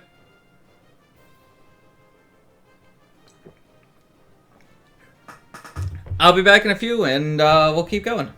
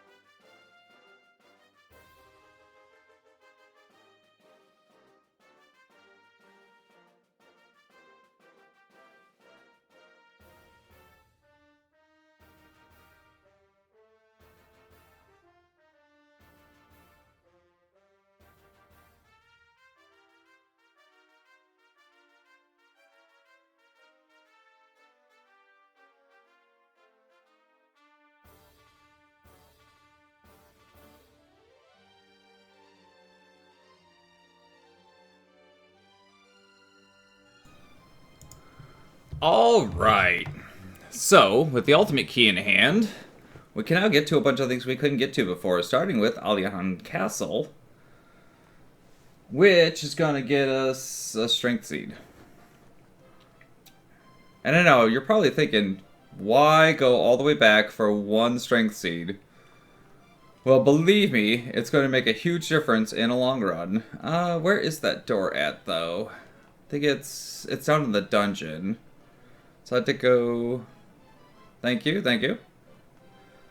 We gotta go this way.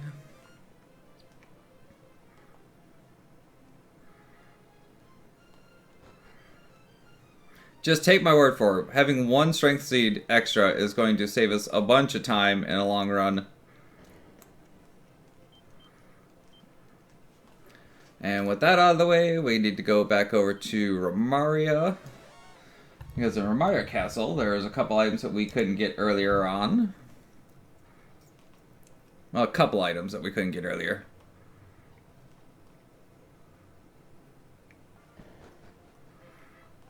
So earlier, I made the mistake of dipping down into this room, which has these two chests, which have an assassin's dagger, which doesn't matter in the slightest, and a tempest shield, which I'm probably actually going to be putting on right now.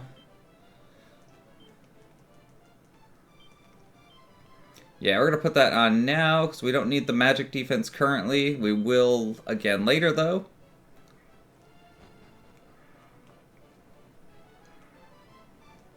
And there is one more room here in the castle that we can get to as soon as I remember where it's at, which is upstairs. It's this one that I've been to twice and was mistaken about which door this was, because there's a hidden mini medal right here. 9 to go.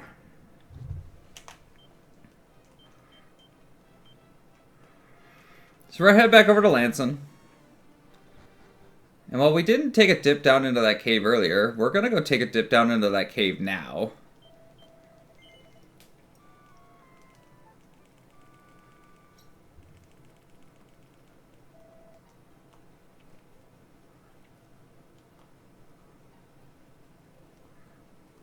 The reason we couldn't take a dip down there earlier is we have to go through here, which takes the ultimate key.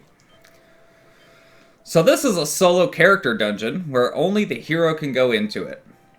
Fortunately, we happen to be on a hero-only run. So, convenience. And we're getting a mini medal right off the bat.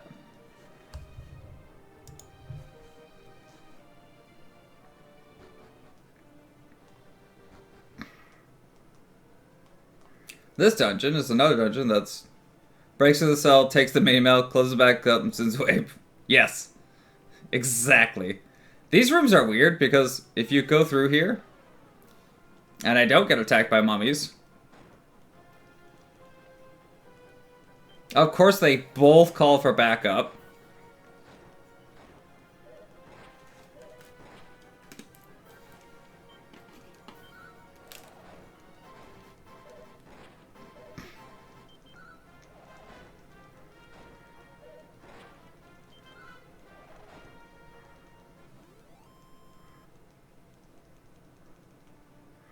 If you go through here, you just end up back here. I have no idea why.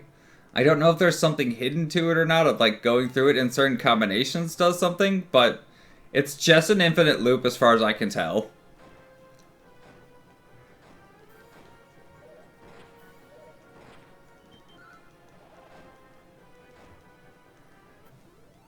Fortunately, from the levels we've gained, the enemies in the most part of this dungeon aren't going to be too much of an issue. Oh my god, fly, get out of here.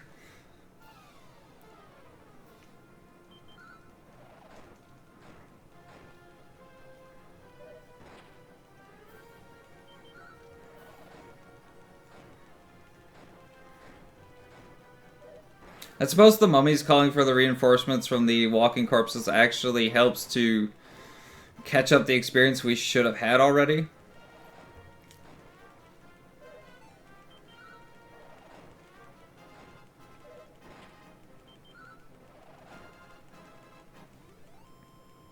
More experience, more. Yeah, like I said, we're gonna have a level grind coming up that's gonna require that we gain a hefty amount of levels. But we are currently working towards making that easier to do. I also love the fact that when you resist whack, you just resist the urge to drop dead.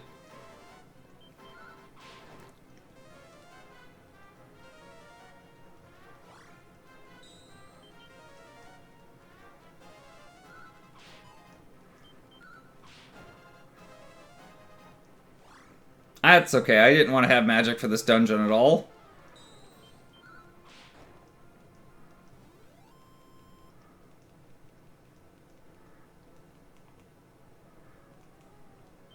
I do want to heal once, though.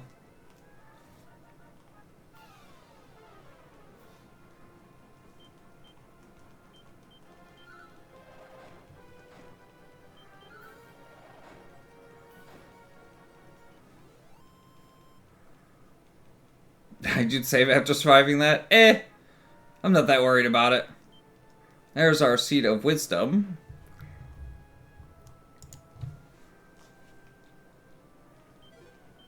And there is medal number 48.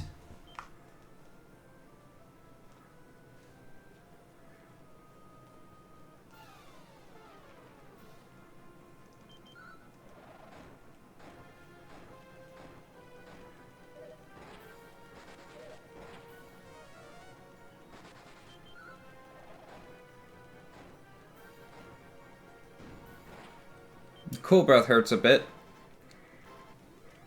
Much later on, we'll pick up something that'll let us resist breath attacks, fortunately.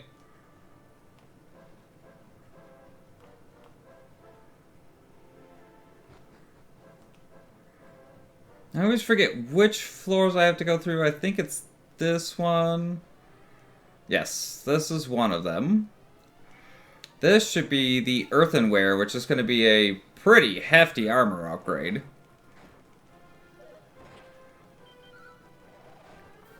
And it'll hold us over until we get the armor that we'll wear for most of the rest of the run.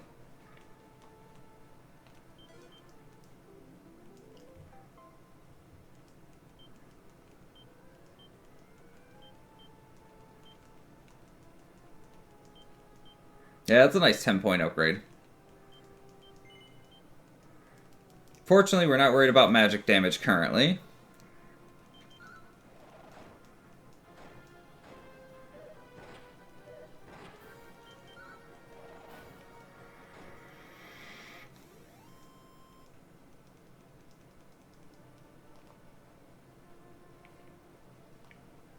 I should probably heal a little bit.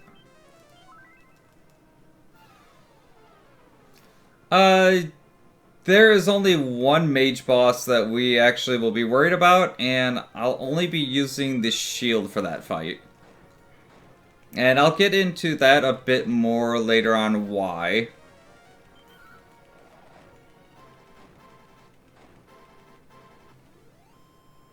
Outside of that, we'll have better gear for boss fights.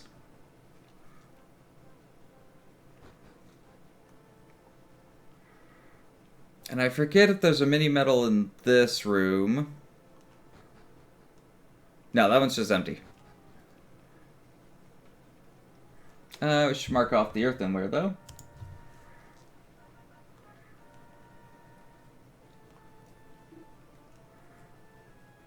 I never got the point of these heads that just tell you to turn back. Like, the lower ones, they actually make a joke about it if you go all the way through them. It's like, there's nothing even down here. I told you should have went back. But the upper ones are, like, there for basically no reason.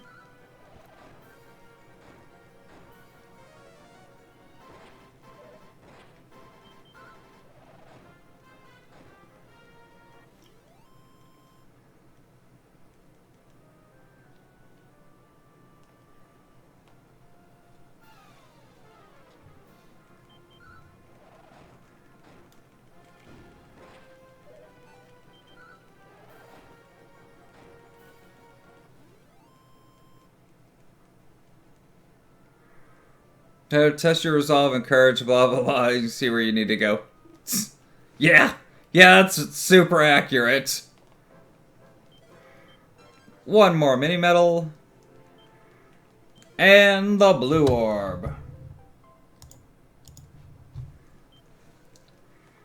We're gonna go ahead and I think I can back out of here. Yes.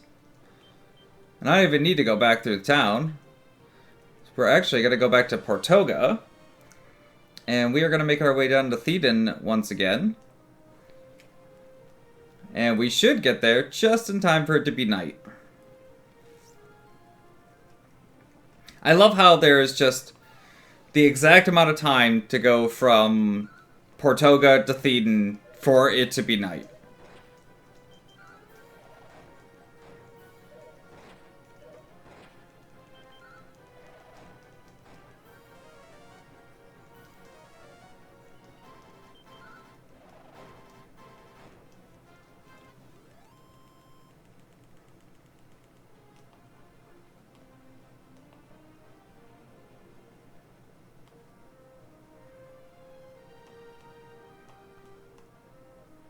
See, it's like it was planned that way on purpose.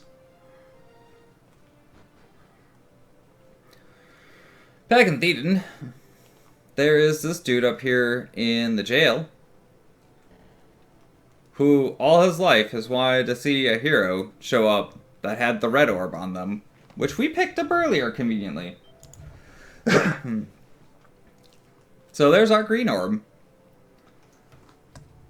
Next up is gonna be this snowy island out in like the middle of nowhere.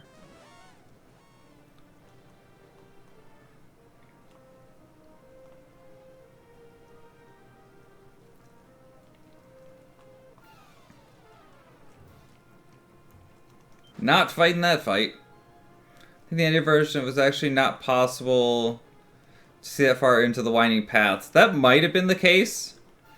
Because, I mean, it is in widescreen in the Switch version.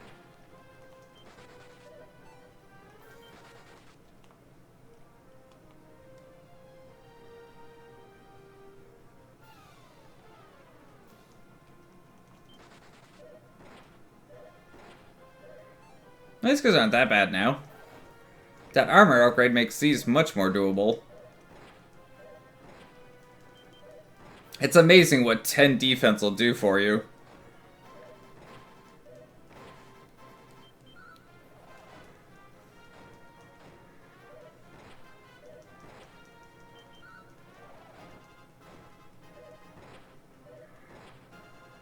It's just there for hilarity.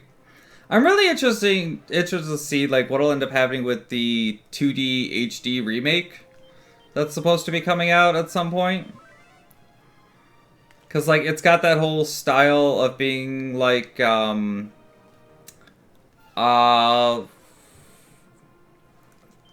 game on the Switch. There's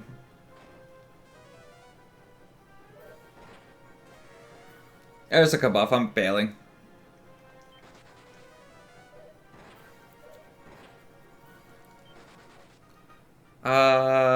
What was it called?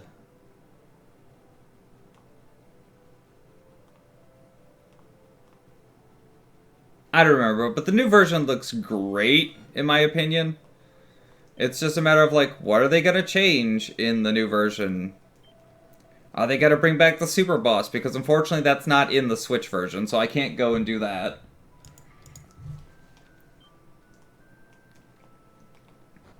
Because routing that into solo character would be ridiculously hard to do.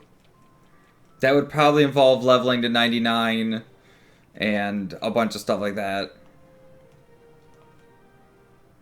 I said we'd be back for this shrine later, and I wasn't joking, because we're back here. So we're going to take this portal. And since we have the key, we can get out. Which is going to let us get to Mendoza. I don't want to try and fight you at the moment. I want to get to town. So I have the checkpoint unlocked. You two should be fine. Ow! Ow, or not. Oh, plus you've got mid-heal. Great.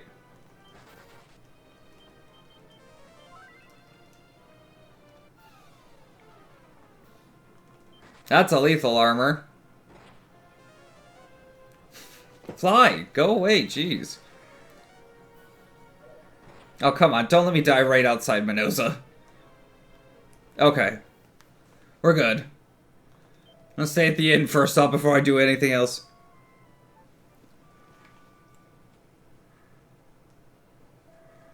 Okay, so we took the right path to get here. So, in Minoza, there is that many metal. There is another one over here in the graveyard, I believe. This could also be a seed. Nope, that's the other mini metal. We have 2 seeds that we do want to pick up around town.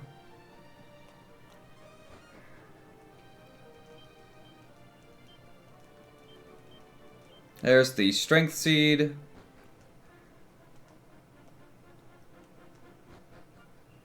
That's the hull. They also took out the the board game that was in this. I don't remember what it's called. Where's the other seat at? It's not in the church. No. Yeah, for whatever reason they took out the like little mini board game that was in the game, and I have no idea why. I already checked that barrel. It's not at the castle. I don't think it's on any of the other graves. Where's the... Oh, I think it's over there by the tree.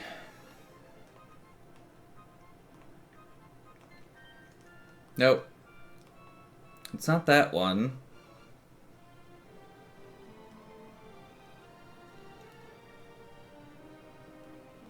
So another one that always gives me trouble in remembering where it's at. It's in such a weird spot. No, is it here? Is it up behind the church?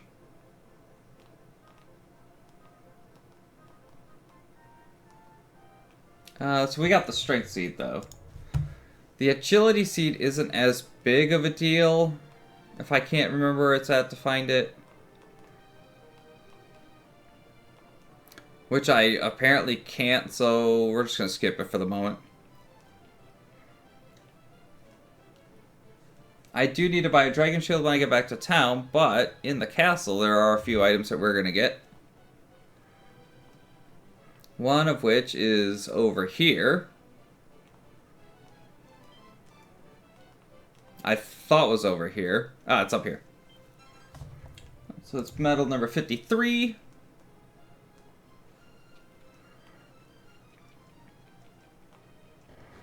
You can see where this is going. We're about to make a trip back to Aliahan again.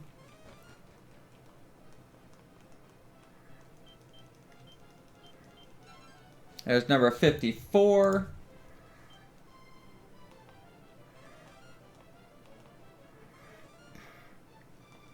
We're gonna go talk to the king and get thrown in jail because it's like, how did you get in here? Blah, blah, blah, blah. We'll talk more about this king later.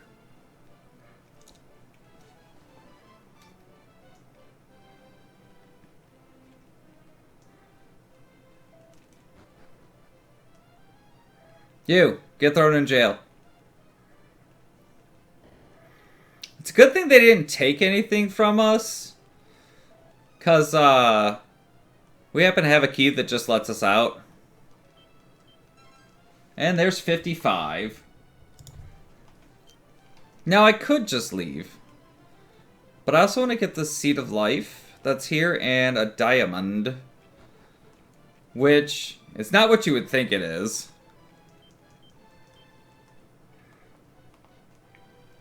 That's another thing I'll talk about a bit later.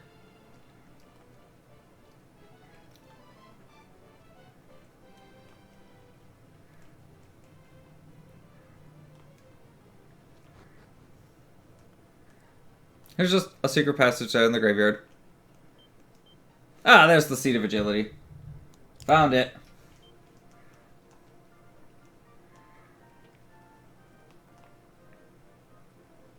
Where is the shop here? Because I do need to buy a dragon shield while I'm here. It's the inn. I might actually be able to buy from the shop until I finish things here. That might have to be on second time around. Yeah, I don't think I can buy anything from the shop yet. Unfortunate. Okay, so we got the diamond. We're gonna take another quick dip. Shop might be a night. No, I don't think... So I don't think I can buy from this shop until I actually finish the quest line of things that's here. It doesn't matter one way or another currently, because it's not important currently. The shield I just want later.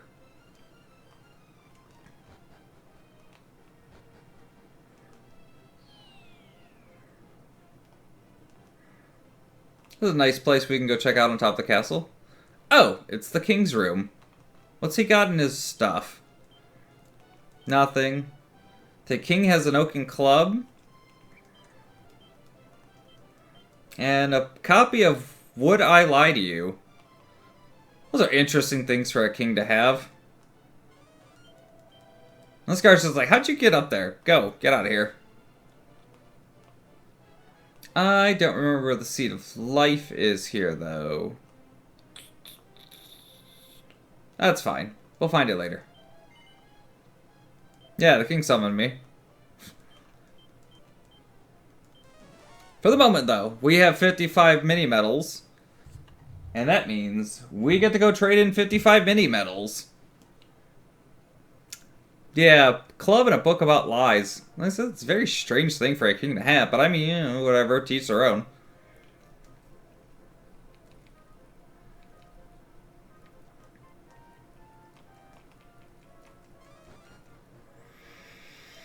I'm trading these medals and we're gonna get stuff. A strength ring, which we'll never use. Scholar specs that we'll never use. An agility ring that we'll never use. A weightlifter's belt that we'll never use. A stealth suit we'll never use. And a flame tang boomerang. Yeah, goodbye boomerang. Hello, fancy new boomerang. New hotness, old and busted. New hotness, old and busted. And that gives us a really nice upgrade to our attack power.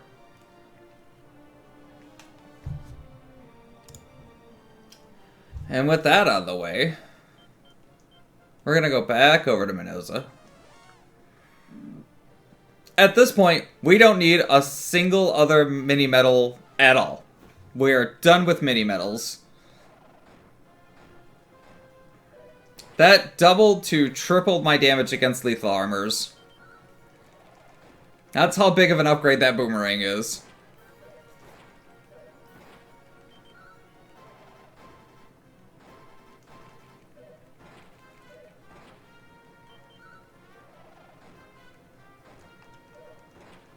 Did I say armor? Doubled to tripled my attack power.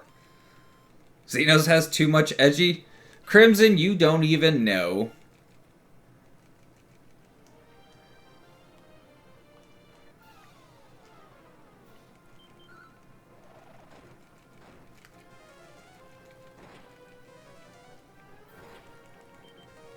God, those sizzles hurt.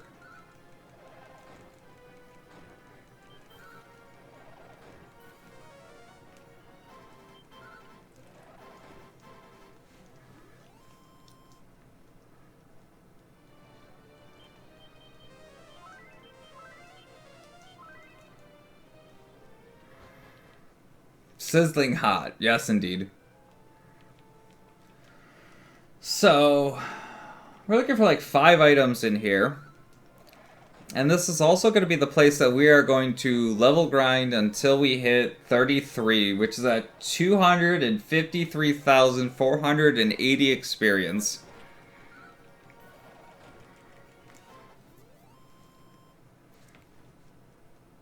Fortunately, things in here give us like 1,500. So, I need about 200,000 experience before I leave this cave. And yes, that is literally a crap ton of experience. We are going to be here for a while. Fortunately, this is one of only 2 level grinds in the entire run.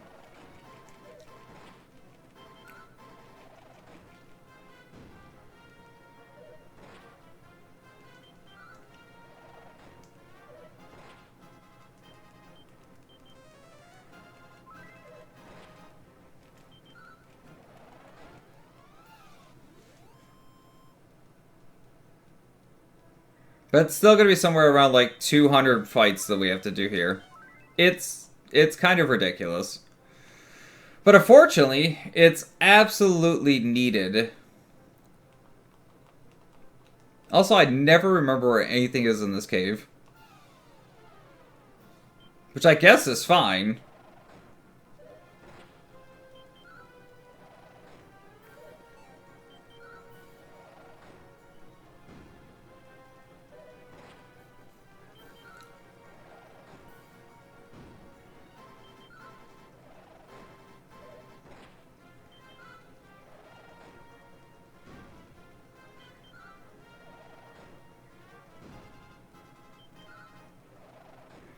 Be nice if the Wordles didn't have so much defense, though. I mean, technically, I could try and go and grind on metal slimes, but that also sucks to do. There's our Seed of Strength.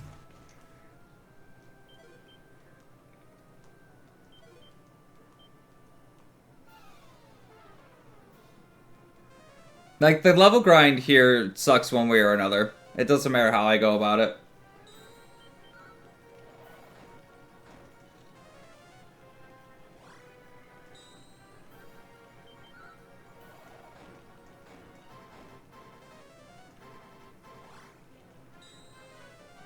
There is an alternative place I could go grind, though.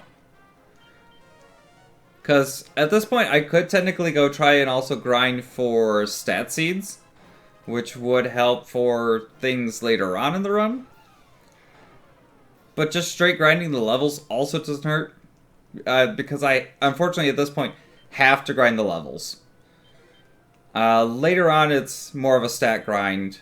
This one is a level grind because I have to get to 33 to get full heal in order to survive some things coming up.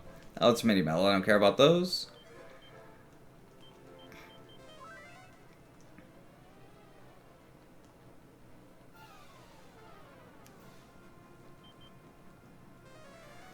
The good news is, though, the closer to 33 that I get, the faster the fights go.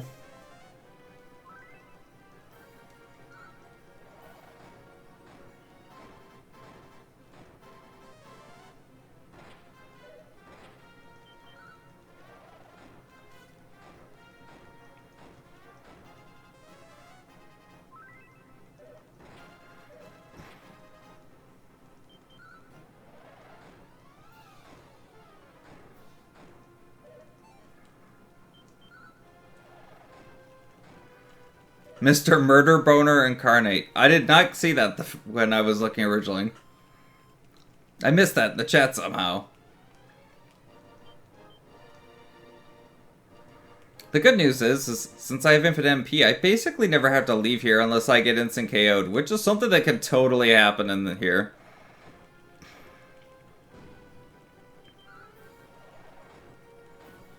You can fly in the fringes. Congratulations. Hail Hydrate. Thank you, Crimson.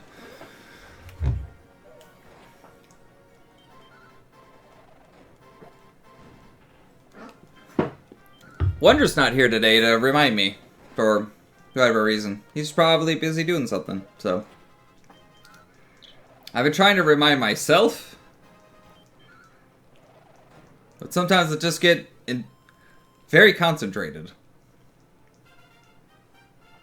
See, we're already up to 23. That was a 5 strength up on that one, too. I am a little low on health, so I'm going to make a save. I'm going to pour over to my bag and pull up my prayer ring. That is hopefully not going to turn to dust.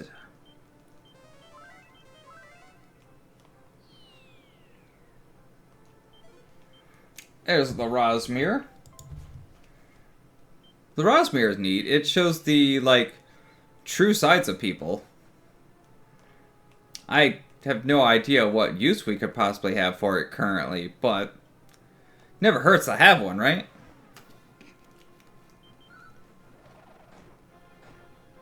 So yeah, we're already hitting these guys for a couple points more damage, and they have huge amounts of defense.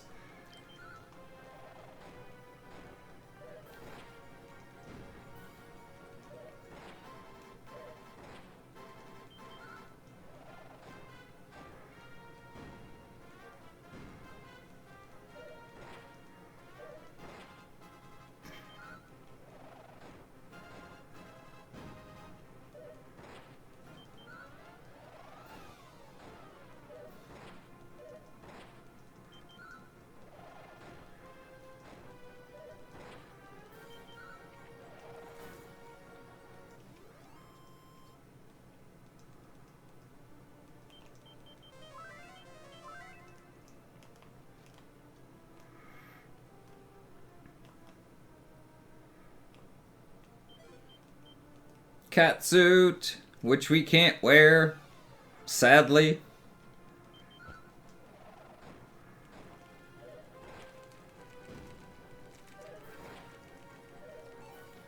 So if you want to see me wear catsuit, I have a 50,000 channel point reward for it. If anybody wants to chip out 50,000 points, it's out there.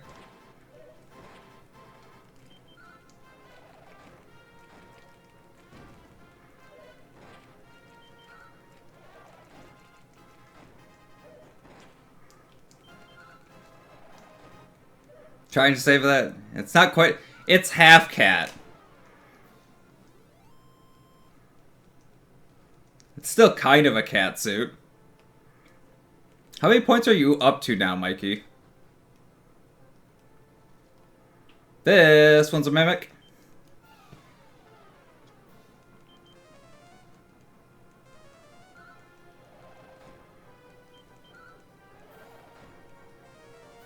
$22.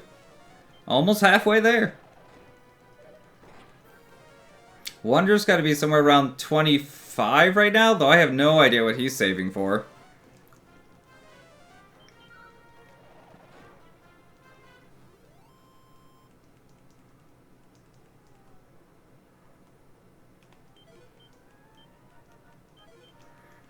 We got the other diamond.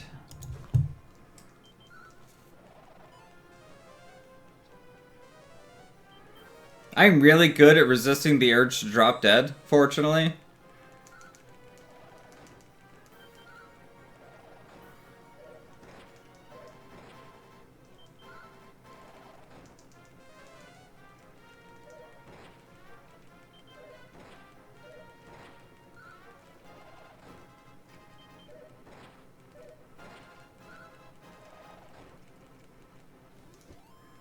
Well, that one did hurt a bit, so we gotta heal up again.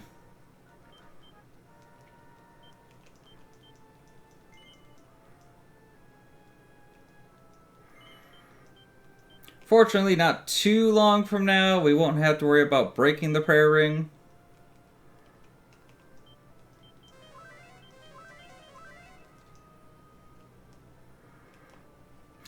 Yeah, Stormblood went pretty fast. Like, it went way faster than Heavensward, or Heavensward did, I should say. Because Realm Reborn being the base game is huge. Ow, these guys did I get Kasapped? Oh yeah, I totally got Kasapped when I wasn't paying attention.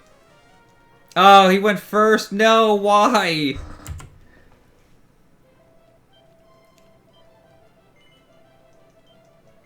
If he hadn't went first, I would have won that fight. Fine, well, make a recording. Yeah. The in-between parts are always kind of a slog, 'cause it's always just story stuff. I lost 3,000 gold out of that. Well, since I died and I'm back here, I'm gonna drop off another 3,000.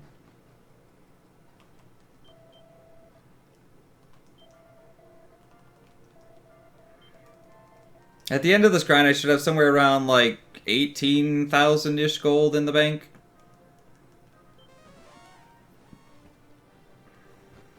I actually didn't want to go back in town. I'm gonna just go back to the cave.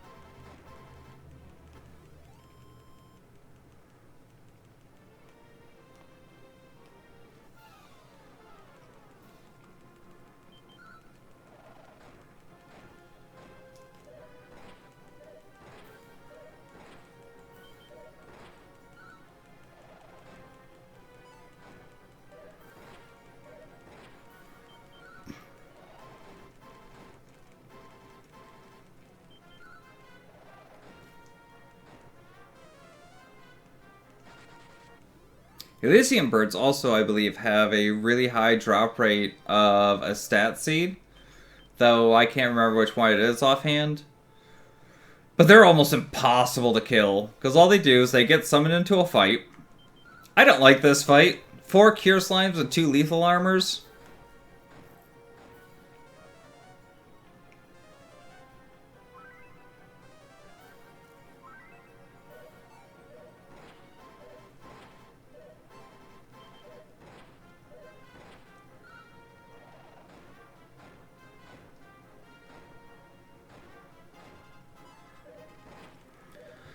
What was I saying now? I don't remember. I got distracted by this fight.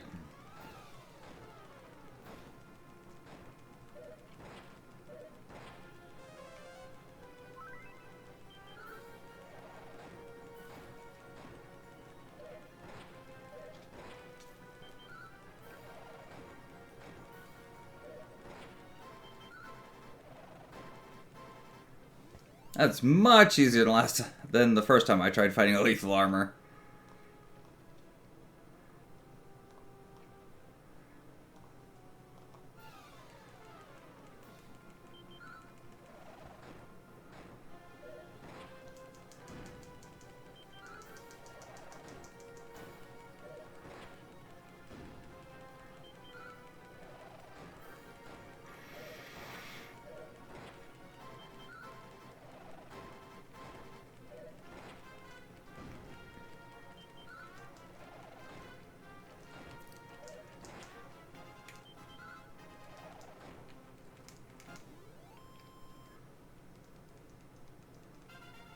$24. Just, what is it, like 9 levels to go?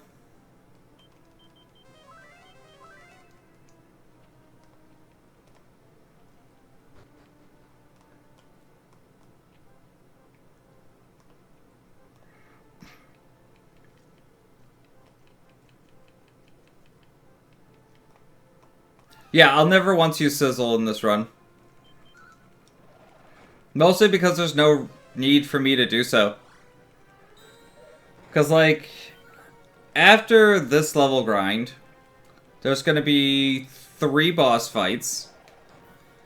We're going to do some random things. And then there's a grind to get 210 strength. And then it's basically just collect up a few more things to go to the end of the game. That's it. Like, right now, we are somewhere between 3/4 and 4/5 of the way through the entire checklist. Like, the level grinds are the only thing that really slow the run down, unfortunately.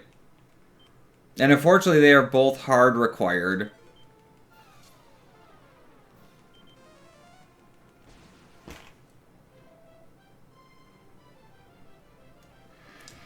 I said I'm really good at resisting the urge to drop dead.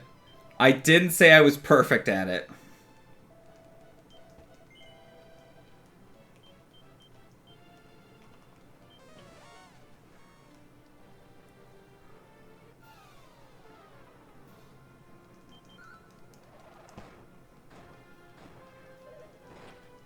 Also, Mikey, please clip that.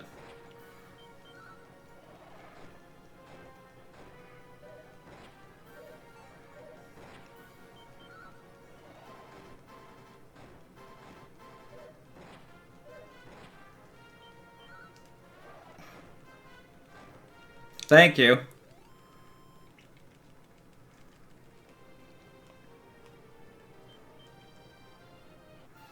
I just want the walk into the fight dead head slump.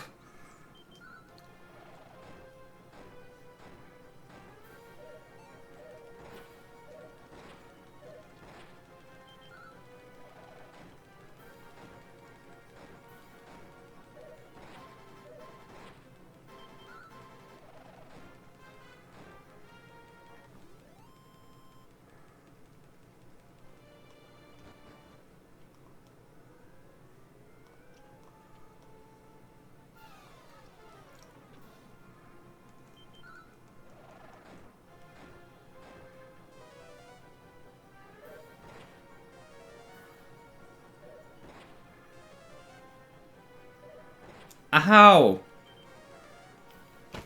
That's just gonna be dead again. Those guys do too much after I get kasapped. And unfortunately, this is the literally best place for me to level unless I want to go let a billion metal slimes escape. Which I haven't actually tried. So where did they show up? They show up over around...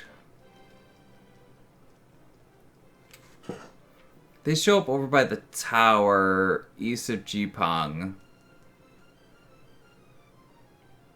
I could go try and kill some metal slimes, though it's not a great idea.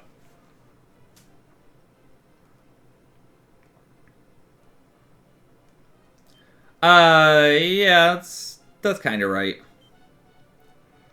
Because I still need, like, 170,000 experience, give or take.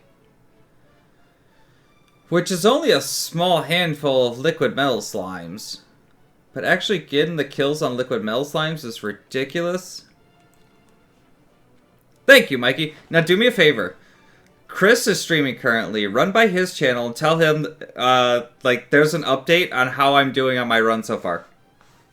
Because I think he'll love it.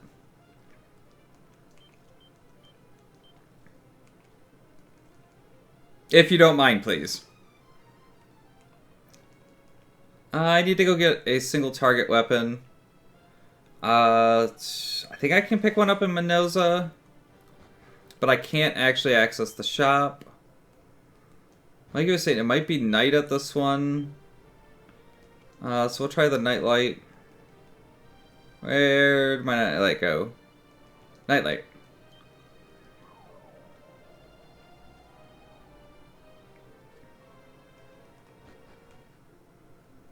I still don't think the shop is available right now. It's not. Where can I go? So I think the best thing I can actually get up to this point is the Iron Axe, which I guess realistically it actually really fly. Jeez. I guess it doesn't matter too much what weapon I get. I could check Adina. No, there's no shop in Adina. There's no shop in Jipang. Lanson should have a shop.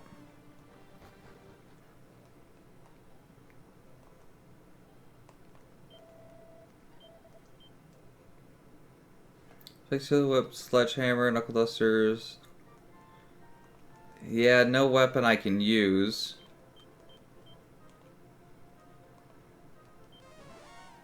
Yes, I think literally the best single target weapon I can get currently is the Iron Axe.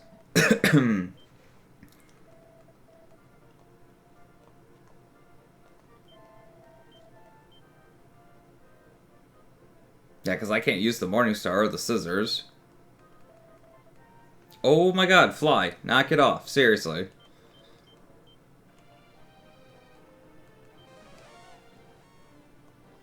I think this might have been why I picked the Iron Axe, is just because of the fact that it is a weapon capable of critting. It's only slightly weaker than what I have, too. The Steel Whip is also still really good. So we're going to grab an Iron Axe. So I need 1900.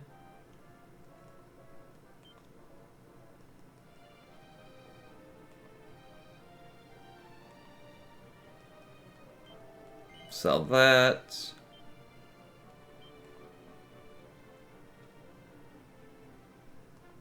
Look, no pants. I think it's probably one of my favorite books in the game. It's just, look, no pants.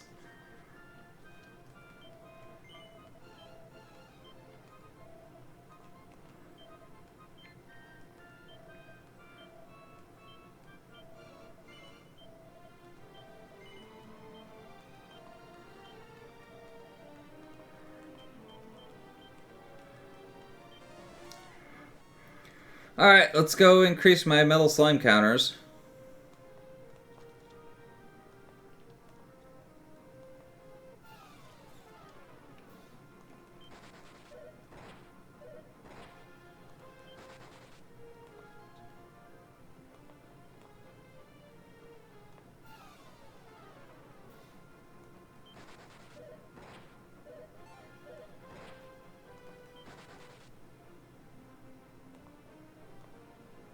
Should be up in this area where I can find metal slimes. On chance, of course.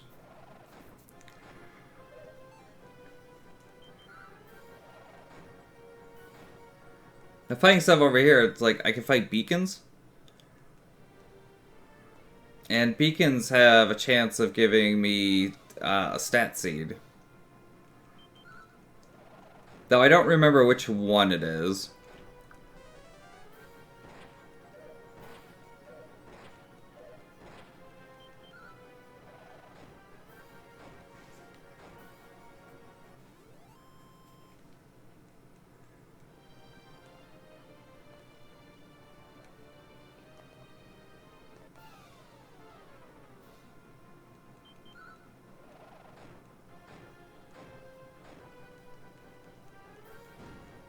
The Voodoo Goers can also drop a stat seed, I do believe.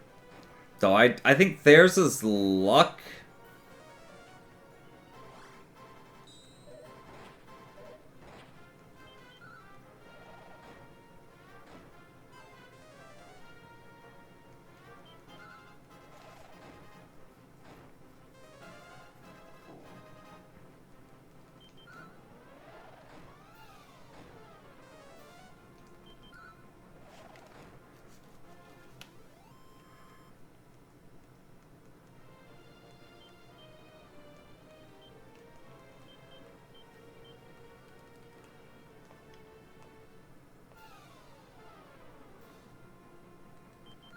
Chris sends his regards. Beautiful.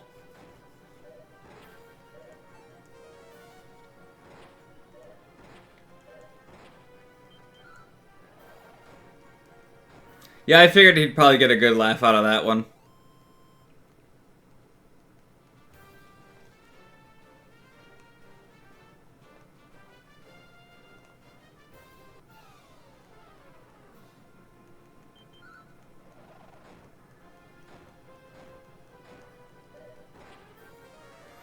So now that you're back, seeing this a fight against 4 Militia Beacons gives us about as much experience as I was getting in the Minoza Cave. That's what I'm fighting currently, because they have a stat seed drop.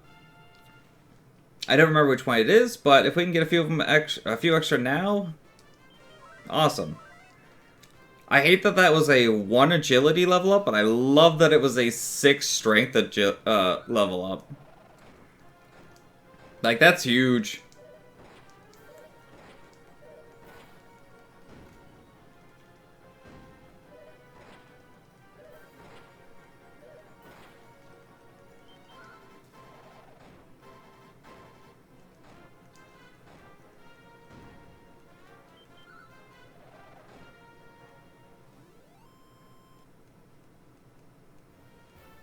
Yeah, fights over here are giving me almost as much as Minoza Cave on average.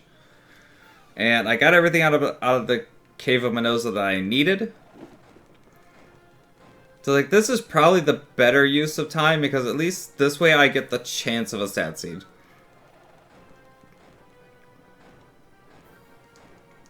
Yeah, that chance is, like, abysmally low, so... Like, the first time I did this run and I was farming stat seeds, Noble's like, just go get a thief and have the thieves just give you the luck bonus and whatnot and get the stat seeds that way. And I'm like, I can't. That's cheating. Literally using any other character in the run is cheating. So I have to rely on pure RNG to get stat seeds if I want them. Which, even if I just get one out of this grind, it's like, that's still worth it.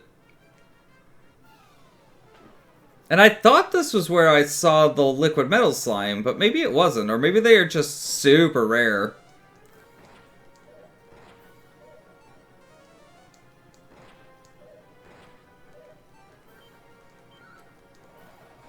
Mikey, can you see if you can find out where you can find liquid metal slimes in this game? Because that's what I was originally going for, because if I could just manage a couple of kills on liquid metal slimes, that would drastically speed this process up. Like, even if I just get, like, 2 kills, that's, like, double digits, tens of thousands of experience. And seeing as I still have 8 levels to go...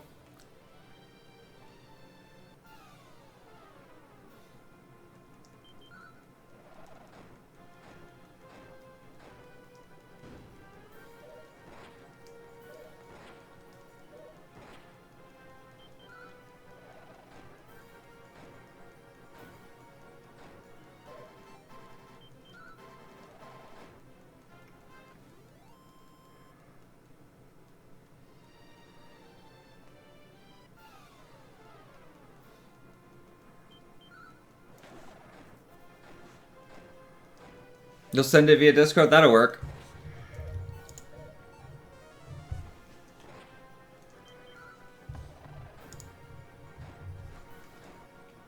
No, the Remolder region. There's gotta be someplace other than that, because I have run into one already. Because one got away from me already. Like, those might be the common places and where they're at. But it's like, there's somewhere else that you can find them. Prior to Baramos. Like, that'd be what I need to know, is where can you find them prior to Baramos?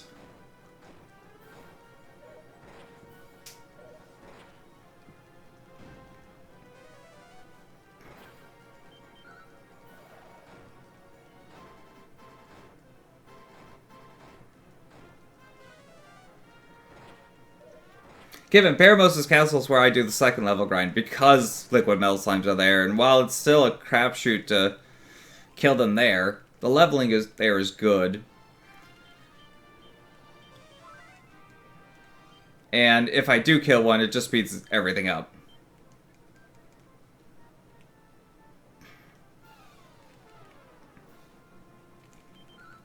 Because I thought it was over here by this tower is where I ran into the one, but clearly I don't remember. It might have been over by Yggdrasil where I ran into it. Yeah, that's for normal metal slimes, though. Like, I want liquids. Because, like, if I'm gonna kill one or the other, it's going to be with a crit. Chances are I'm not gonna kill an even... Whoo! That's a nice level up. Chances are I'm not even gonna kill a normal metal slime outside of a crit.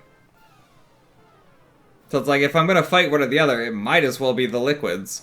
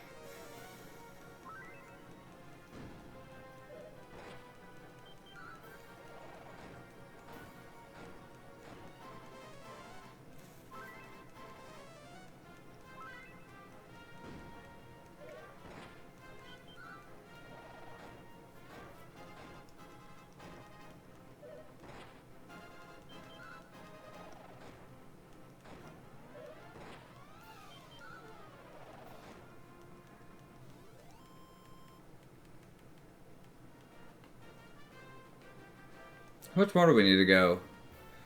Oh, we're over 100k. So it leaves 154,000 to go. So it's not bad. That's like 100 fights.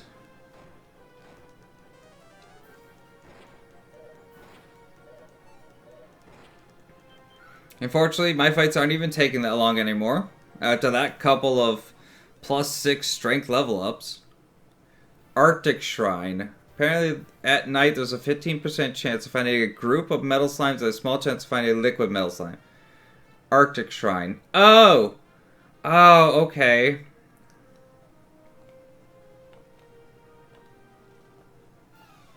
I was more up here when I found it then.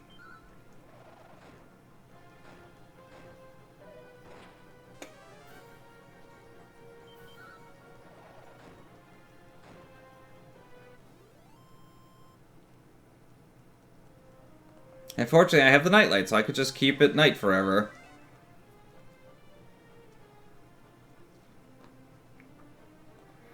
So, I think the Arctic Shrine's the one that's in the upper right from here.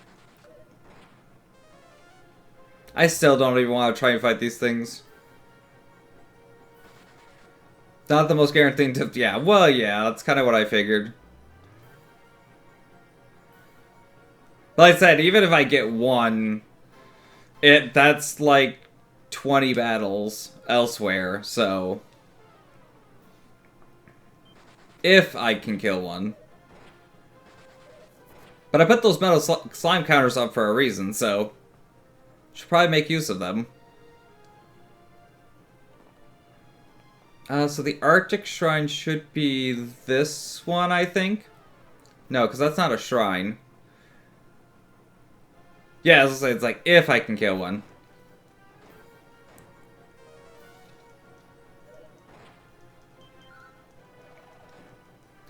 Arctic Shrine. I might have to double check the map to verify which shrine that is, but that might have been when I was near this shrine that I found it. It's almost night.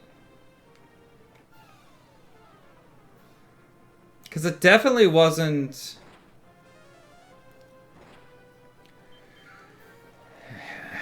I don't think I was on snow area when I ran into the one.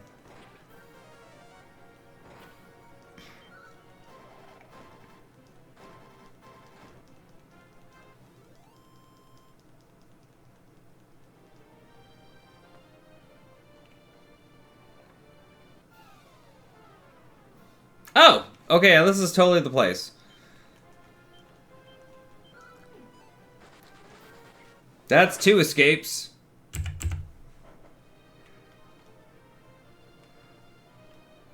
As I said, it's a crapshoot, but if I can get kills on them, it speeds things up.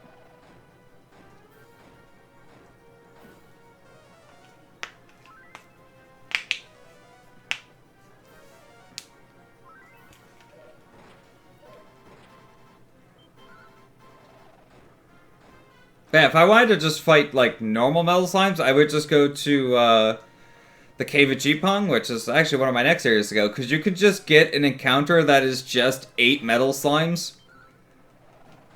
But it sucks trying to fight 8 metal slimes, because I have no control over which one I'm attacking.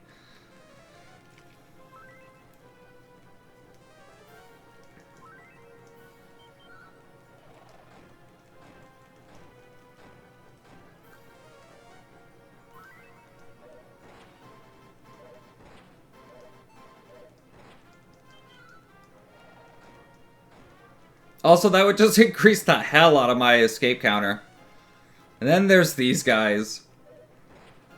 I mean, the Hidus have the Voodoo guys have a chance of dropping a stat seed, so it's worth it. Plus, all those things to get me like 2,500 experience, 2,000. I mean, it's still solid experience.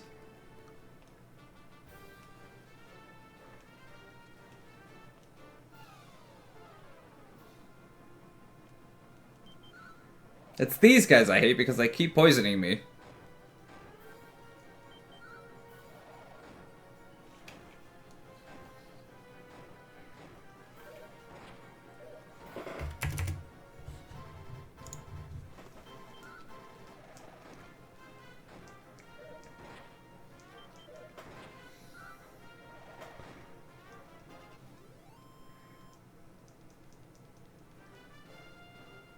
Yeah, it's still solid experience here.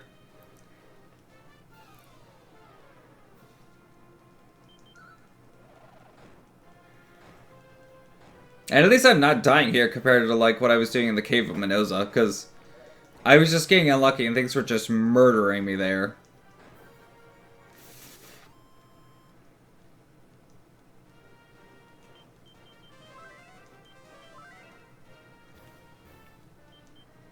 Can I... Let's see, where's my nightlight?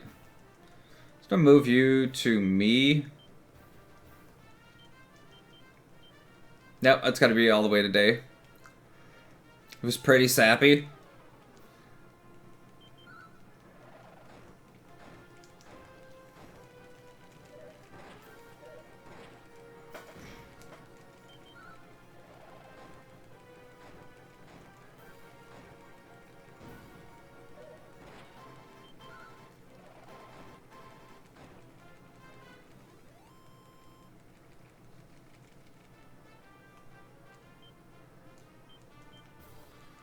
Back to night.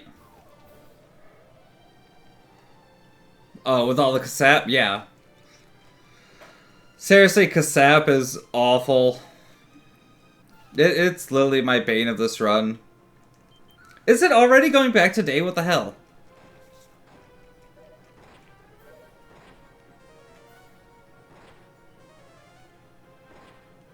Reset. Oh, trust me, that's gonna happen again. The next boss I'll be fine on. The boss after should probably also be fine on. 6 levels to go. Not a bad level up. The boss after that is the one that's going to give me a ton of resets.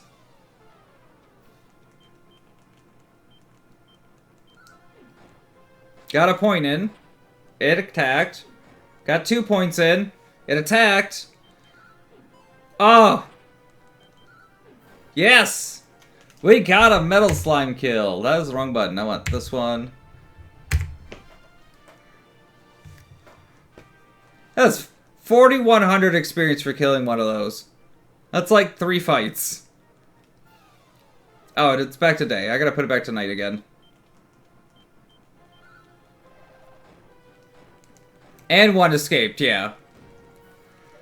And the liquid metals, I think, are like 8 times that much experience. There's something like 30,000 experience if I can actually get a kill on one of those, but they have 5 HP, which means I basically have to hit a crit.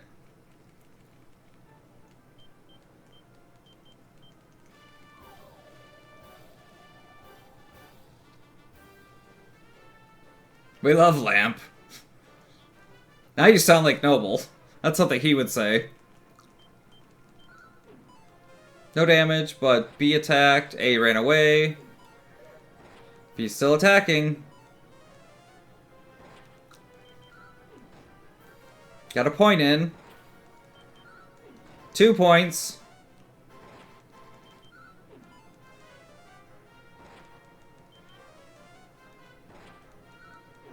Three points.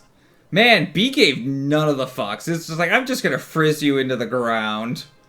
And he almost killed me, too. Oh yeah, I forgot to mark 1 escape. My bad. That's what I forgot. So 1 and 1. Should be 3. Nope. Take that one down. Yeah, 2 kills and 5 escapes. That seems right.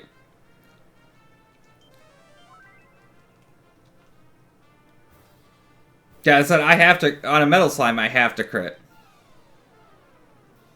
We have 3 now.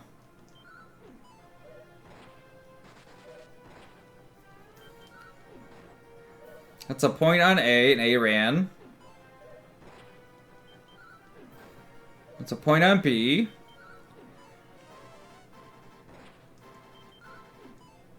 And they all ran.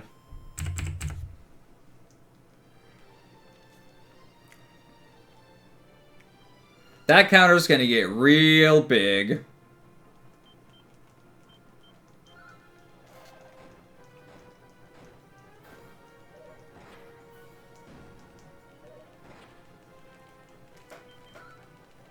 Voodoo showed up.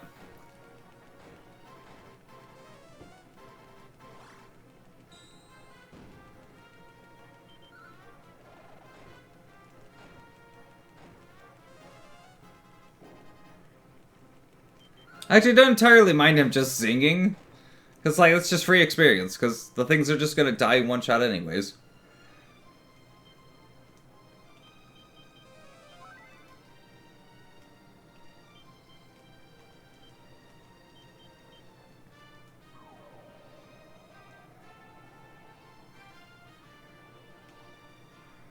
Like, it takes so long for it to go from day to night, but it's so quick to go from night to day.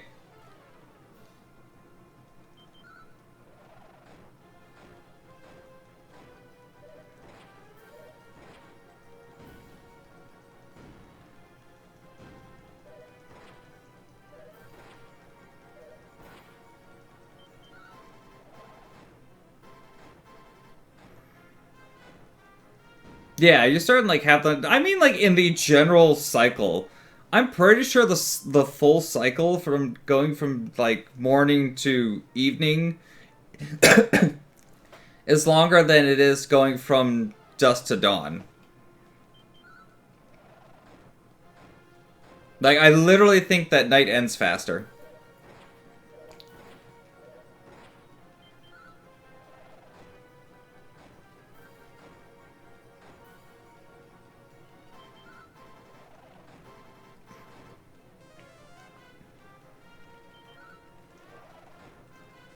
Also, I both love and hate how Zing can fail in Dragon Quest games. Like, it's super annoying when you're trying to bring one of your party members back to life and it fails, but it's great when it fails when the enemy does it. What am I up to? 132? 120 to go. Then there's this fight.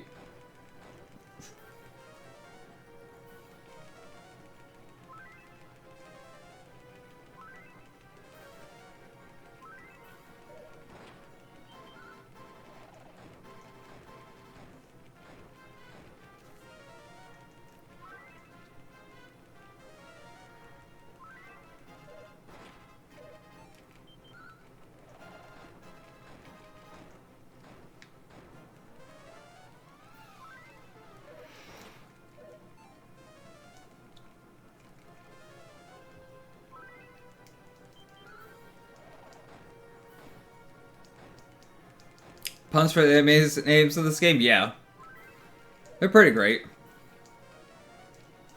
Like, that's probably always been one of my favorite things about Dragon Quest. It's just the enemy names they come up with are great.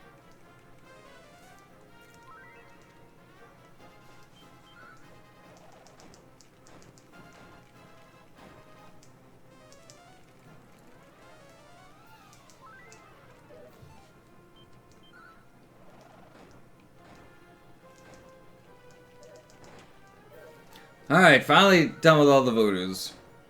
Everything else can just finally die. That was only 1800 experience? Okay, that fight's not worth doing.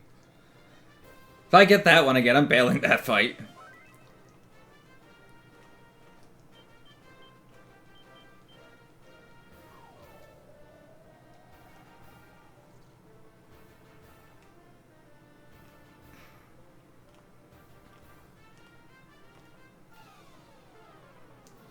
Alright, 3 more.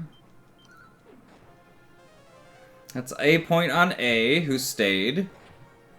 B ran away.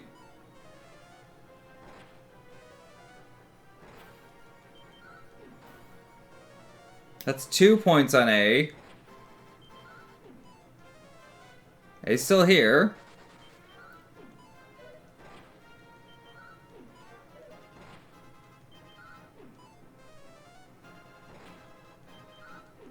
Oh, come on! I just need one more hit! Thank you! So we got 1 kill and 2 runs.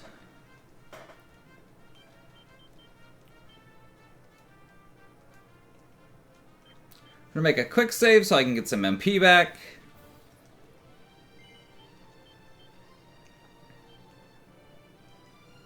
Where'd my ring go? There it is.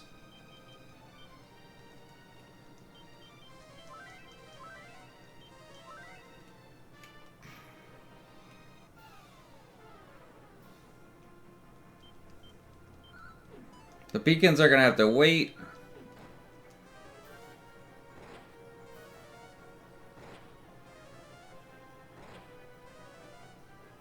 Then hopefully not kill me in the process. 2 points on A.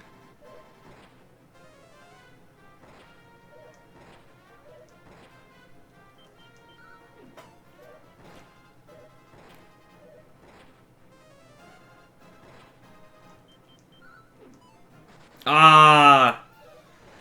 It got away. That sucks. I do a heal. So it's 2 more escapes.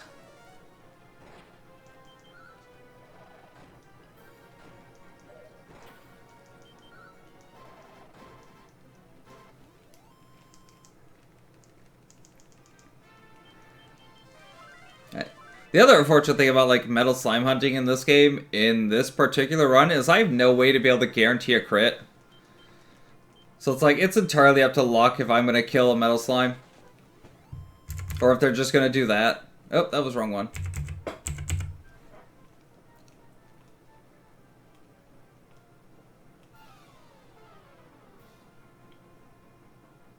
Yeah, screw it, we'll do this fight.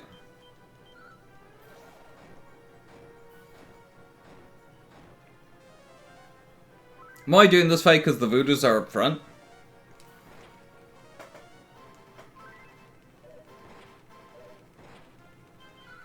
It's like battering ram, that's another one that I like.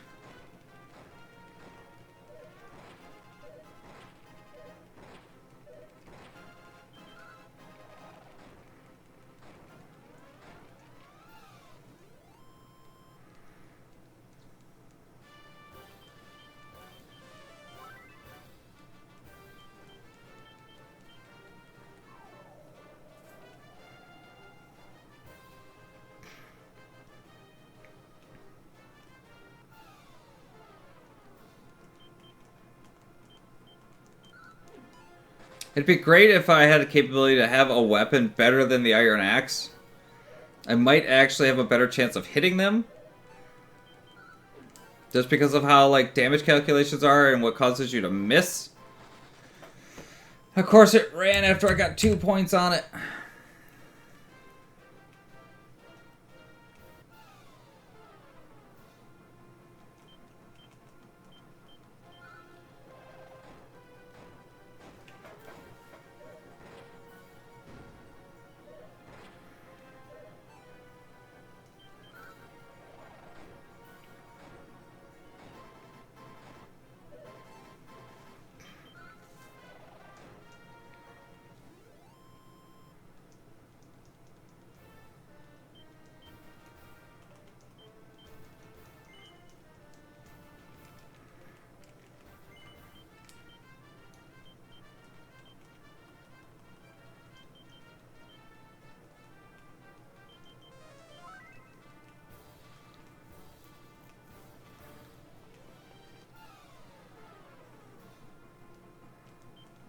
The boomerang on, yes, okay. Had to make sure I had the boomerang on there.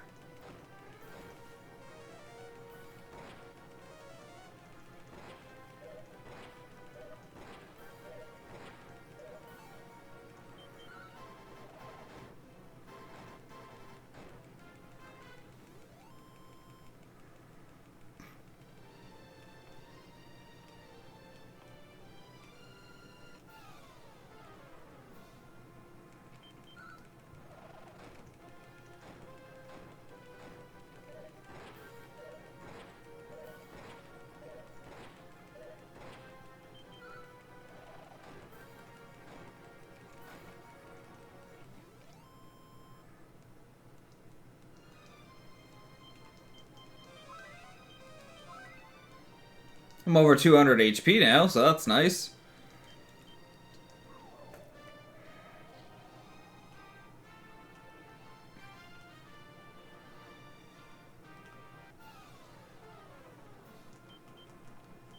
3 more about to run away.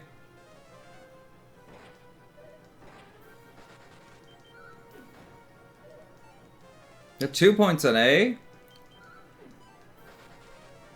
At least A stayed. Cool, we got 1 more kill, 2 more escapes.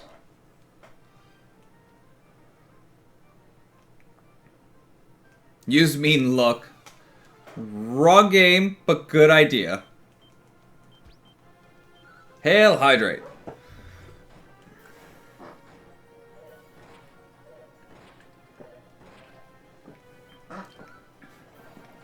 Fortunately, due to the size of the Switch controllers, I can easily just pull one of these and grab a drink of water at the same time.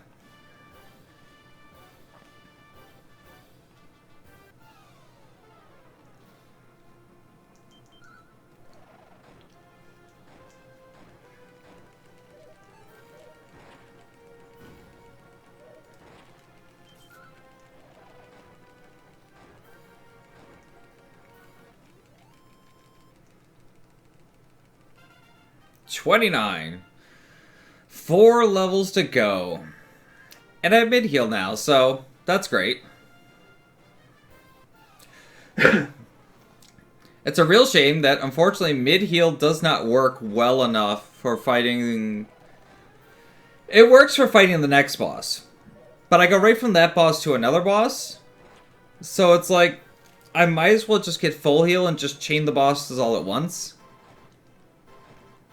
I could go fight the next boss because it would give me a chunk of experience. And it's not that bad with mid-heal. But the fight's a lot easier with full heal. I just walked around the day, didn't I?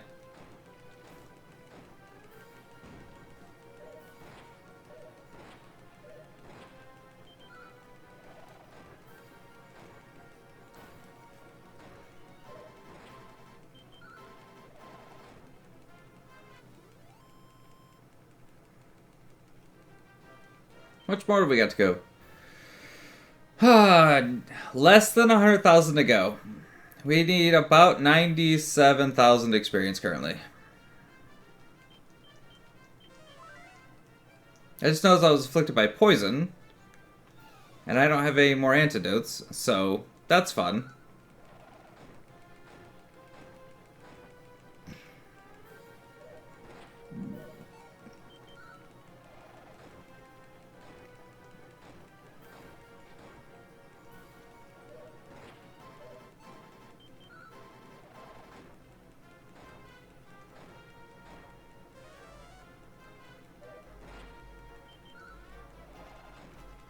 Fortunately, for whatever reason, poison doesn't seem to actually do anything in battle.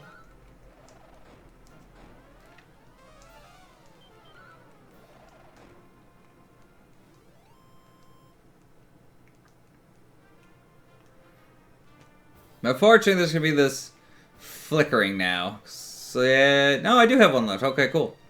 Let's use that. So, there. We don't have to deal with the flickering. And I was still walking around the day. I gotta stop doing that. At this point, I should probably just walk it out until night, though, so I can get a full night cycle in.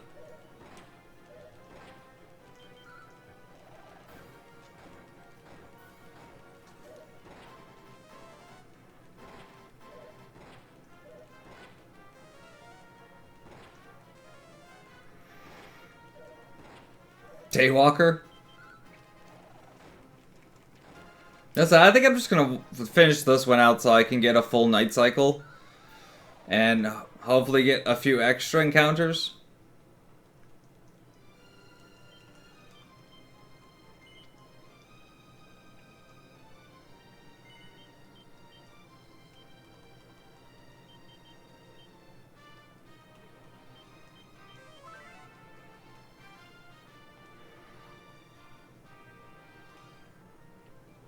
Yeah, it was like a handful of steps to get to dusk.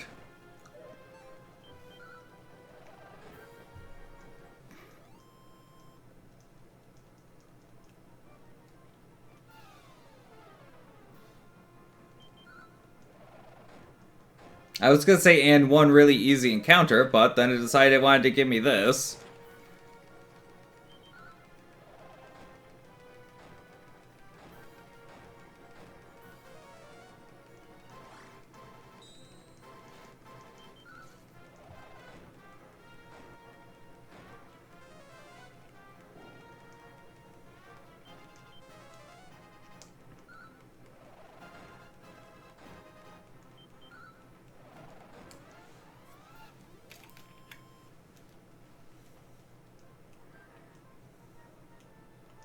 Which, I mean, that fight in particular, I'm not gonna play. It's a nice, like, 2,500 experience fight, so. Yeah, that's good experience.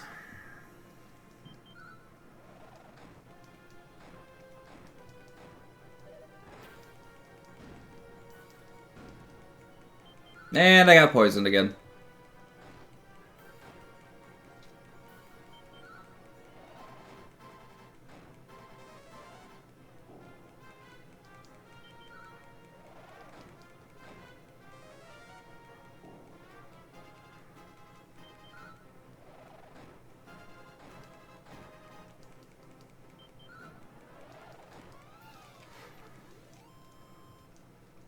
I think I'm gonna go buy antidote herbs. Yeah, I got like 7,000 gold to drop off. I'm gonna go buy some antidote herbs, so that way we don't have to look at the screen flickering constantly, though.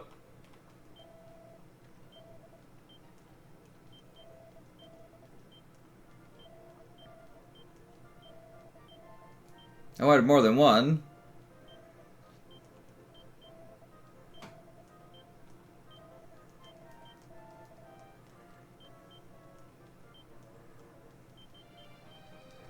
Yeah, that way we won't have to deal with that. That's annoying for me to look at, so I can only assume it's terrible for you guys to look at.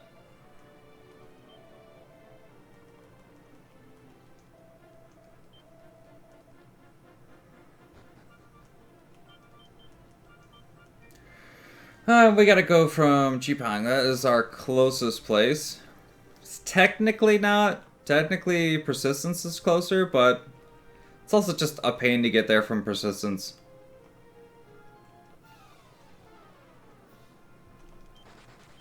So I haven't seen a single liquid over there, though. It's like, I really would like to know where it was I ran into that liquid slime at.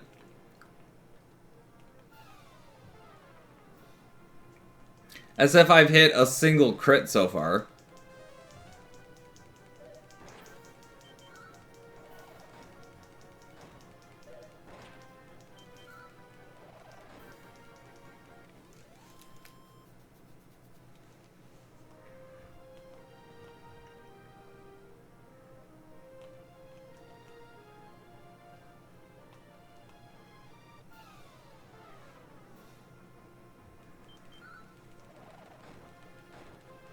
Probably should have also healed.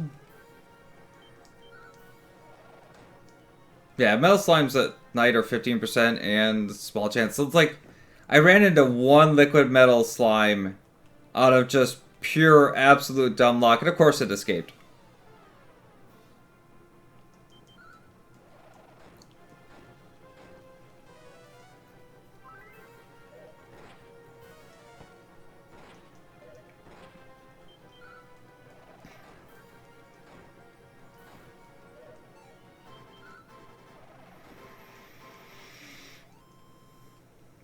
There's no book of monsters, yeah. There is not, unfortunately.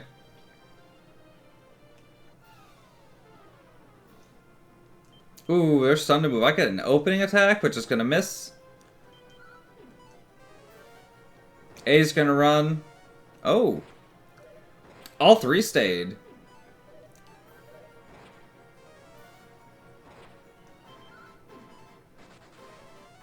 If I could land 2 more hits on A, that'd be great. It's 1. Ah, of course it ran.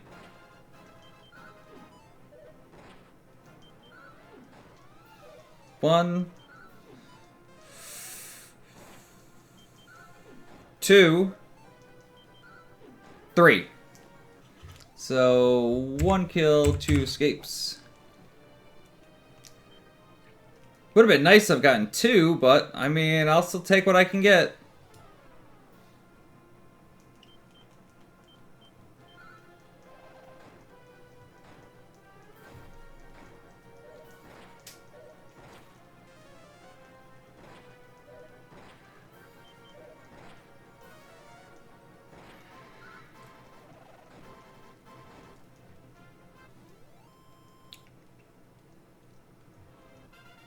$30.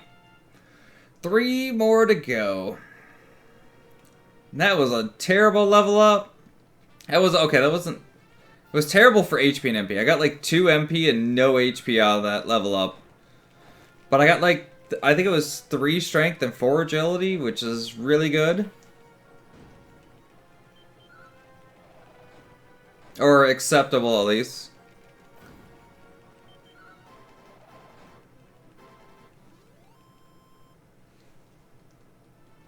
What are my stats looking like now? Solid. I'm still about 100 strength off from where I'm going to need to fight Baramos. Agility's over 150. HP's over 220. It's actually pretty solid on stats currently.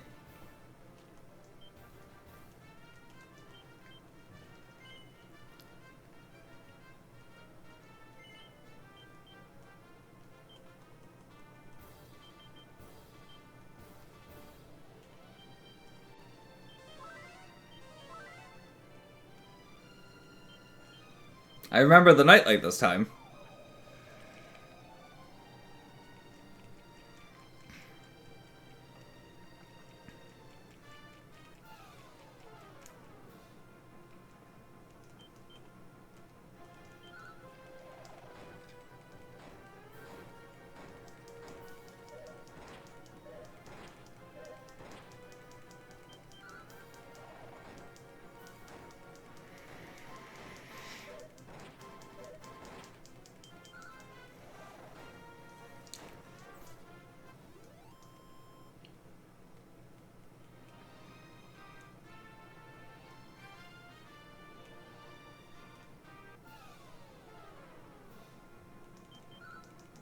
Still haven't seen a single seed drop from the beacons.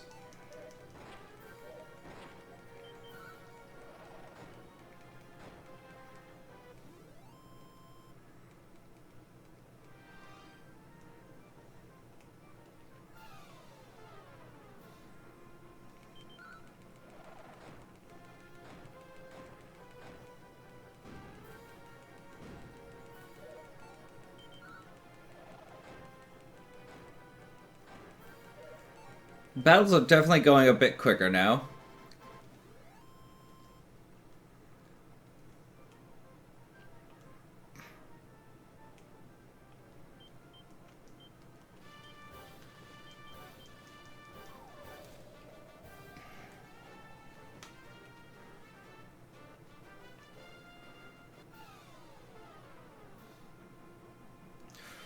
This is a terrible fight to get metal slimes in.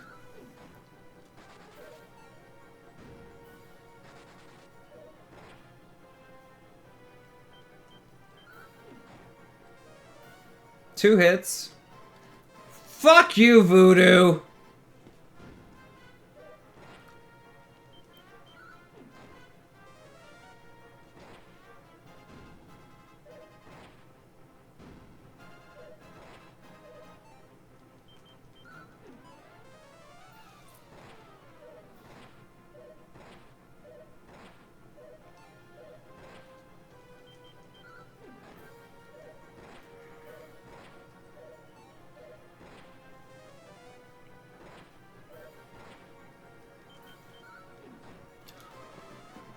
Wait, how's it still alive? Did it overheal it? Because that should have been 3 points of damage. Fucking...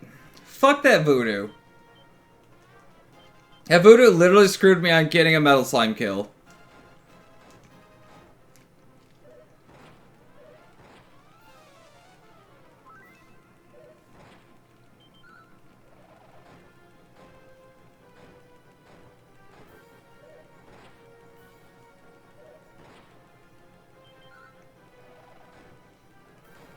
I'm actually upset about that one. Like, that's some bullshit.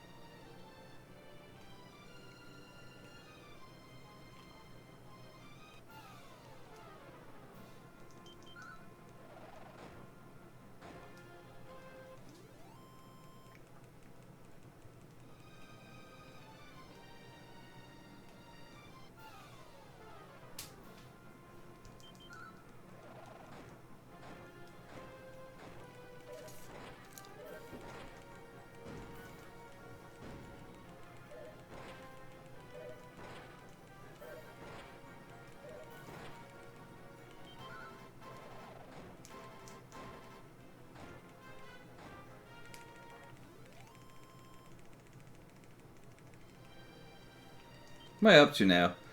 185. So we got like 50, 70,000 to go.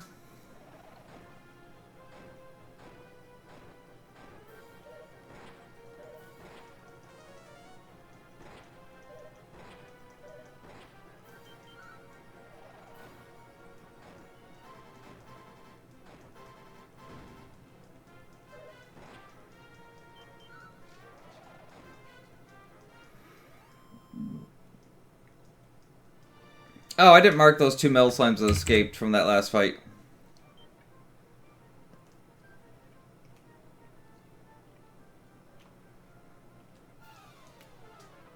On the tile, I tried to hit the menu.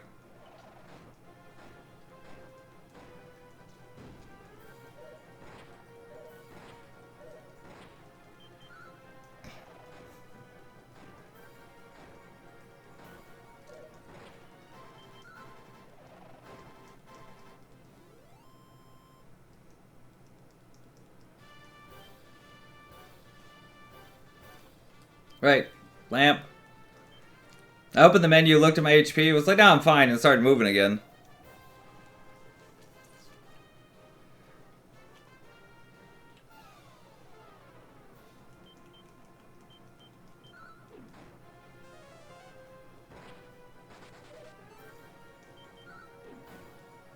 It's 2 points on A.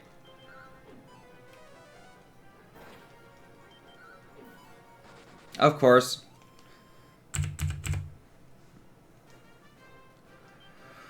Okay, so after missing those 3 metal slimes, it is just about time for me to take a break. So I'm gonna get up, go stretch out. I gotta find me a little snack, something to eat this time around, so I might be gone for just a little bit longer than normal. But I'll be back and we'll continue on with this grind because we still have 65,000 to go. I literally, there is literally no other weapon I can get currently until I finish this grind. Because when I get done with this and I go and start fighting the bosses, I will be able to get a much better weapon. But unfortunately, until then, that's not an option. Iron Axe is literally the best thing I can get currently. So, I'll be back in a few and we'll finish this out and we'll go get some bosses done in the next chunk of time.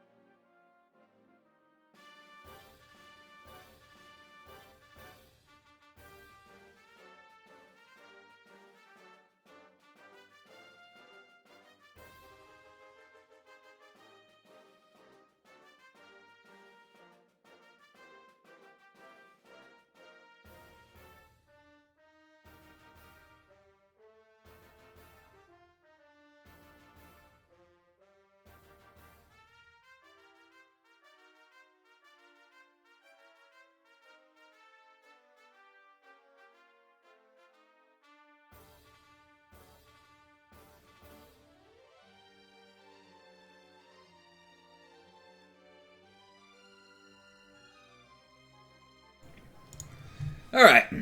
So I've had a snack and a bit of sugar. Let's finish out this grind.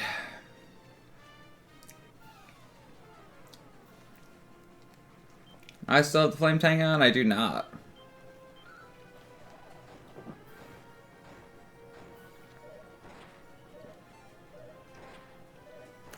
Thank you. Thank you. It's good to be here. I'll be here all night at this rate. I was already planning on being here all night, so yeah. Like, this is a run that I've done a few times now. But I've done it over the course of, like, a week. I do not like this fight. Because I have to take out these voodoos first. And one voodoo's just going to heal the other voodoo, and I'm expecting both slimes to just run. I got switched from hitting one voodoo to the other. Okay, or the voodoo can run away before a metal slime? Really? There goes one metal slime.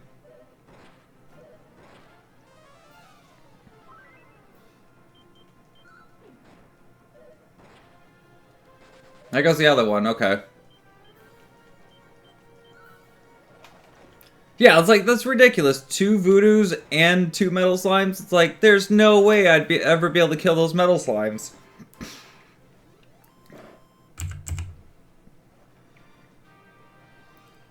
Did those add? Was I at 26 and those didn't add for some reason?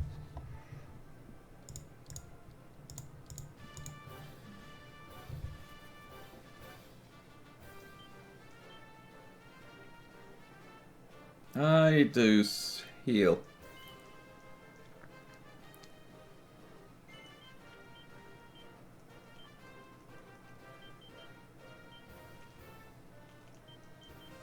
I didn't mean to cast normal heal. I guess that's where we're going with that now. Yeah, right? It's like, god damn it, game.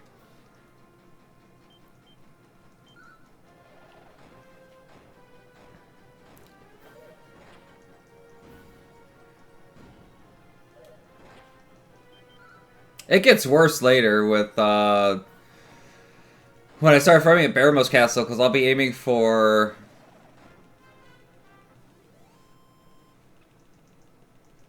I'll be aiming for liquid metals at that point, and liquid metals are way harder to kill.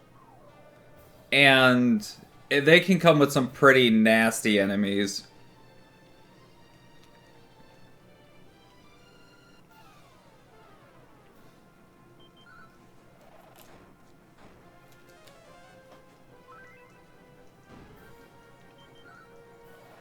I assume one of their cats.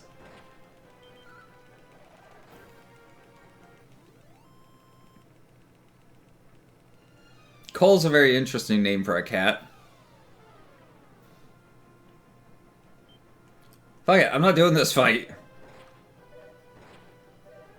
This fight's not worth it.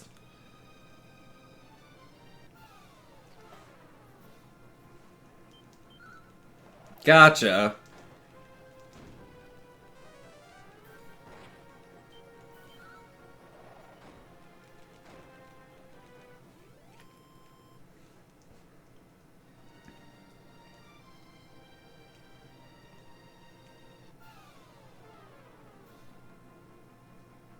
Yeah, we'll do this one.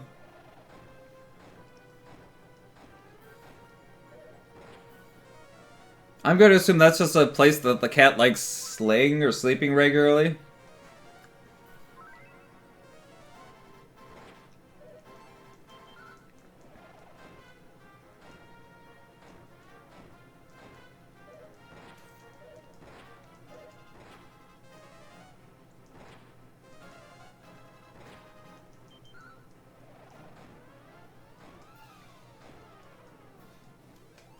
So why do I have light mode on?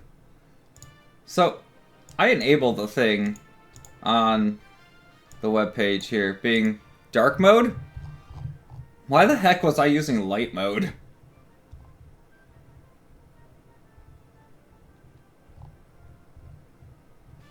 Look at all the stuff we've gone through so far just to get to this point. There's so little left to the game at this point, and it's just all unfortunately stuck behind these 2 level grinds.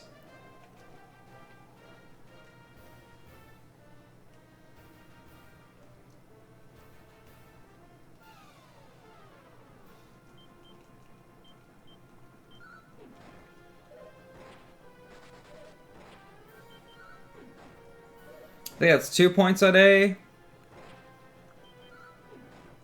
That's a kill on A. That's a point on C. 2 points on C. 3 points on C. 2 kills and 1 escape. 8,000 experience off of that. Like, that's just several fights worth of experience right there.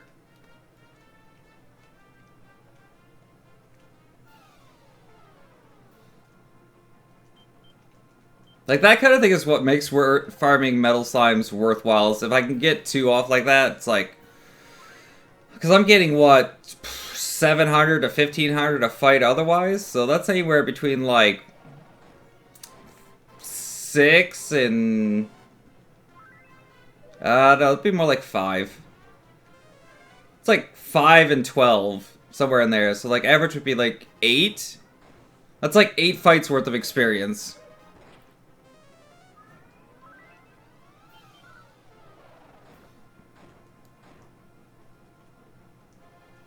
Really? They called for backup and called a voodoo?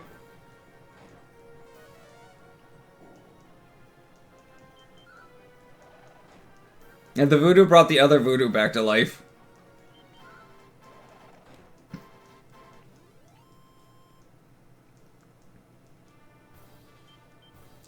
That puts me over 200,000. Less than 50k to go.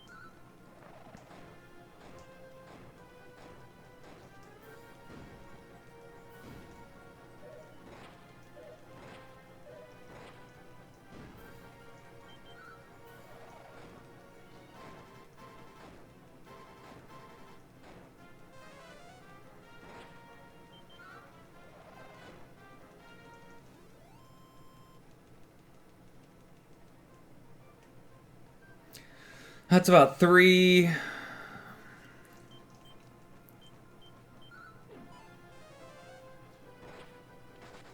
One ran. 2 ran.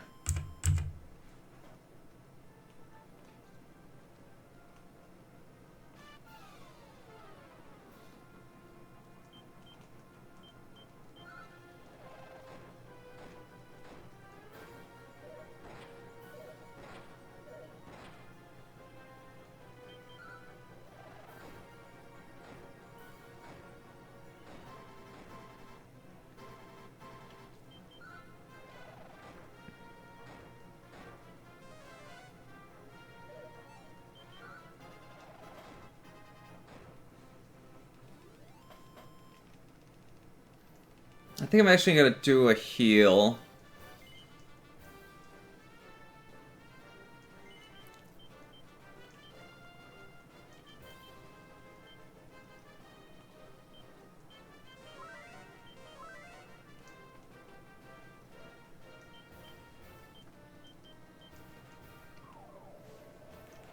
So I guess the Nightlight actually does have some actual viable use in this run.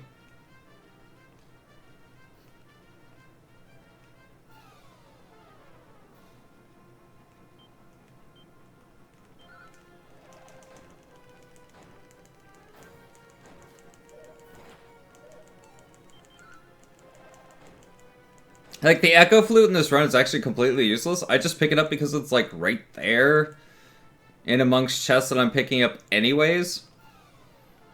But, like, the Nightlight's actually useful for trying to hunt metal slimes.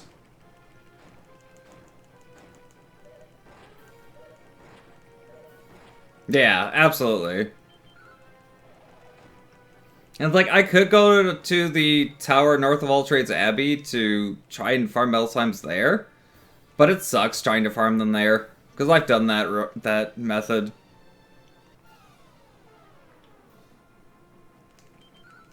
My very first run of this, I did a lot of over-leveling. And I think by the time I got down to the end of the game, I was at like 97 and had all my stats maxed. Like, I was, like, the 3 or 4 levels up to 97, I had just been getting 0 for my stats.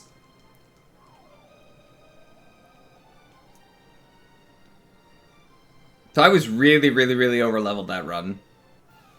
And then I decided to start cutting it down and seeing, like, how much I actually needed to get into stats and stuff. Thank you, Crimson. Hail Hydrate.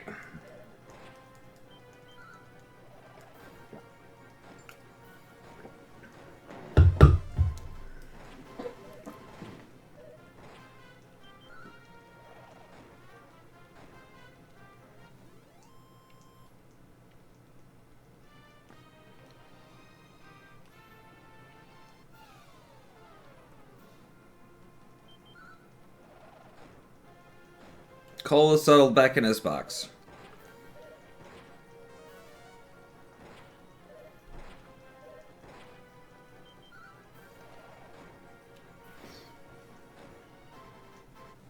I still haven't seen a single stat seed drop either. But I think those are like 1 in 255. 36,000 to go.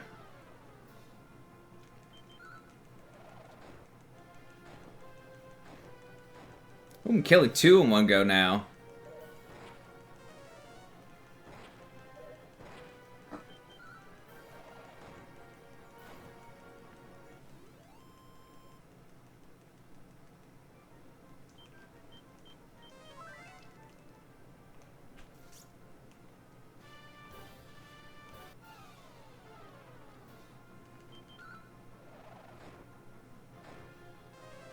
Ugh, that one survived.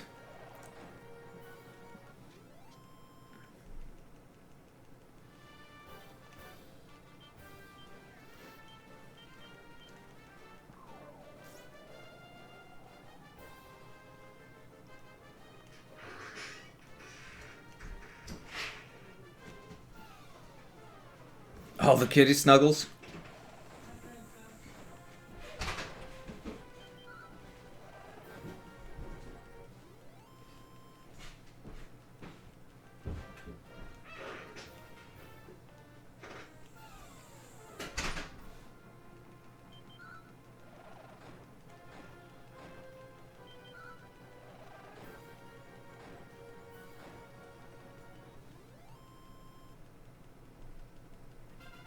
$32.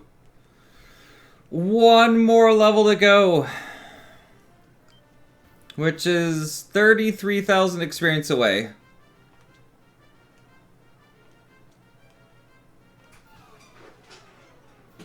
Woo!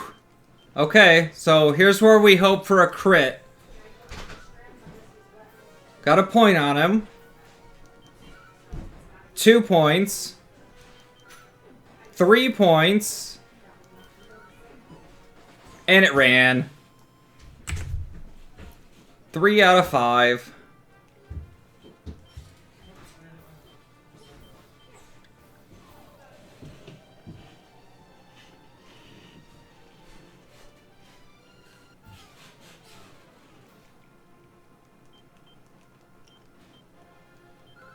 I mean, that's true. We've proven that they can show up here. Which also means the one that I ran into earlier on a fluke was super rare. Because I went through 20s, high 20s of normal metal slimes before encountering the one liquid.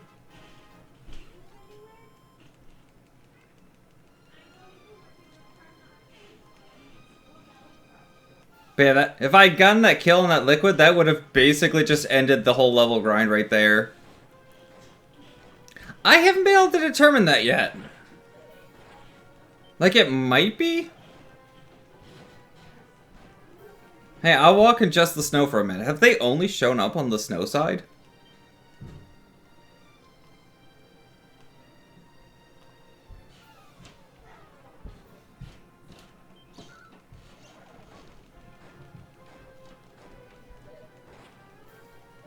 It seems so. Yeah, I'll just start walking in the snow then, just to be on the safe side.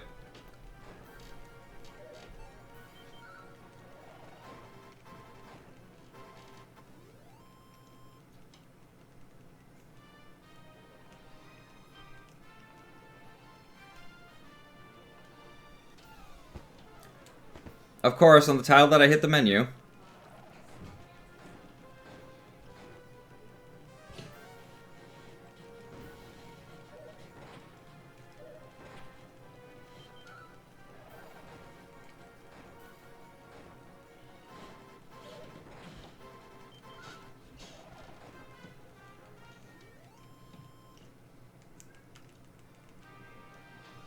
Right, don't move. Nightlight.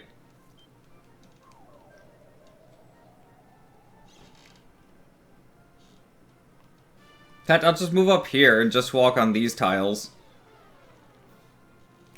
Yeah, maybe they do only show up on the snow side. And they both ran. Mark those off now.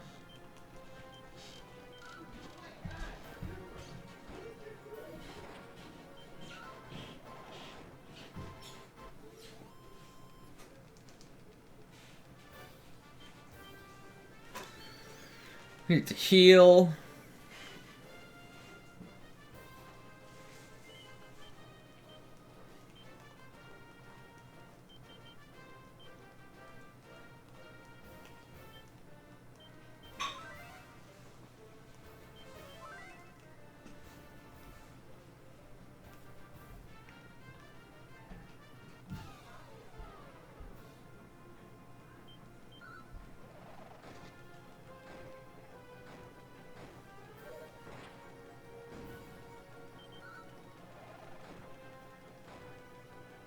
Oh, what am I doing? Why am I single targeting? Oh, right, because of the crit chance. That's why I was going for it with the iron axe. I could probably switch to the whip and try using that against the metal slimes. The only thing there is I can't crit with the whip, but I also haven't seen a single crit. So it's like, I think I'll keep the iron axe in case I run across another liquid metal slime. Because then I can try and get the crit on the liquid metal slime, but it's like, I think with normal metal slimes, I'm gonna start just using the whip and hoping for the best.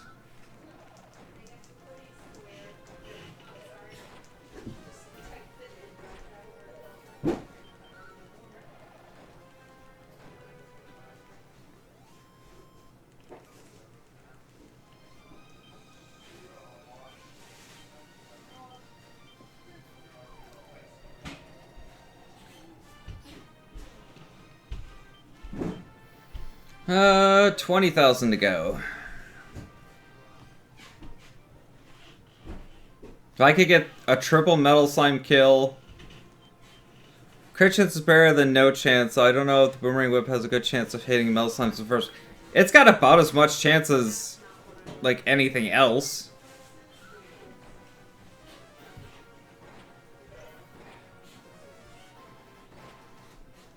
Boomerangs can't hit them at all, though.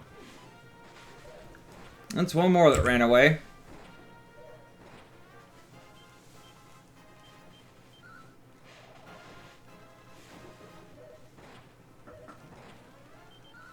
But the whip can hit them. I know that one for a fact. And for, like, groups of metal slimes, that might be better, because then I can try and hit multiple of them at once.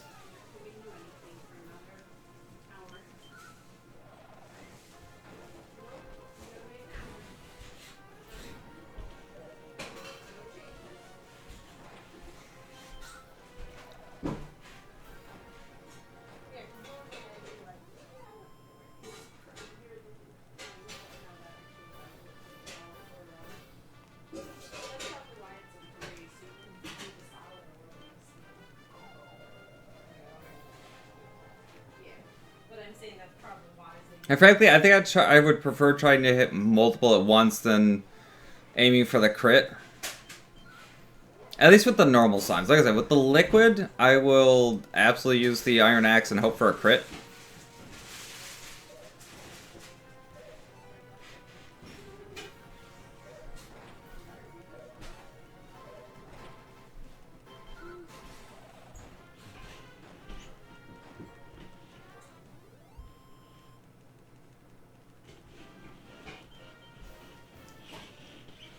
We're getting there.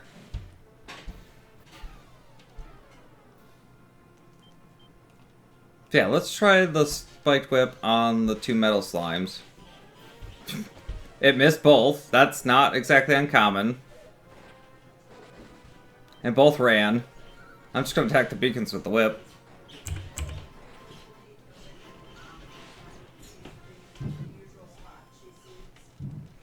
That could also just be expected behavior. Because, I mean, they are metal slimes after all.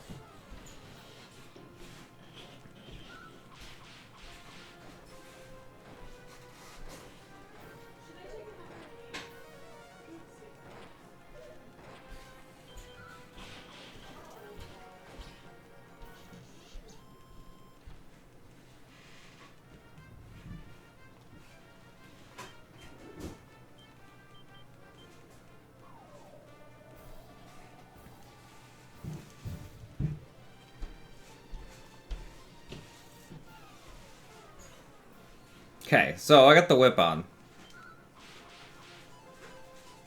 Okay, yeah, it just whiffed on all 3. So there's a point on A. Maybe I was hitting a little bit more with the axe. Yeah, and they all run away just as freaking much anyways. 1 kill, 2 runs. That brings us down to 10,000 to go.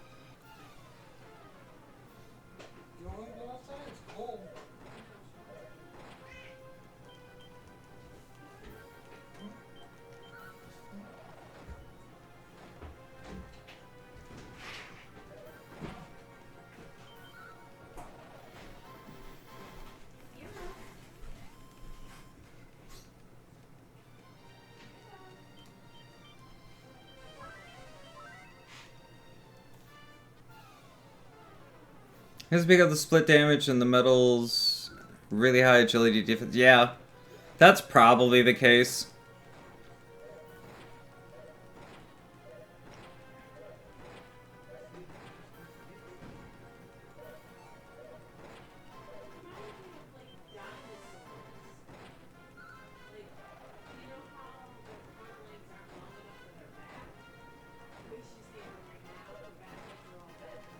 And then since the boomerang splits the damage even further, that's probably why boomerangs just can't hit them at all.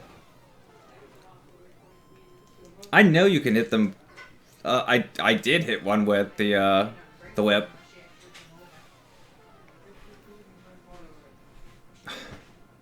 Fuck you, game. I'm not even fighting that one. I ran from them. They didn't run from me. I'm not adding those to the counter.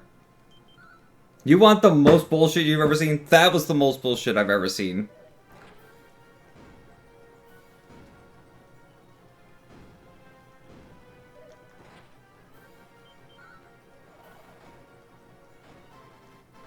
I could have only been more mad if it had been liquid slimes right now. Like, if it had been 4 voodoos and a liquid slime, I'd have been pissed.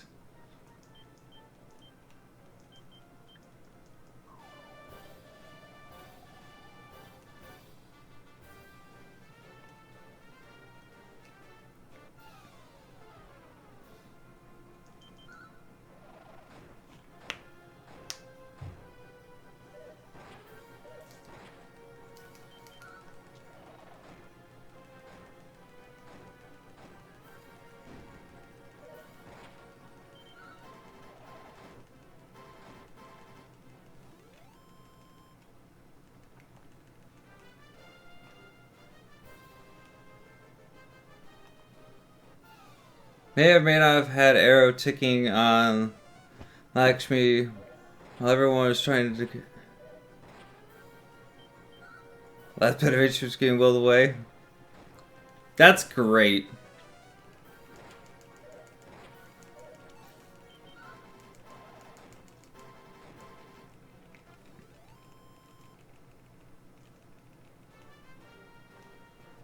Like, that's just... yeah. 2,000. Dot kills are the best ones. Sometimes, yeah.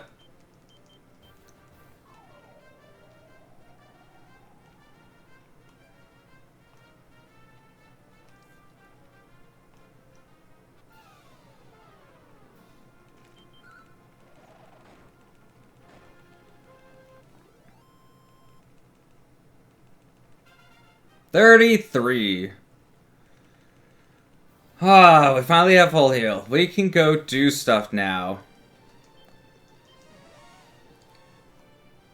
First things first was we're gonna go heal. Because we're gonna need HP and MP for what's coming up.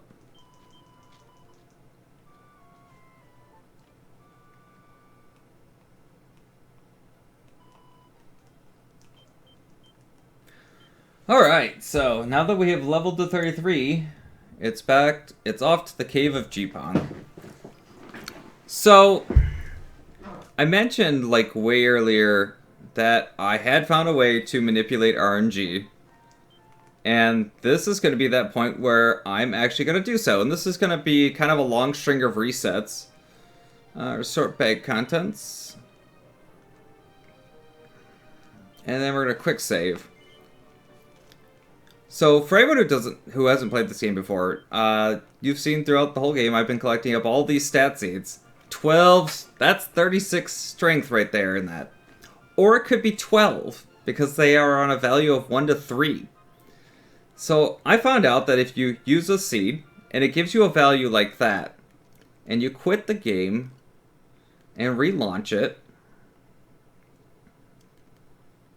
and you could do this right from a normal save from the king, too, which is where I was initially doing it, until I realized I could do it off of a quick save. And you reload the game, and you move a tile, and you try the seed again, you get a different value. And then you just save, rinse, and repeat until you've got 3s on all of your seeds. So that's what I'm going to be doing now, is trying to get 3s on every single one of my seeds. Because that's actually how this method is, I figured out how to do this method. I'm not adding these resets to my reset counter because there's going to be a lot of resets being added right now. Because basically every time I don't get a 3, I'm just going to reload, move a tile, and try it again.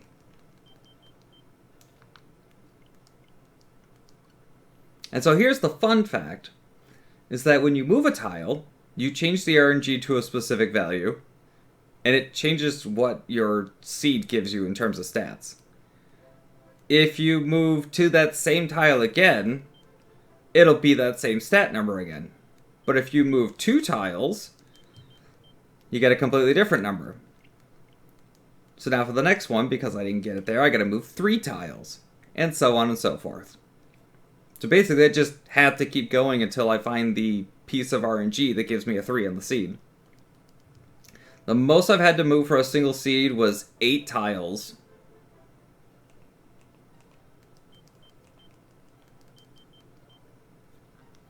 That's 3.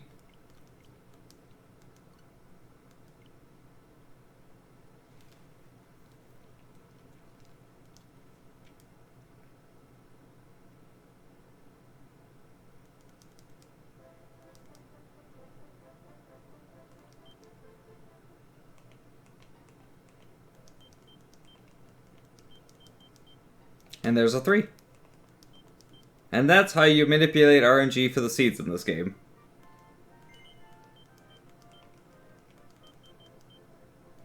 Got another 3. The most 3s I've ever got in a row at one time was 4. That's 3, though.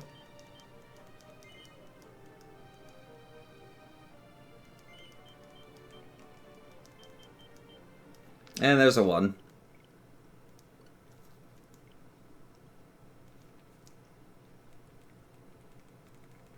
And so now reloading from here is going to put me on a starting point of RNG essentially. And so, like, if I went back to where the first 3 was, it wouldn't necessarily be a 3 again because the RNG shifted. It's weird, but it's a method that works, and I go with it because it works.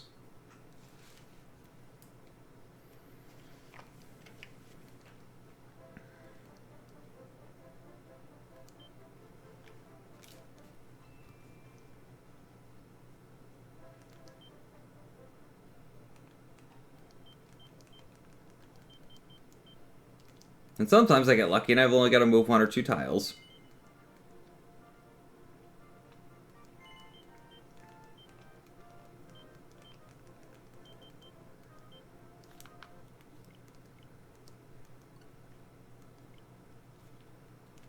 But so basically right now, I'm maxing out all my I'm maxing my stat gains from my seeds. Because what seeds do is they give you stat bonuses, but those stat bonuses pull out of what you would gain out of levels later on. So it's like if I'm pulling out of my levels, I think I was supposed to move 1 there, but if I'm going to pull out of my level gains, it's like I might as well be pulling out as much as I can get.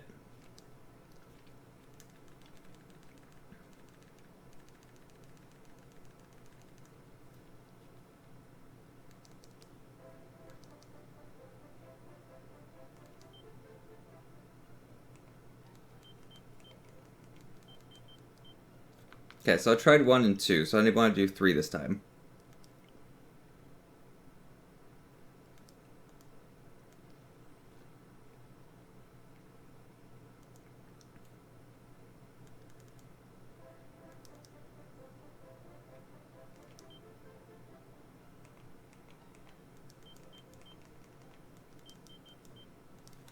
Nope, so 3's no good, so I want to do 4 on the next one.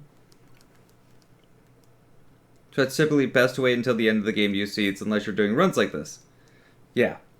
Yes, because at the end of the game it's basically pure profit. So the only time I use it is before this boss rush, because I'm going to be doing 3 bosses in a row, and the third of them is an absolute nightmare of a fight. It's personally, for me, the hardest fight in the game. Which is saying something. And then I use another set of seeds at the very end of the game before the last gauntlet of bosses. So basically I'm just using them before 2 different gauntlets. And that's mostly because this first gauntlet, I'd have to do a bunch more leveling if I didn't use the seeds.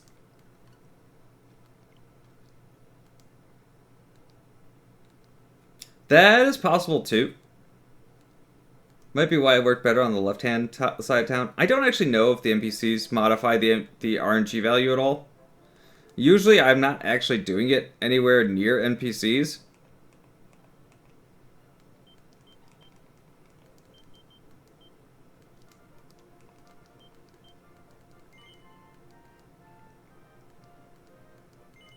So unfortunately, since the game's on the Switch, it's kind of hard to tell, like, anything on it.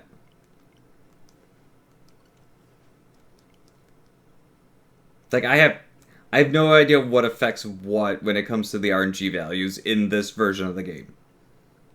All I know is that moving tiles will change it.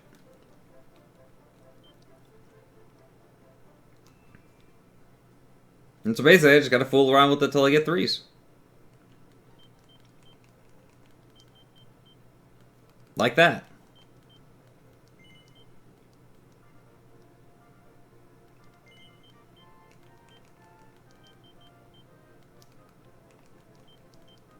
Because, like, even in rooms with, like, no NPCs, the same thing will happen. It's like, I can get multiple 3s in a row, and then it'll just stop giving me 3s.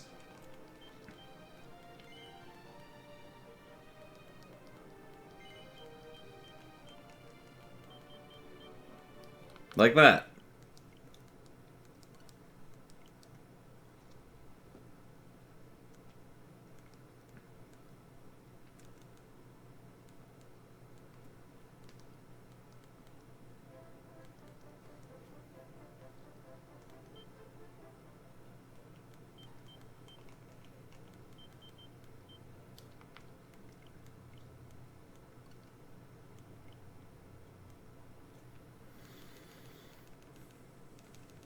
Yeah, unfortunately, without something out there to be able to read the game data, it's impossible to tell what's going on with the RNG.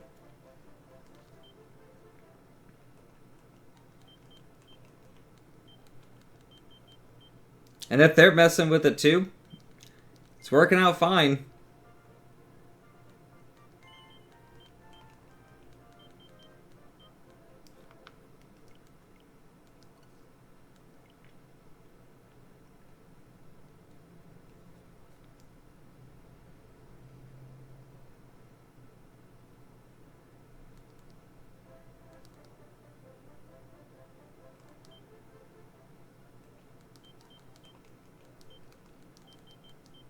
I think I was supposed to move 2 that time.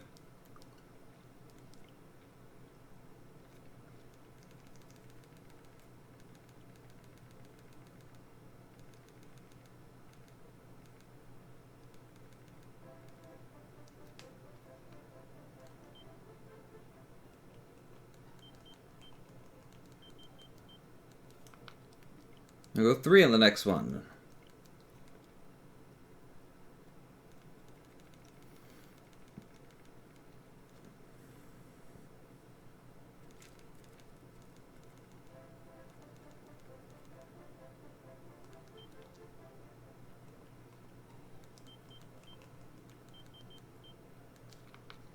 Three ones in a row, that sucks.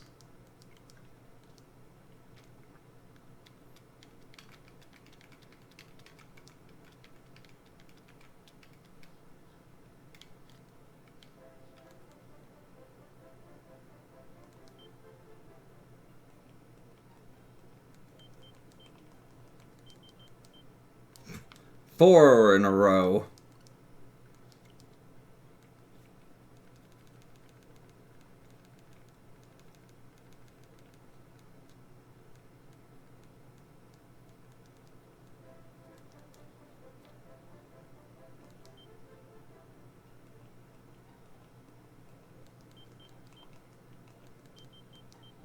There we go.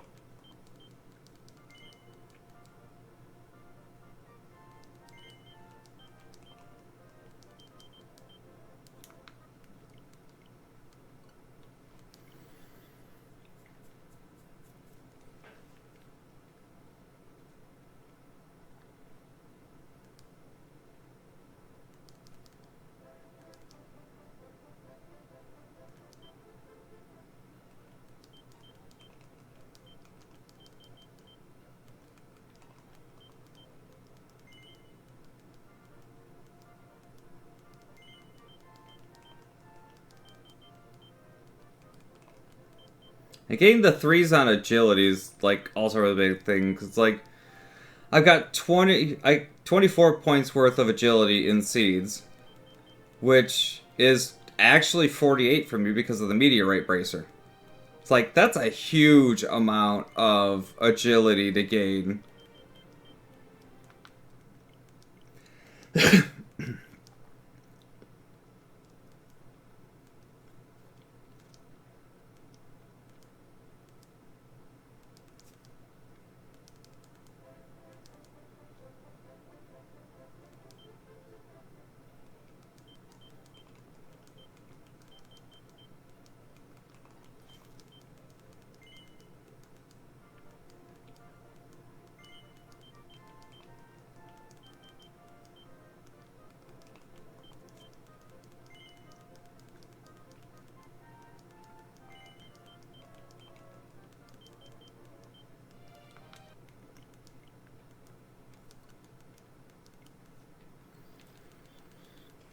The hard part is when I get to the life seeds, because life seeds go between, I believe, 2 and 5, so there's an extra digit in there.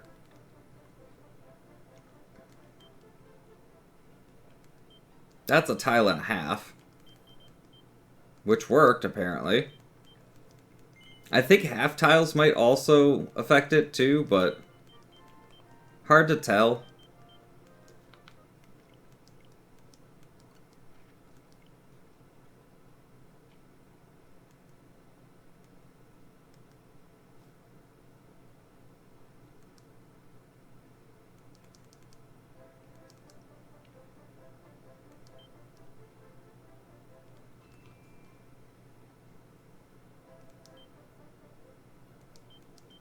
I need to move back onto a full tile.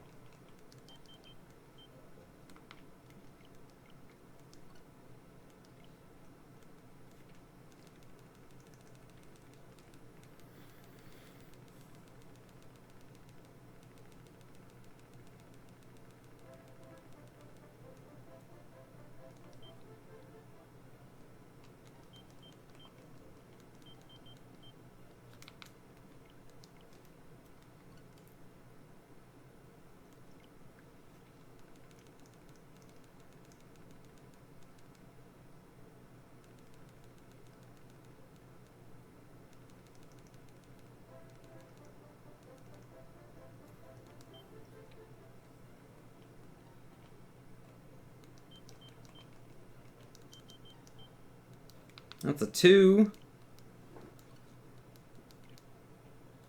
How's it going? It's going. So I finished the level grind. The first level grind I have to do in this run.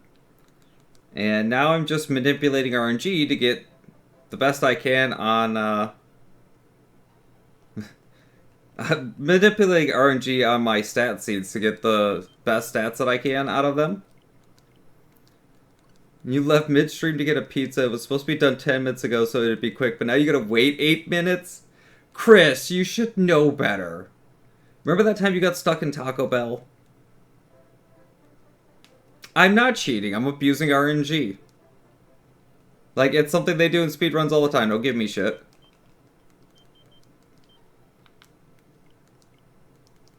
Yeah, it's like, you got stuck in Taco Bell. After that, you should have learned your lesson. Then again, you never learn your lesson, so...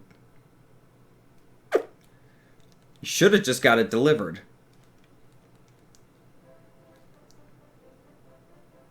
Do you want to hear about Taco Bell? I should be on this tile, I think. There's a 3. Would you rather talk about Metroid Zero Mission? I don't know why I moved on that one. I shouldn't have moved.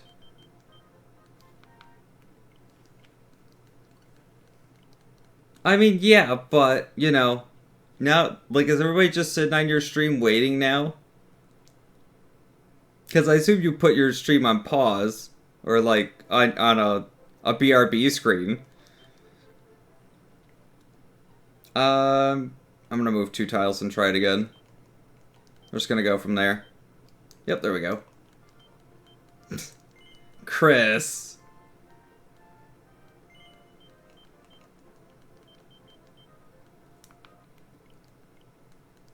You'll never learn, will you?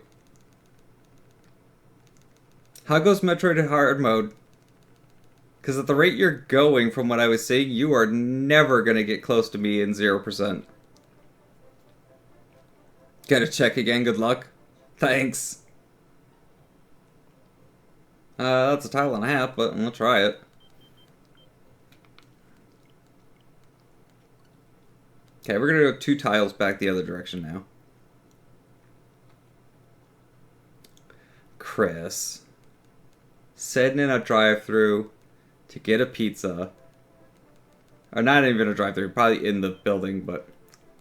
sitting at a pizza place. With his stream on a BRB screen.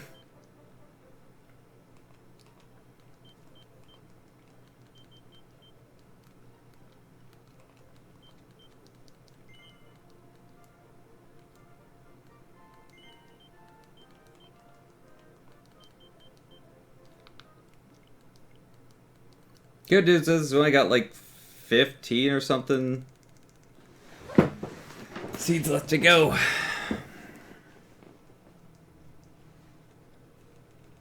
Not to mention being in my chat. I mean, I popped into his chat while I took my break. Like, we do that sometimes. I was supposed to move farther than this, I think. No, because I got a 3. So it's 2 tiles on the next one.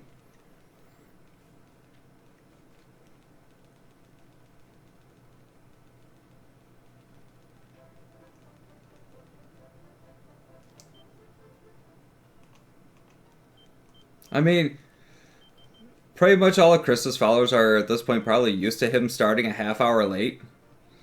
So, I don't know what they're expecting waiting on him to go get a pizza.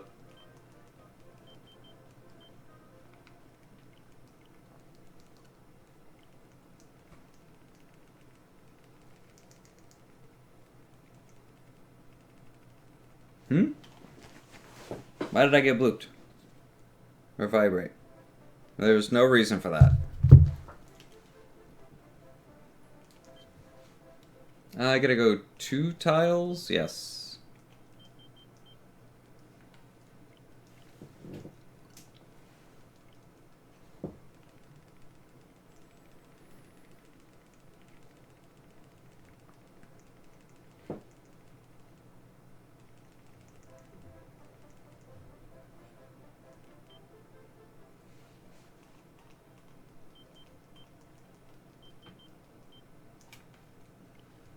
So 3 didn't work.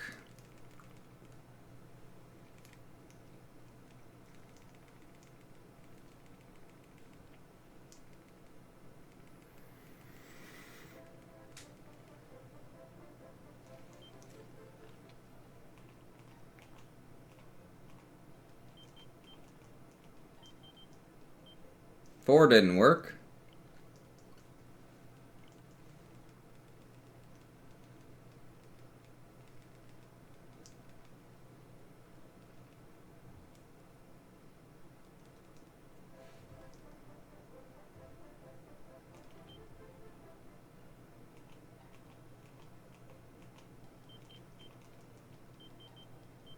Five didn't work.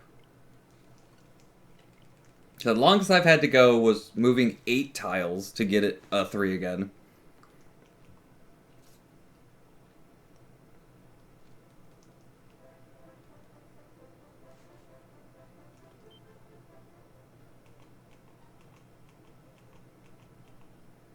I think that was 7, and I was only supposed to go 6.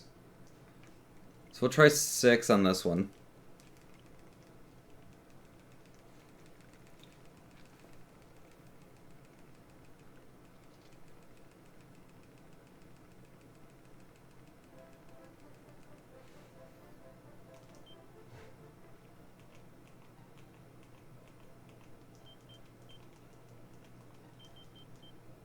Nope. So 6 and 7 didn't work.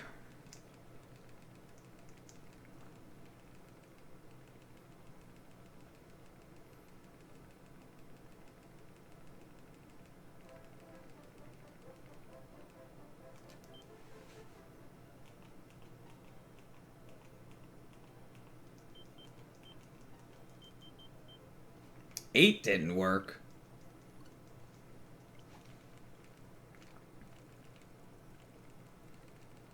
So we're setting a new maximum length I've had to go to get a 3.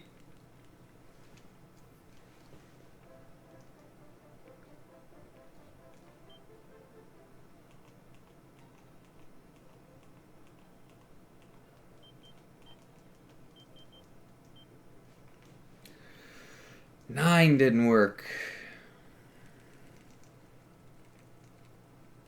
It's a shame that I actually need all the stats I can get for this run.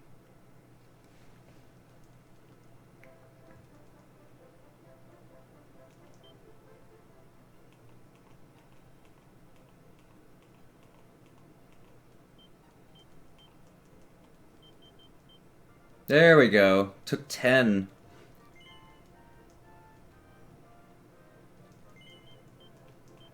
How many more do we have to go? 5, 7, 8, 9, 10, 14 seeds to go? 14 seeds, and I've used probably 20.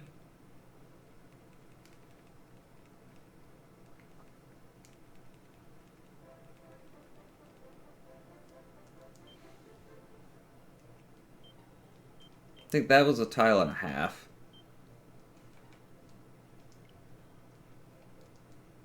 That was a tile and a half.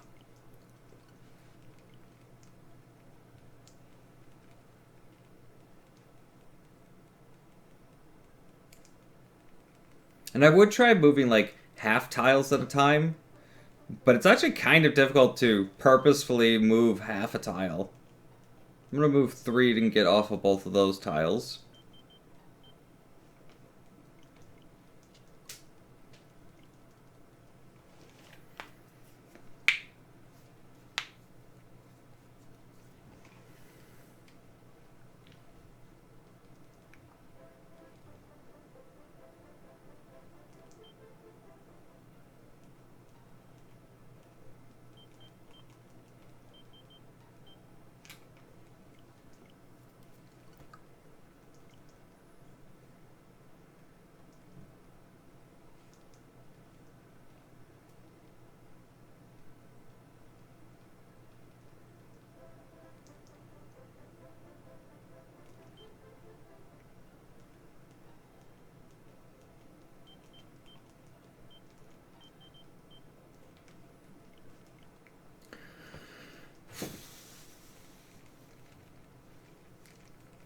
I know, it's boring, but it makes a huge difference, and I have to do it.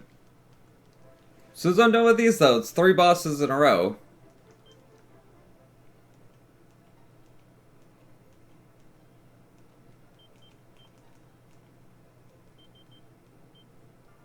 Pile am I on? Okay, so straight to the road.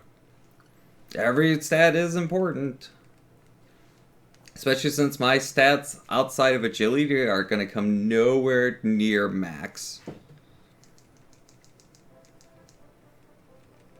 And, like, I've lived attacks from bosses on 1 HP. And having full heal gets me through the fight. This tile.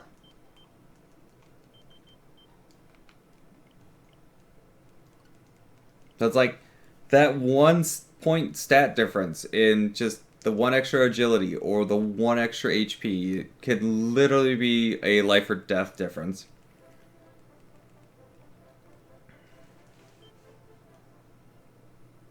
One passed.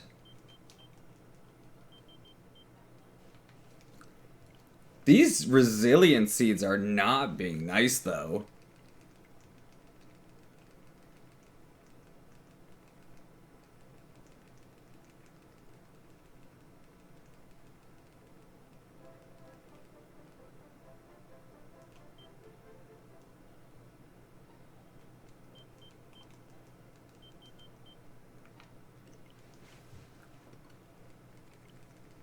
I have never had this much trouble. I mean, yeah, that has nothing to do with it at all, though, because, like, your stats still cap at a same point, which is max. For the hero, anyways. It's just RNG not wanting to be terrible is the key to this. Can the other one just work too? No.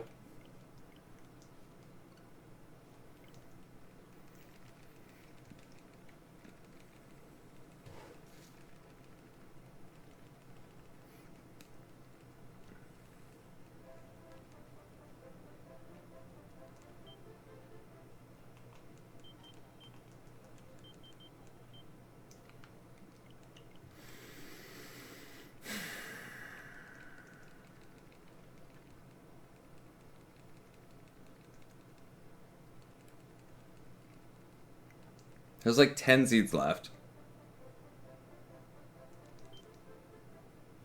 I don't know. So I usually just go until... I go with whatever's at the top of the list. Because there's probably a whole number of things that can wildly affect the outcomes. And I've had varying experiences all over the place. Like, I've only done the run a handful of times, so I can only, you know, give that kind of feedback on it. But, like, I've had runs where it took me half an hour to do all the seeds. I've had a run where it took me 10 minutes to do all the seeds. I've had a run... I've had this run now, which is just... What am I on, like, 20 minutes? 15 minutes?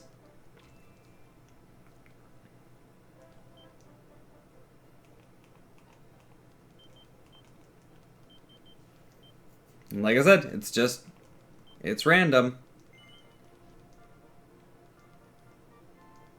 And it's just finding the tile that's going to give me the 3s. Or when I get to the HP seeds, the 5s.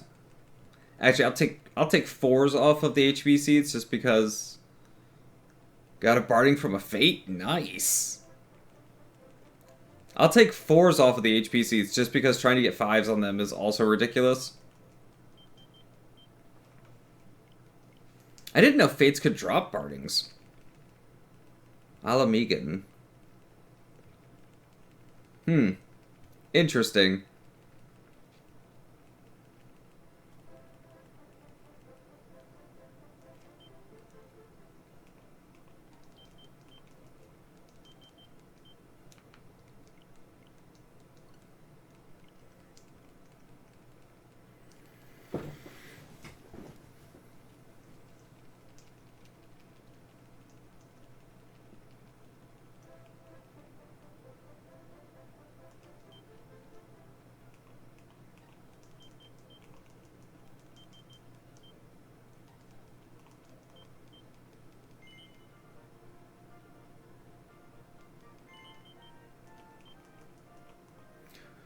11 to go. And the lives will probably go quick.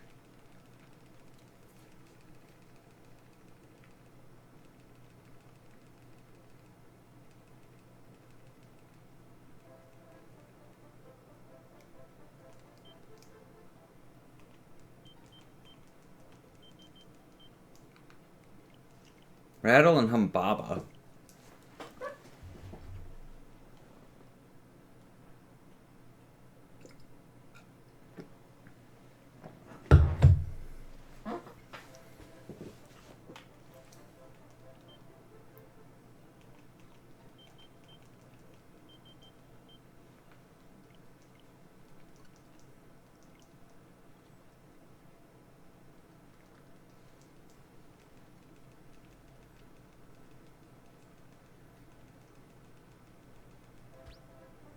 I literally just hydrated.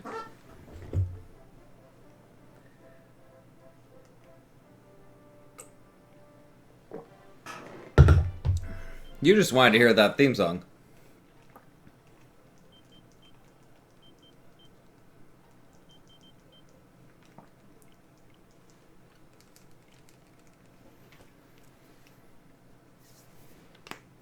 Chug.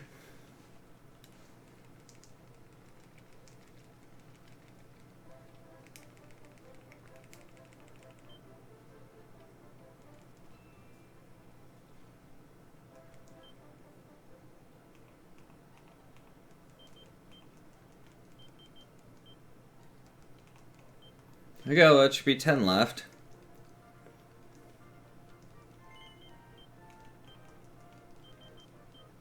Nine left.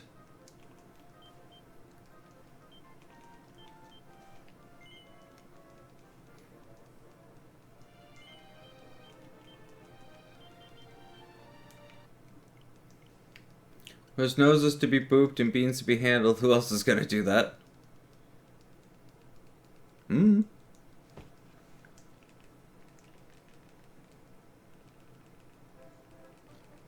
Just get Thoriel to do it.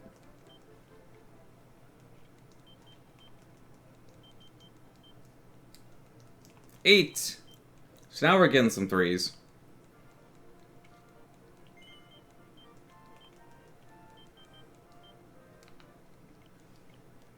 Now things are catching up a bit.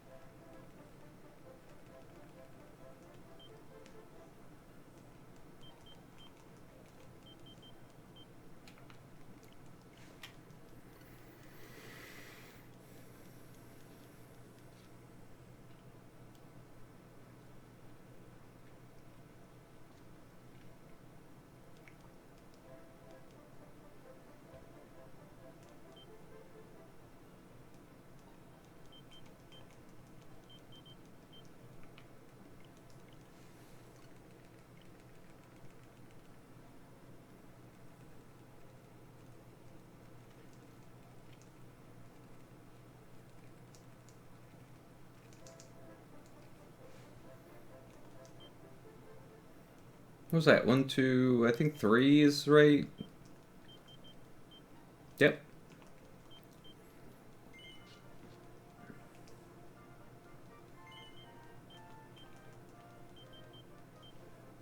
Nice, got an instant 3 on the luck.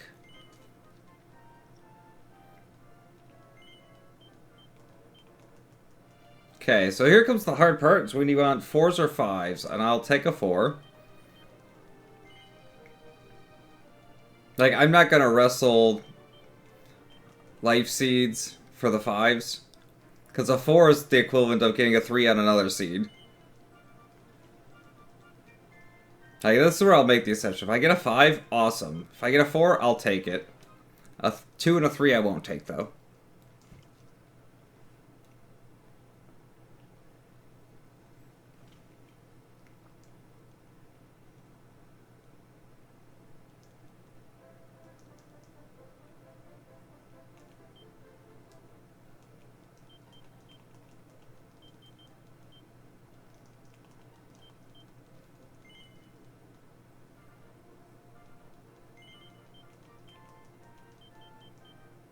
I'm not taking a 2. And then with the MP seeds, I think those only go... I think those go to 1 to 3 for the MP seeds. So it's like I have to get 3s on those because MP is my most valuable resource of this entire game. Like, it's the determining factor on whether I win boss fights or not. Which dungeon is upcoming for you?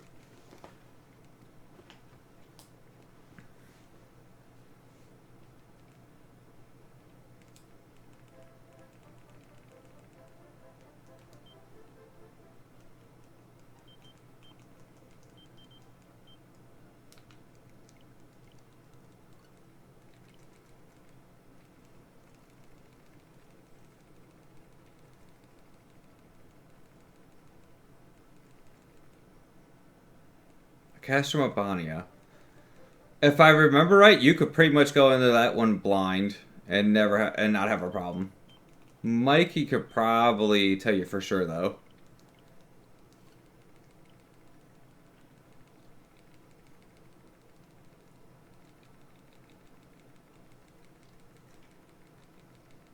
We have 3 more seats to go through.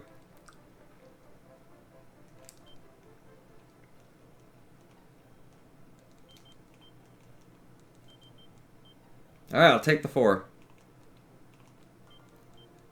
This means a couple of the white mages in the FC are around the same story range. We just need 2 more 3s and we're done with seeds for now. Done with seeds until literally the end of the game.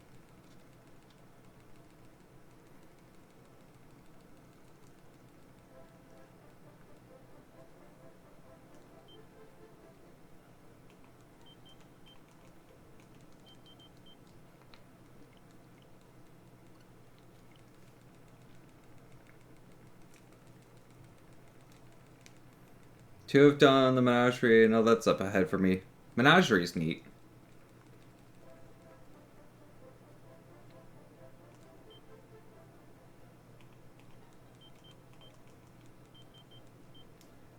There we go. There's one. One more. So don't tank anything in the middle of the room. Yeah, that's basically it. Ah, there we go. We are done with stat seeds. With those done and out of the way, let's go kill some bosses. I should be in a stat range that's good enough to actually go kill them now. And the saddest part is that I still need like 50 freaking strength to be able to go deal with Baramos, and that's not even that far off. Oh, okay. Apparently my stats... Oh, okay, increased to me. Mom just won't let me bed while I'm already here. That's fine. Orochi 1's not difficult anyways.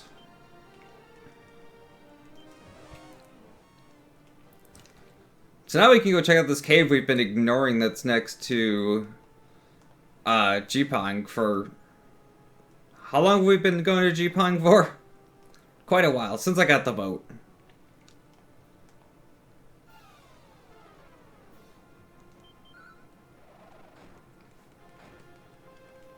Look at that, just one-shotting those things now.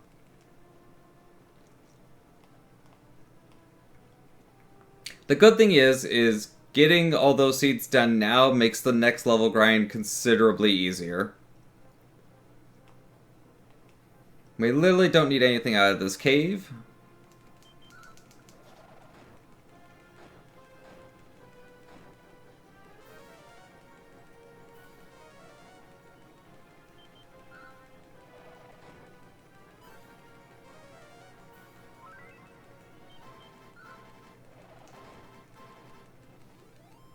Yeah, that sounds accurate.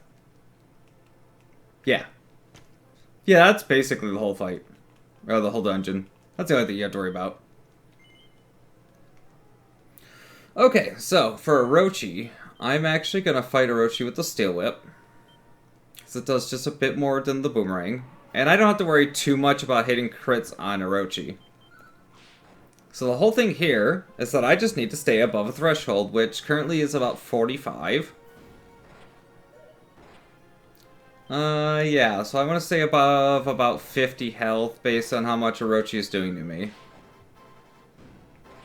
So anytime I get down to that point, I'm just going to full heal.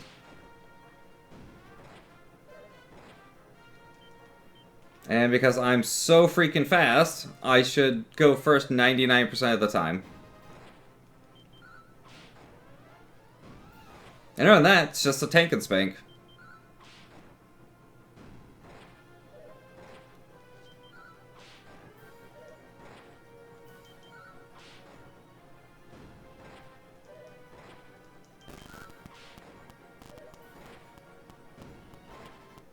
I'm still above 50, I should be fine.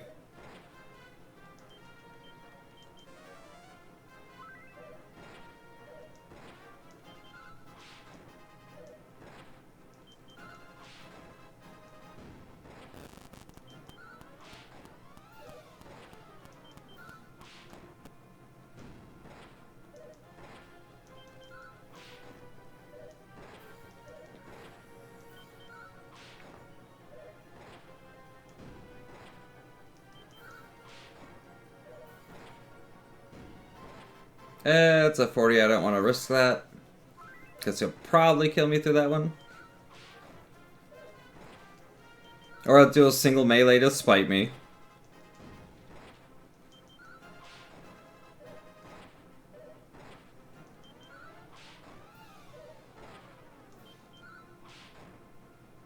And there we go. Orochi 1 is done. And Orochi has a guaranteed drop that is the Orochi Sword, which is our new single target weapon. And going through this portal takes us back to Jipang, and the Queen of Jipang is severely hurt. So we're going to put this on. This can just go in the bag to never be used again. This can go in the bag to never be used again. This can go in the bag to never be used again. And from our bag, I want to do a full heal.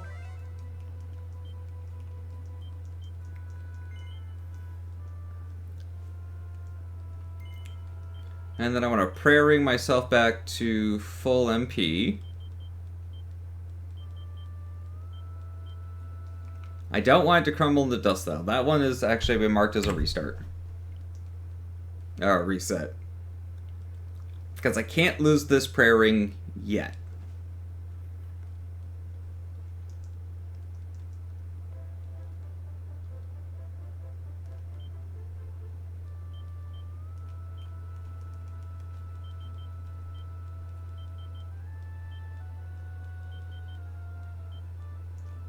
I think that should put me back at full 136. Yes. I still have the ring, right? Yes. Okay. I'll make a quick save here. And now we fight Orochi 2. Because it turns out Pimiko is actually Orochi. And no, you're an evil son of a bitch and you have to die.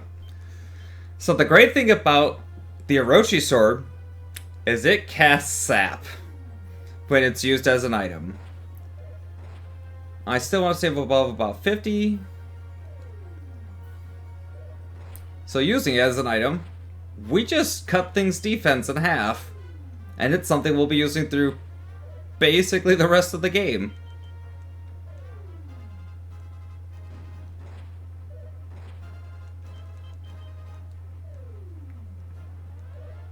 Yeah, 4 should be good. How much am I hitting for? 113.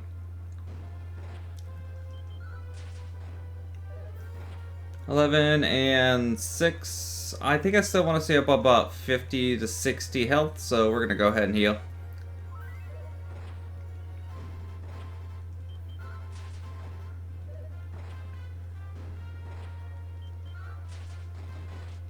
Ooh, that 270 crit.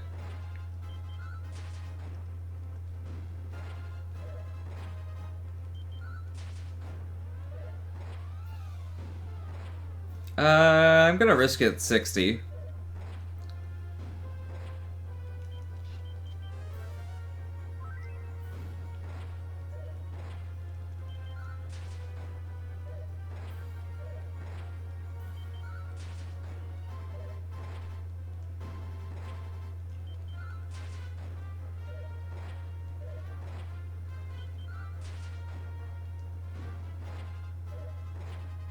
Yeah, 68 should be fine.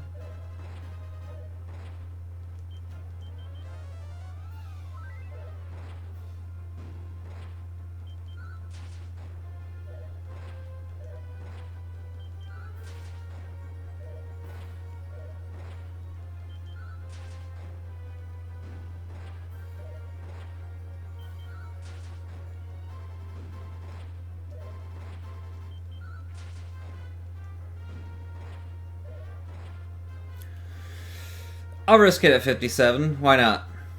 Oh, yeah, there we go. Perfect. Defeated. So there's Orochi 2 done.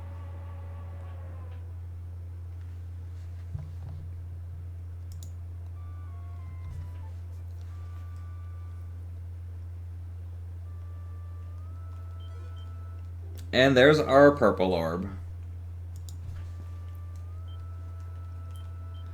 So, next up... I didn't want to full heal, I wanted to zoom, but... Next up is going to be Mendoza, because we're not quite done here. We're going to take a nap.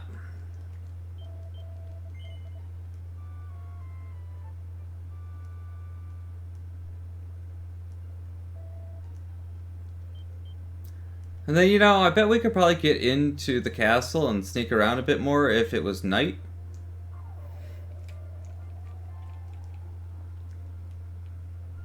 As my little checklist says, night.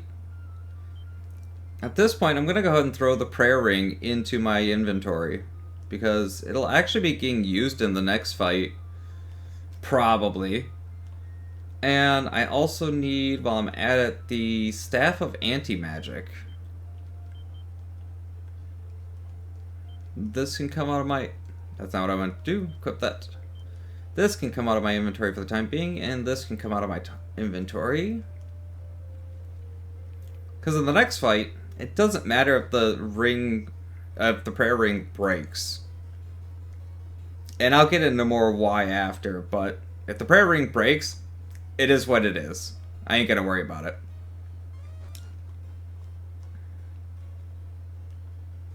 Oh, the king's not here. I wonder if he's up in his room.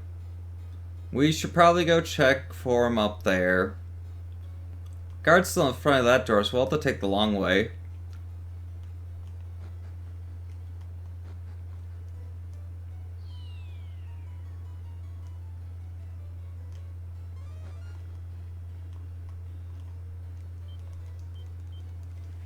And you know, this king was kind of a dick. So I wonder what happens if we use Ra's mirror on him. You see a monster sleeping soundly. That's a troll boss. Apparently. Because that makes sense. He had the club in the dresser and the book on Would I Lie to You? It makes sense. And he got his club back. So first thing we're going to do, we're going to use Staff of Anti-Magic and hopefully silence him. Thank you. I need to stay above about 60 health there. So I need to stay above about 60 or 70 health for this fight. 40 and 30, so that's actually closer to 90 is what I'm going to need to stay above. And if I didn't get the immediate use of the Staff of Anti-Magic to work on him, there's a chance he could cast Kasap on me, and that just makes this whole fight a freaking nightmare. You can do it that way. I have done it that way. And it's awful to go this entire fight without getting Kasapped. Though, if you can do it, it means you're not getting double attacked on those turns, so it gives you a little bit of leeway to work with. I want to get probably 2 more on him.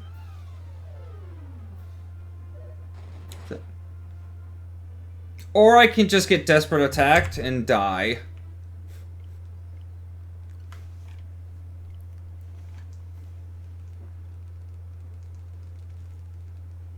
That's the thing this boss can do too, is just desperate attack you and just straight murder you.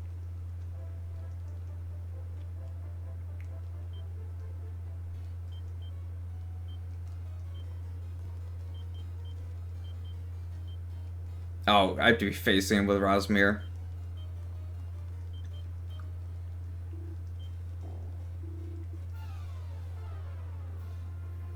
Okay, so once again, we gotta hope we get this right off the bat. We did. I'm still probably gonna want to stay above about 90 health.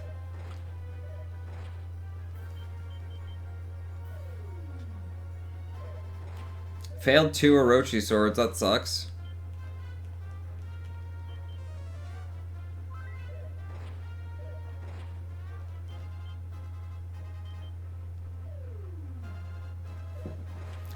Fail another one. 4 fails? Come on, game. There's one.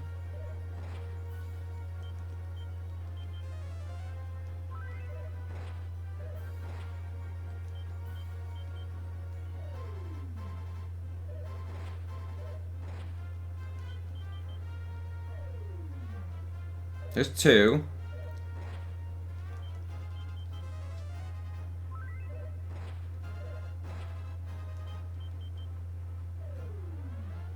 There's 3. You know what? I'm gonna go with it at 3. We'll work with it. So now it's basically the same thing as what I did for both Orochi fights. I just have to stay above 90 health. Which means I've gotta hope for some crits or some misses on me. I hope he doesn't desperate attack. Hope he doesn't go first on a point when I'm at low health. Ow! I'm glad he did the desperate attack while I was on full health.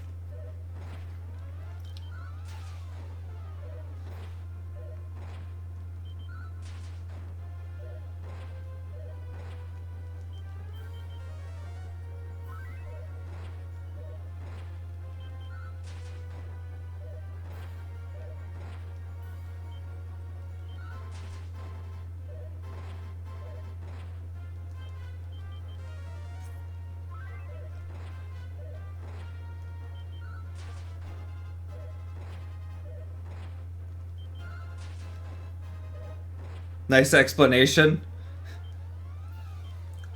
I don't know what that is, but I'm gonna watch that in a minute.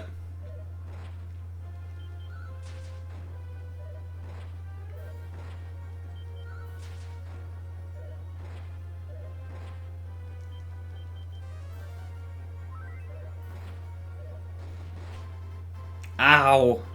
Just gonna heal.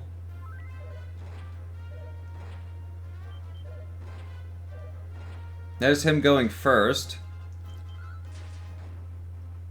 There he is! That was 2 tries! I have never beaten Troll Boss in 2 tries. Holy crap. That was the fastest I have ever gotten that boss done. The game made up for it on the second one, apparently. So you talking about Kasap and all that, and the very next round, crit, yeah. And a reward from Troll Boss is the Mod Rod. Let's see. We gotta get to 210 by the point I go to do Baramos Castle. Which is probably gonna involve a bit of a grind. So I think I'm actually gonna leave this run here for today. I was expecting this to be a very long run. I was not expecting it to be an over 8 hours run. But now I know. So I'm gonna get out of here because this has been a 7.5 hour stream. And the last section, the remainder of the game is gonna involve probably another hour or so grind to get up to 210 strength to fight Baramos. Probably maybe a half an hour leading up to that, and probably about 2 hours after that. So it's still probably going to be in the neighborhood of like 4-ish hours. Something like that. So we're going to leave that for another day. And Chris is working on hard mode Metroid Dread, so we'll go say hi to him, see what he's doing, and see how he's doing. And yeah, whew, thank you guys for being here. Thank you for the reminders to drink water and things like that. And bearing with me through that terribly long grind, because that was like an hour and a half to grind out all those levels. And another like half hour to do all those seeds.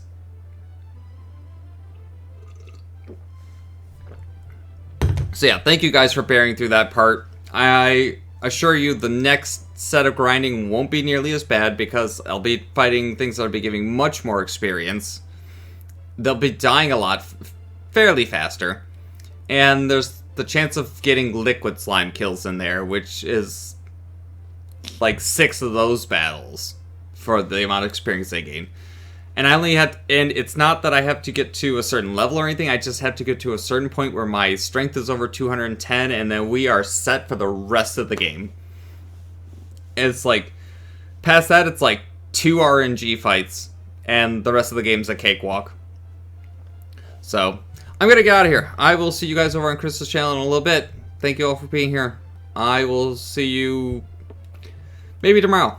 We might finish tomorrow. If not, we'll finish it Monday or Tuesday. But I'm gonna go. I'll see you guys later. Have a good night.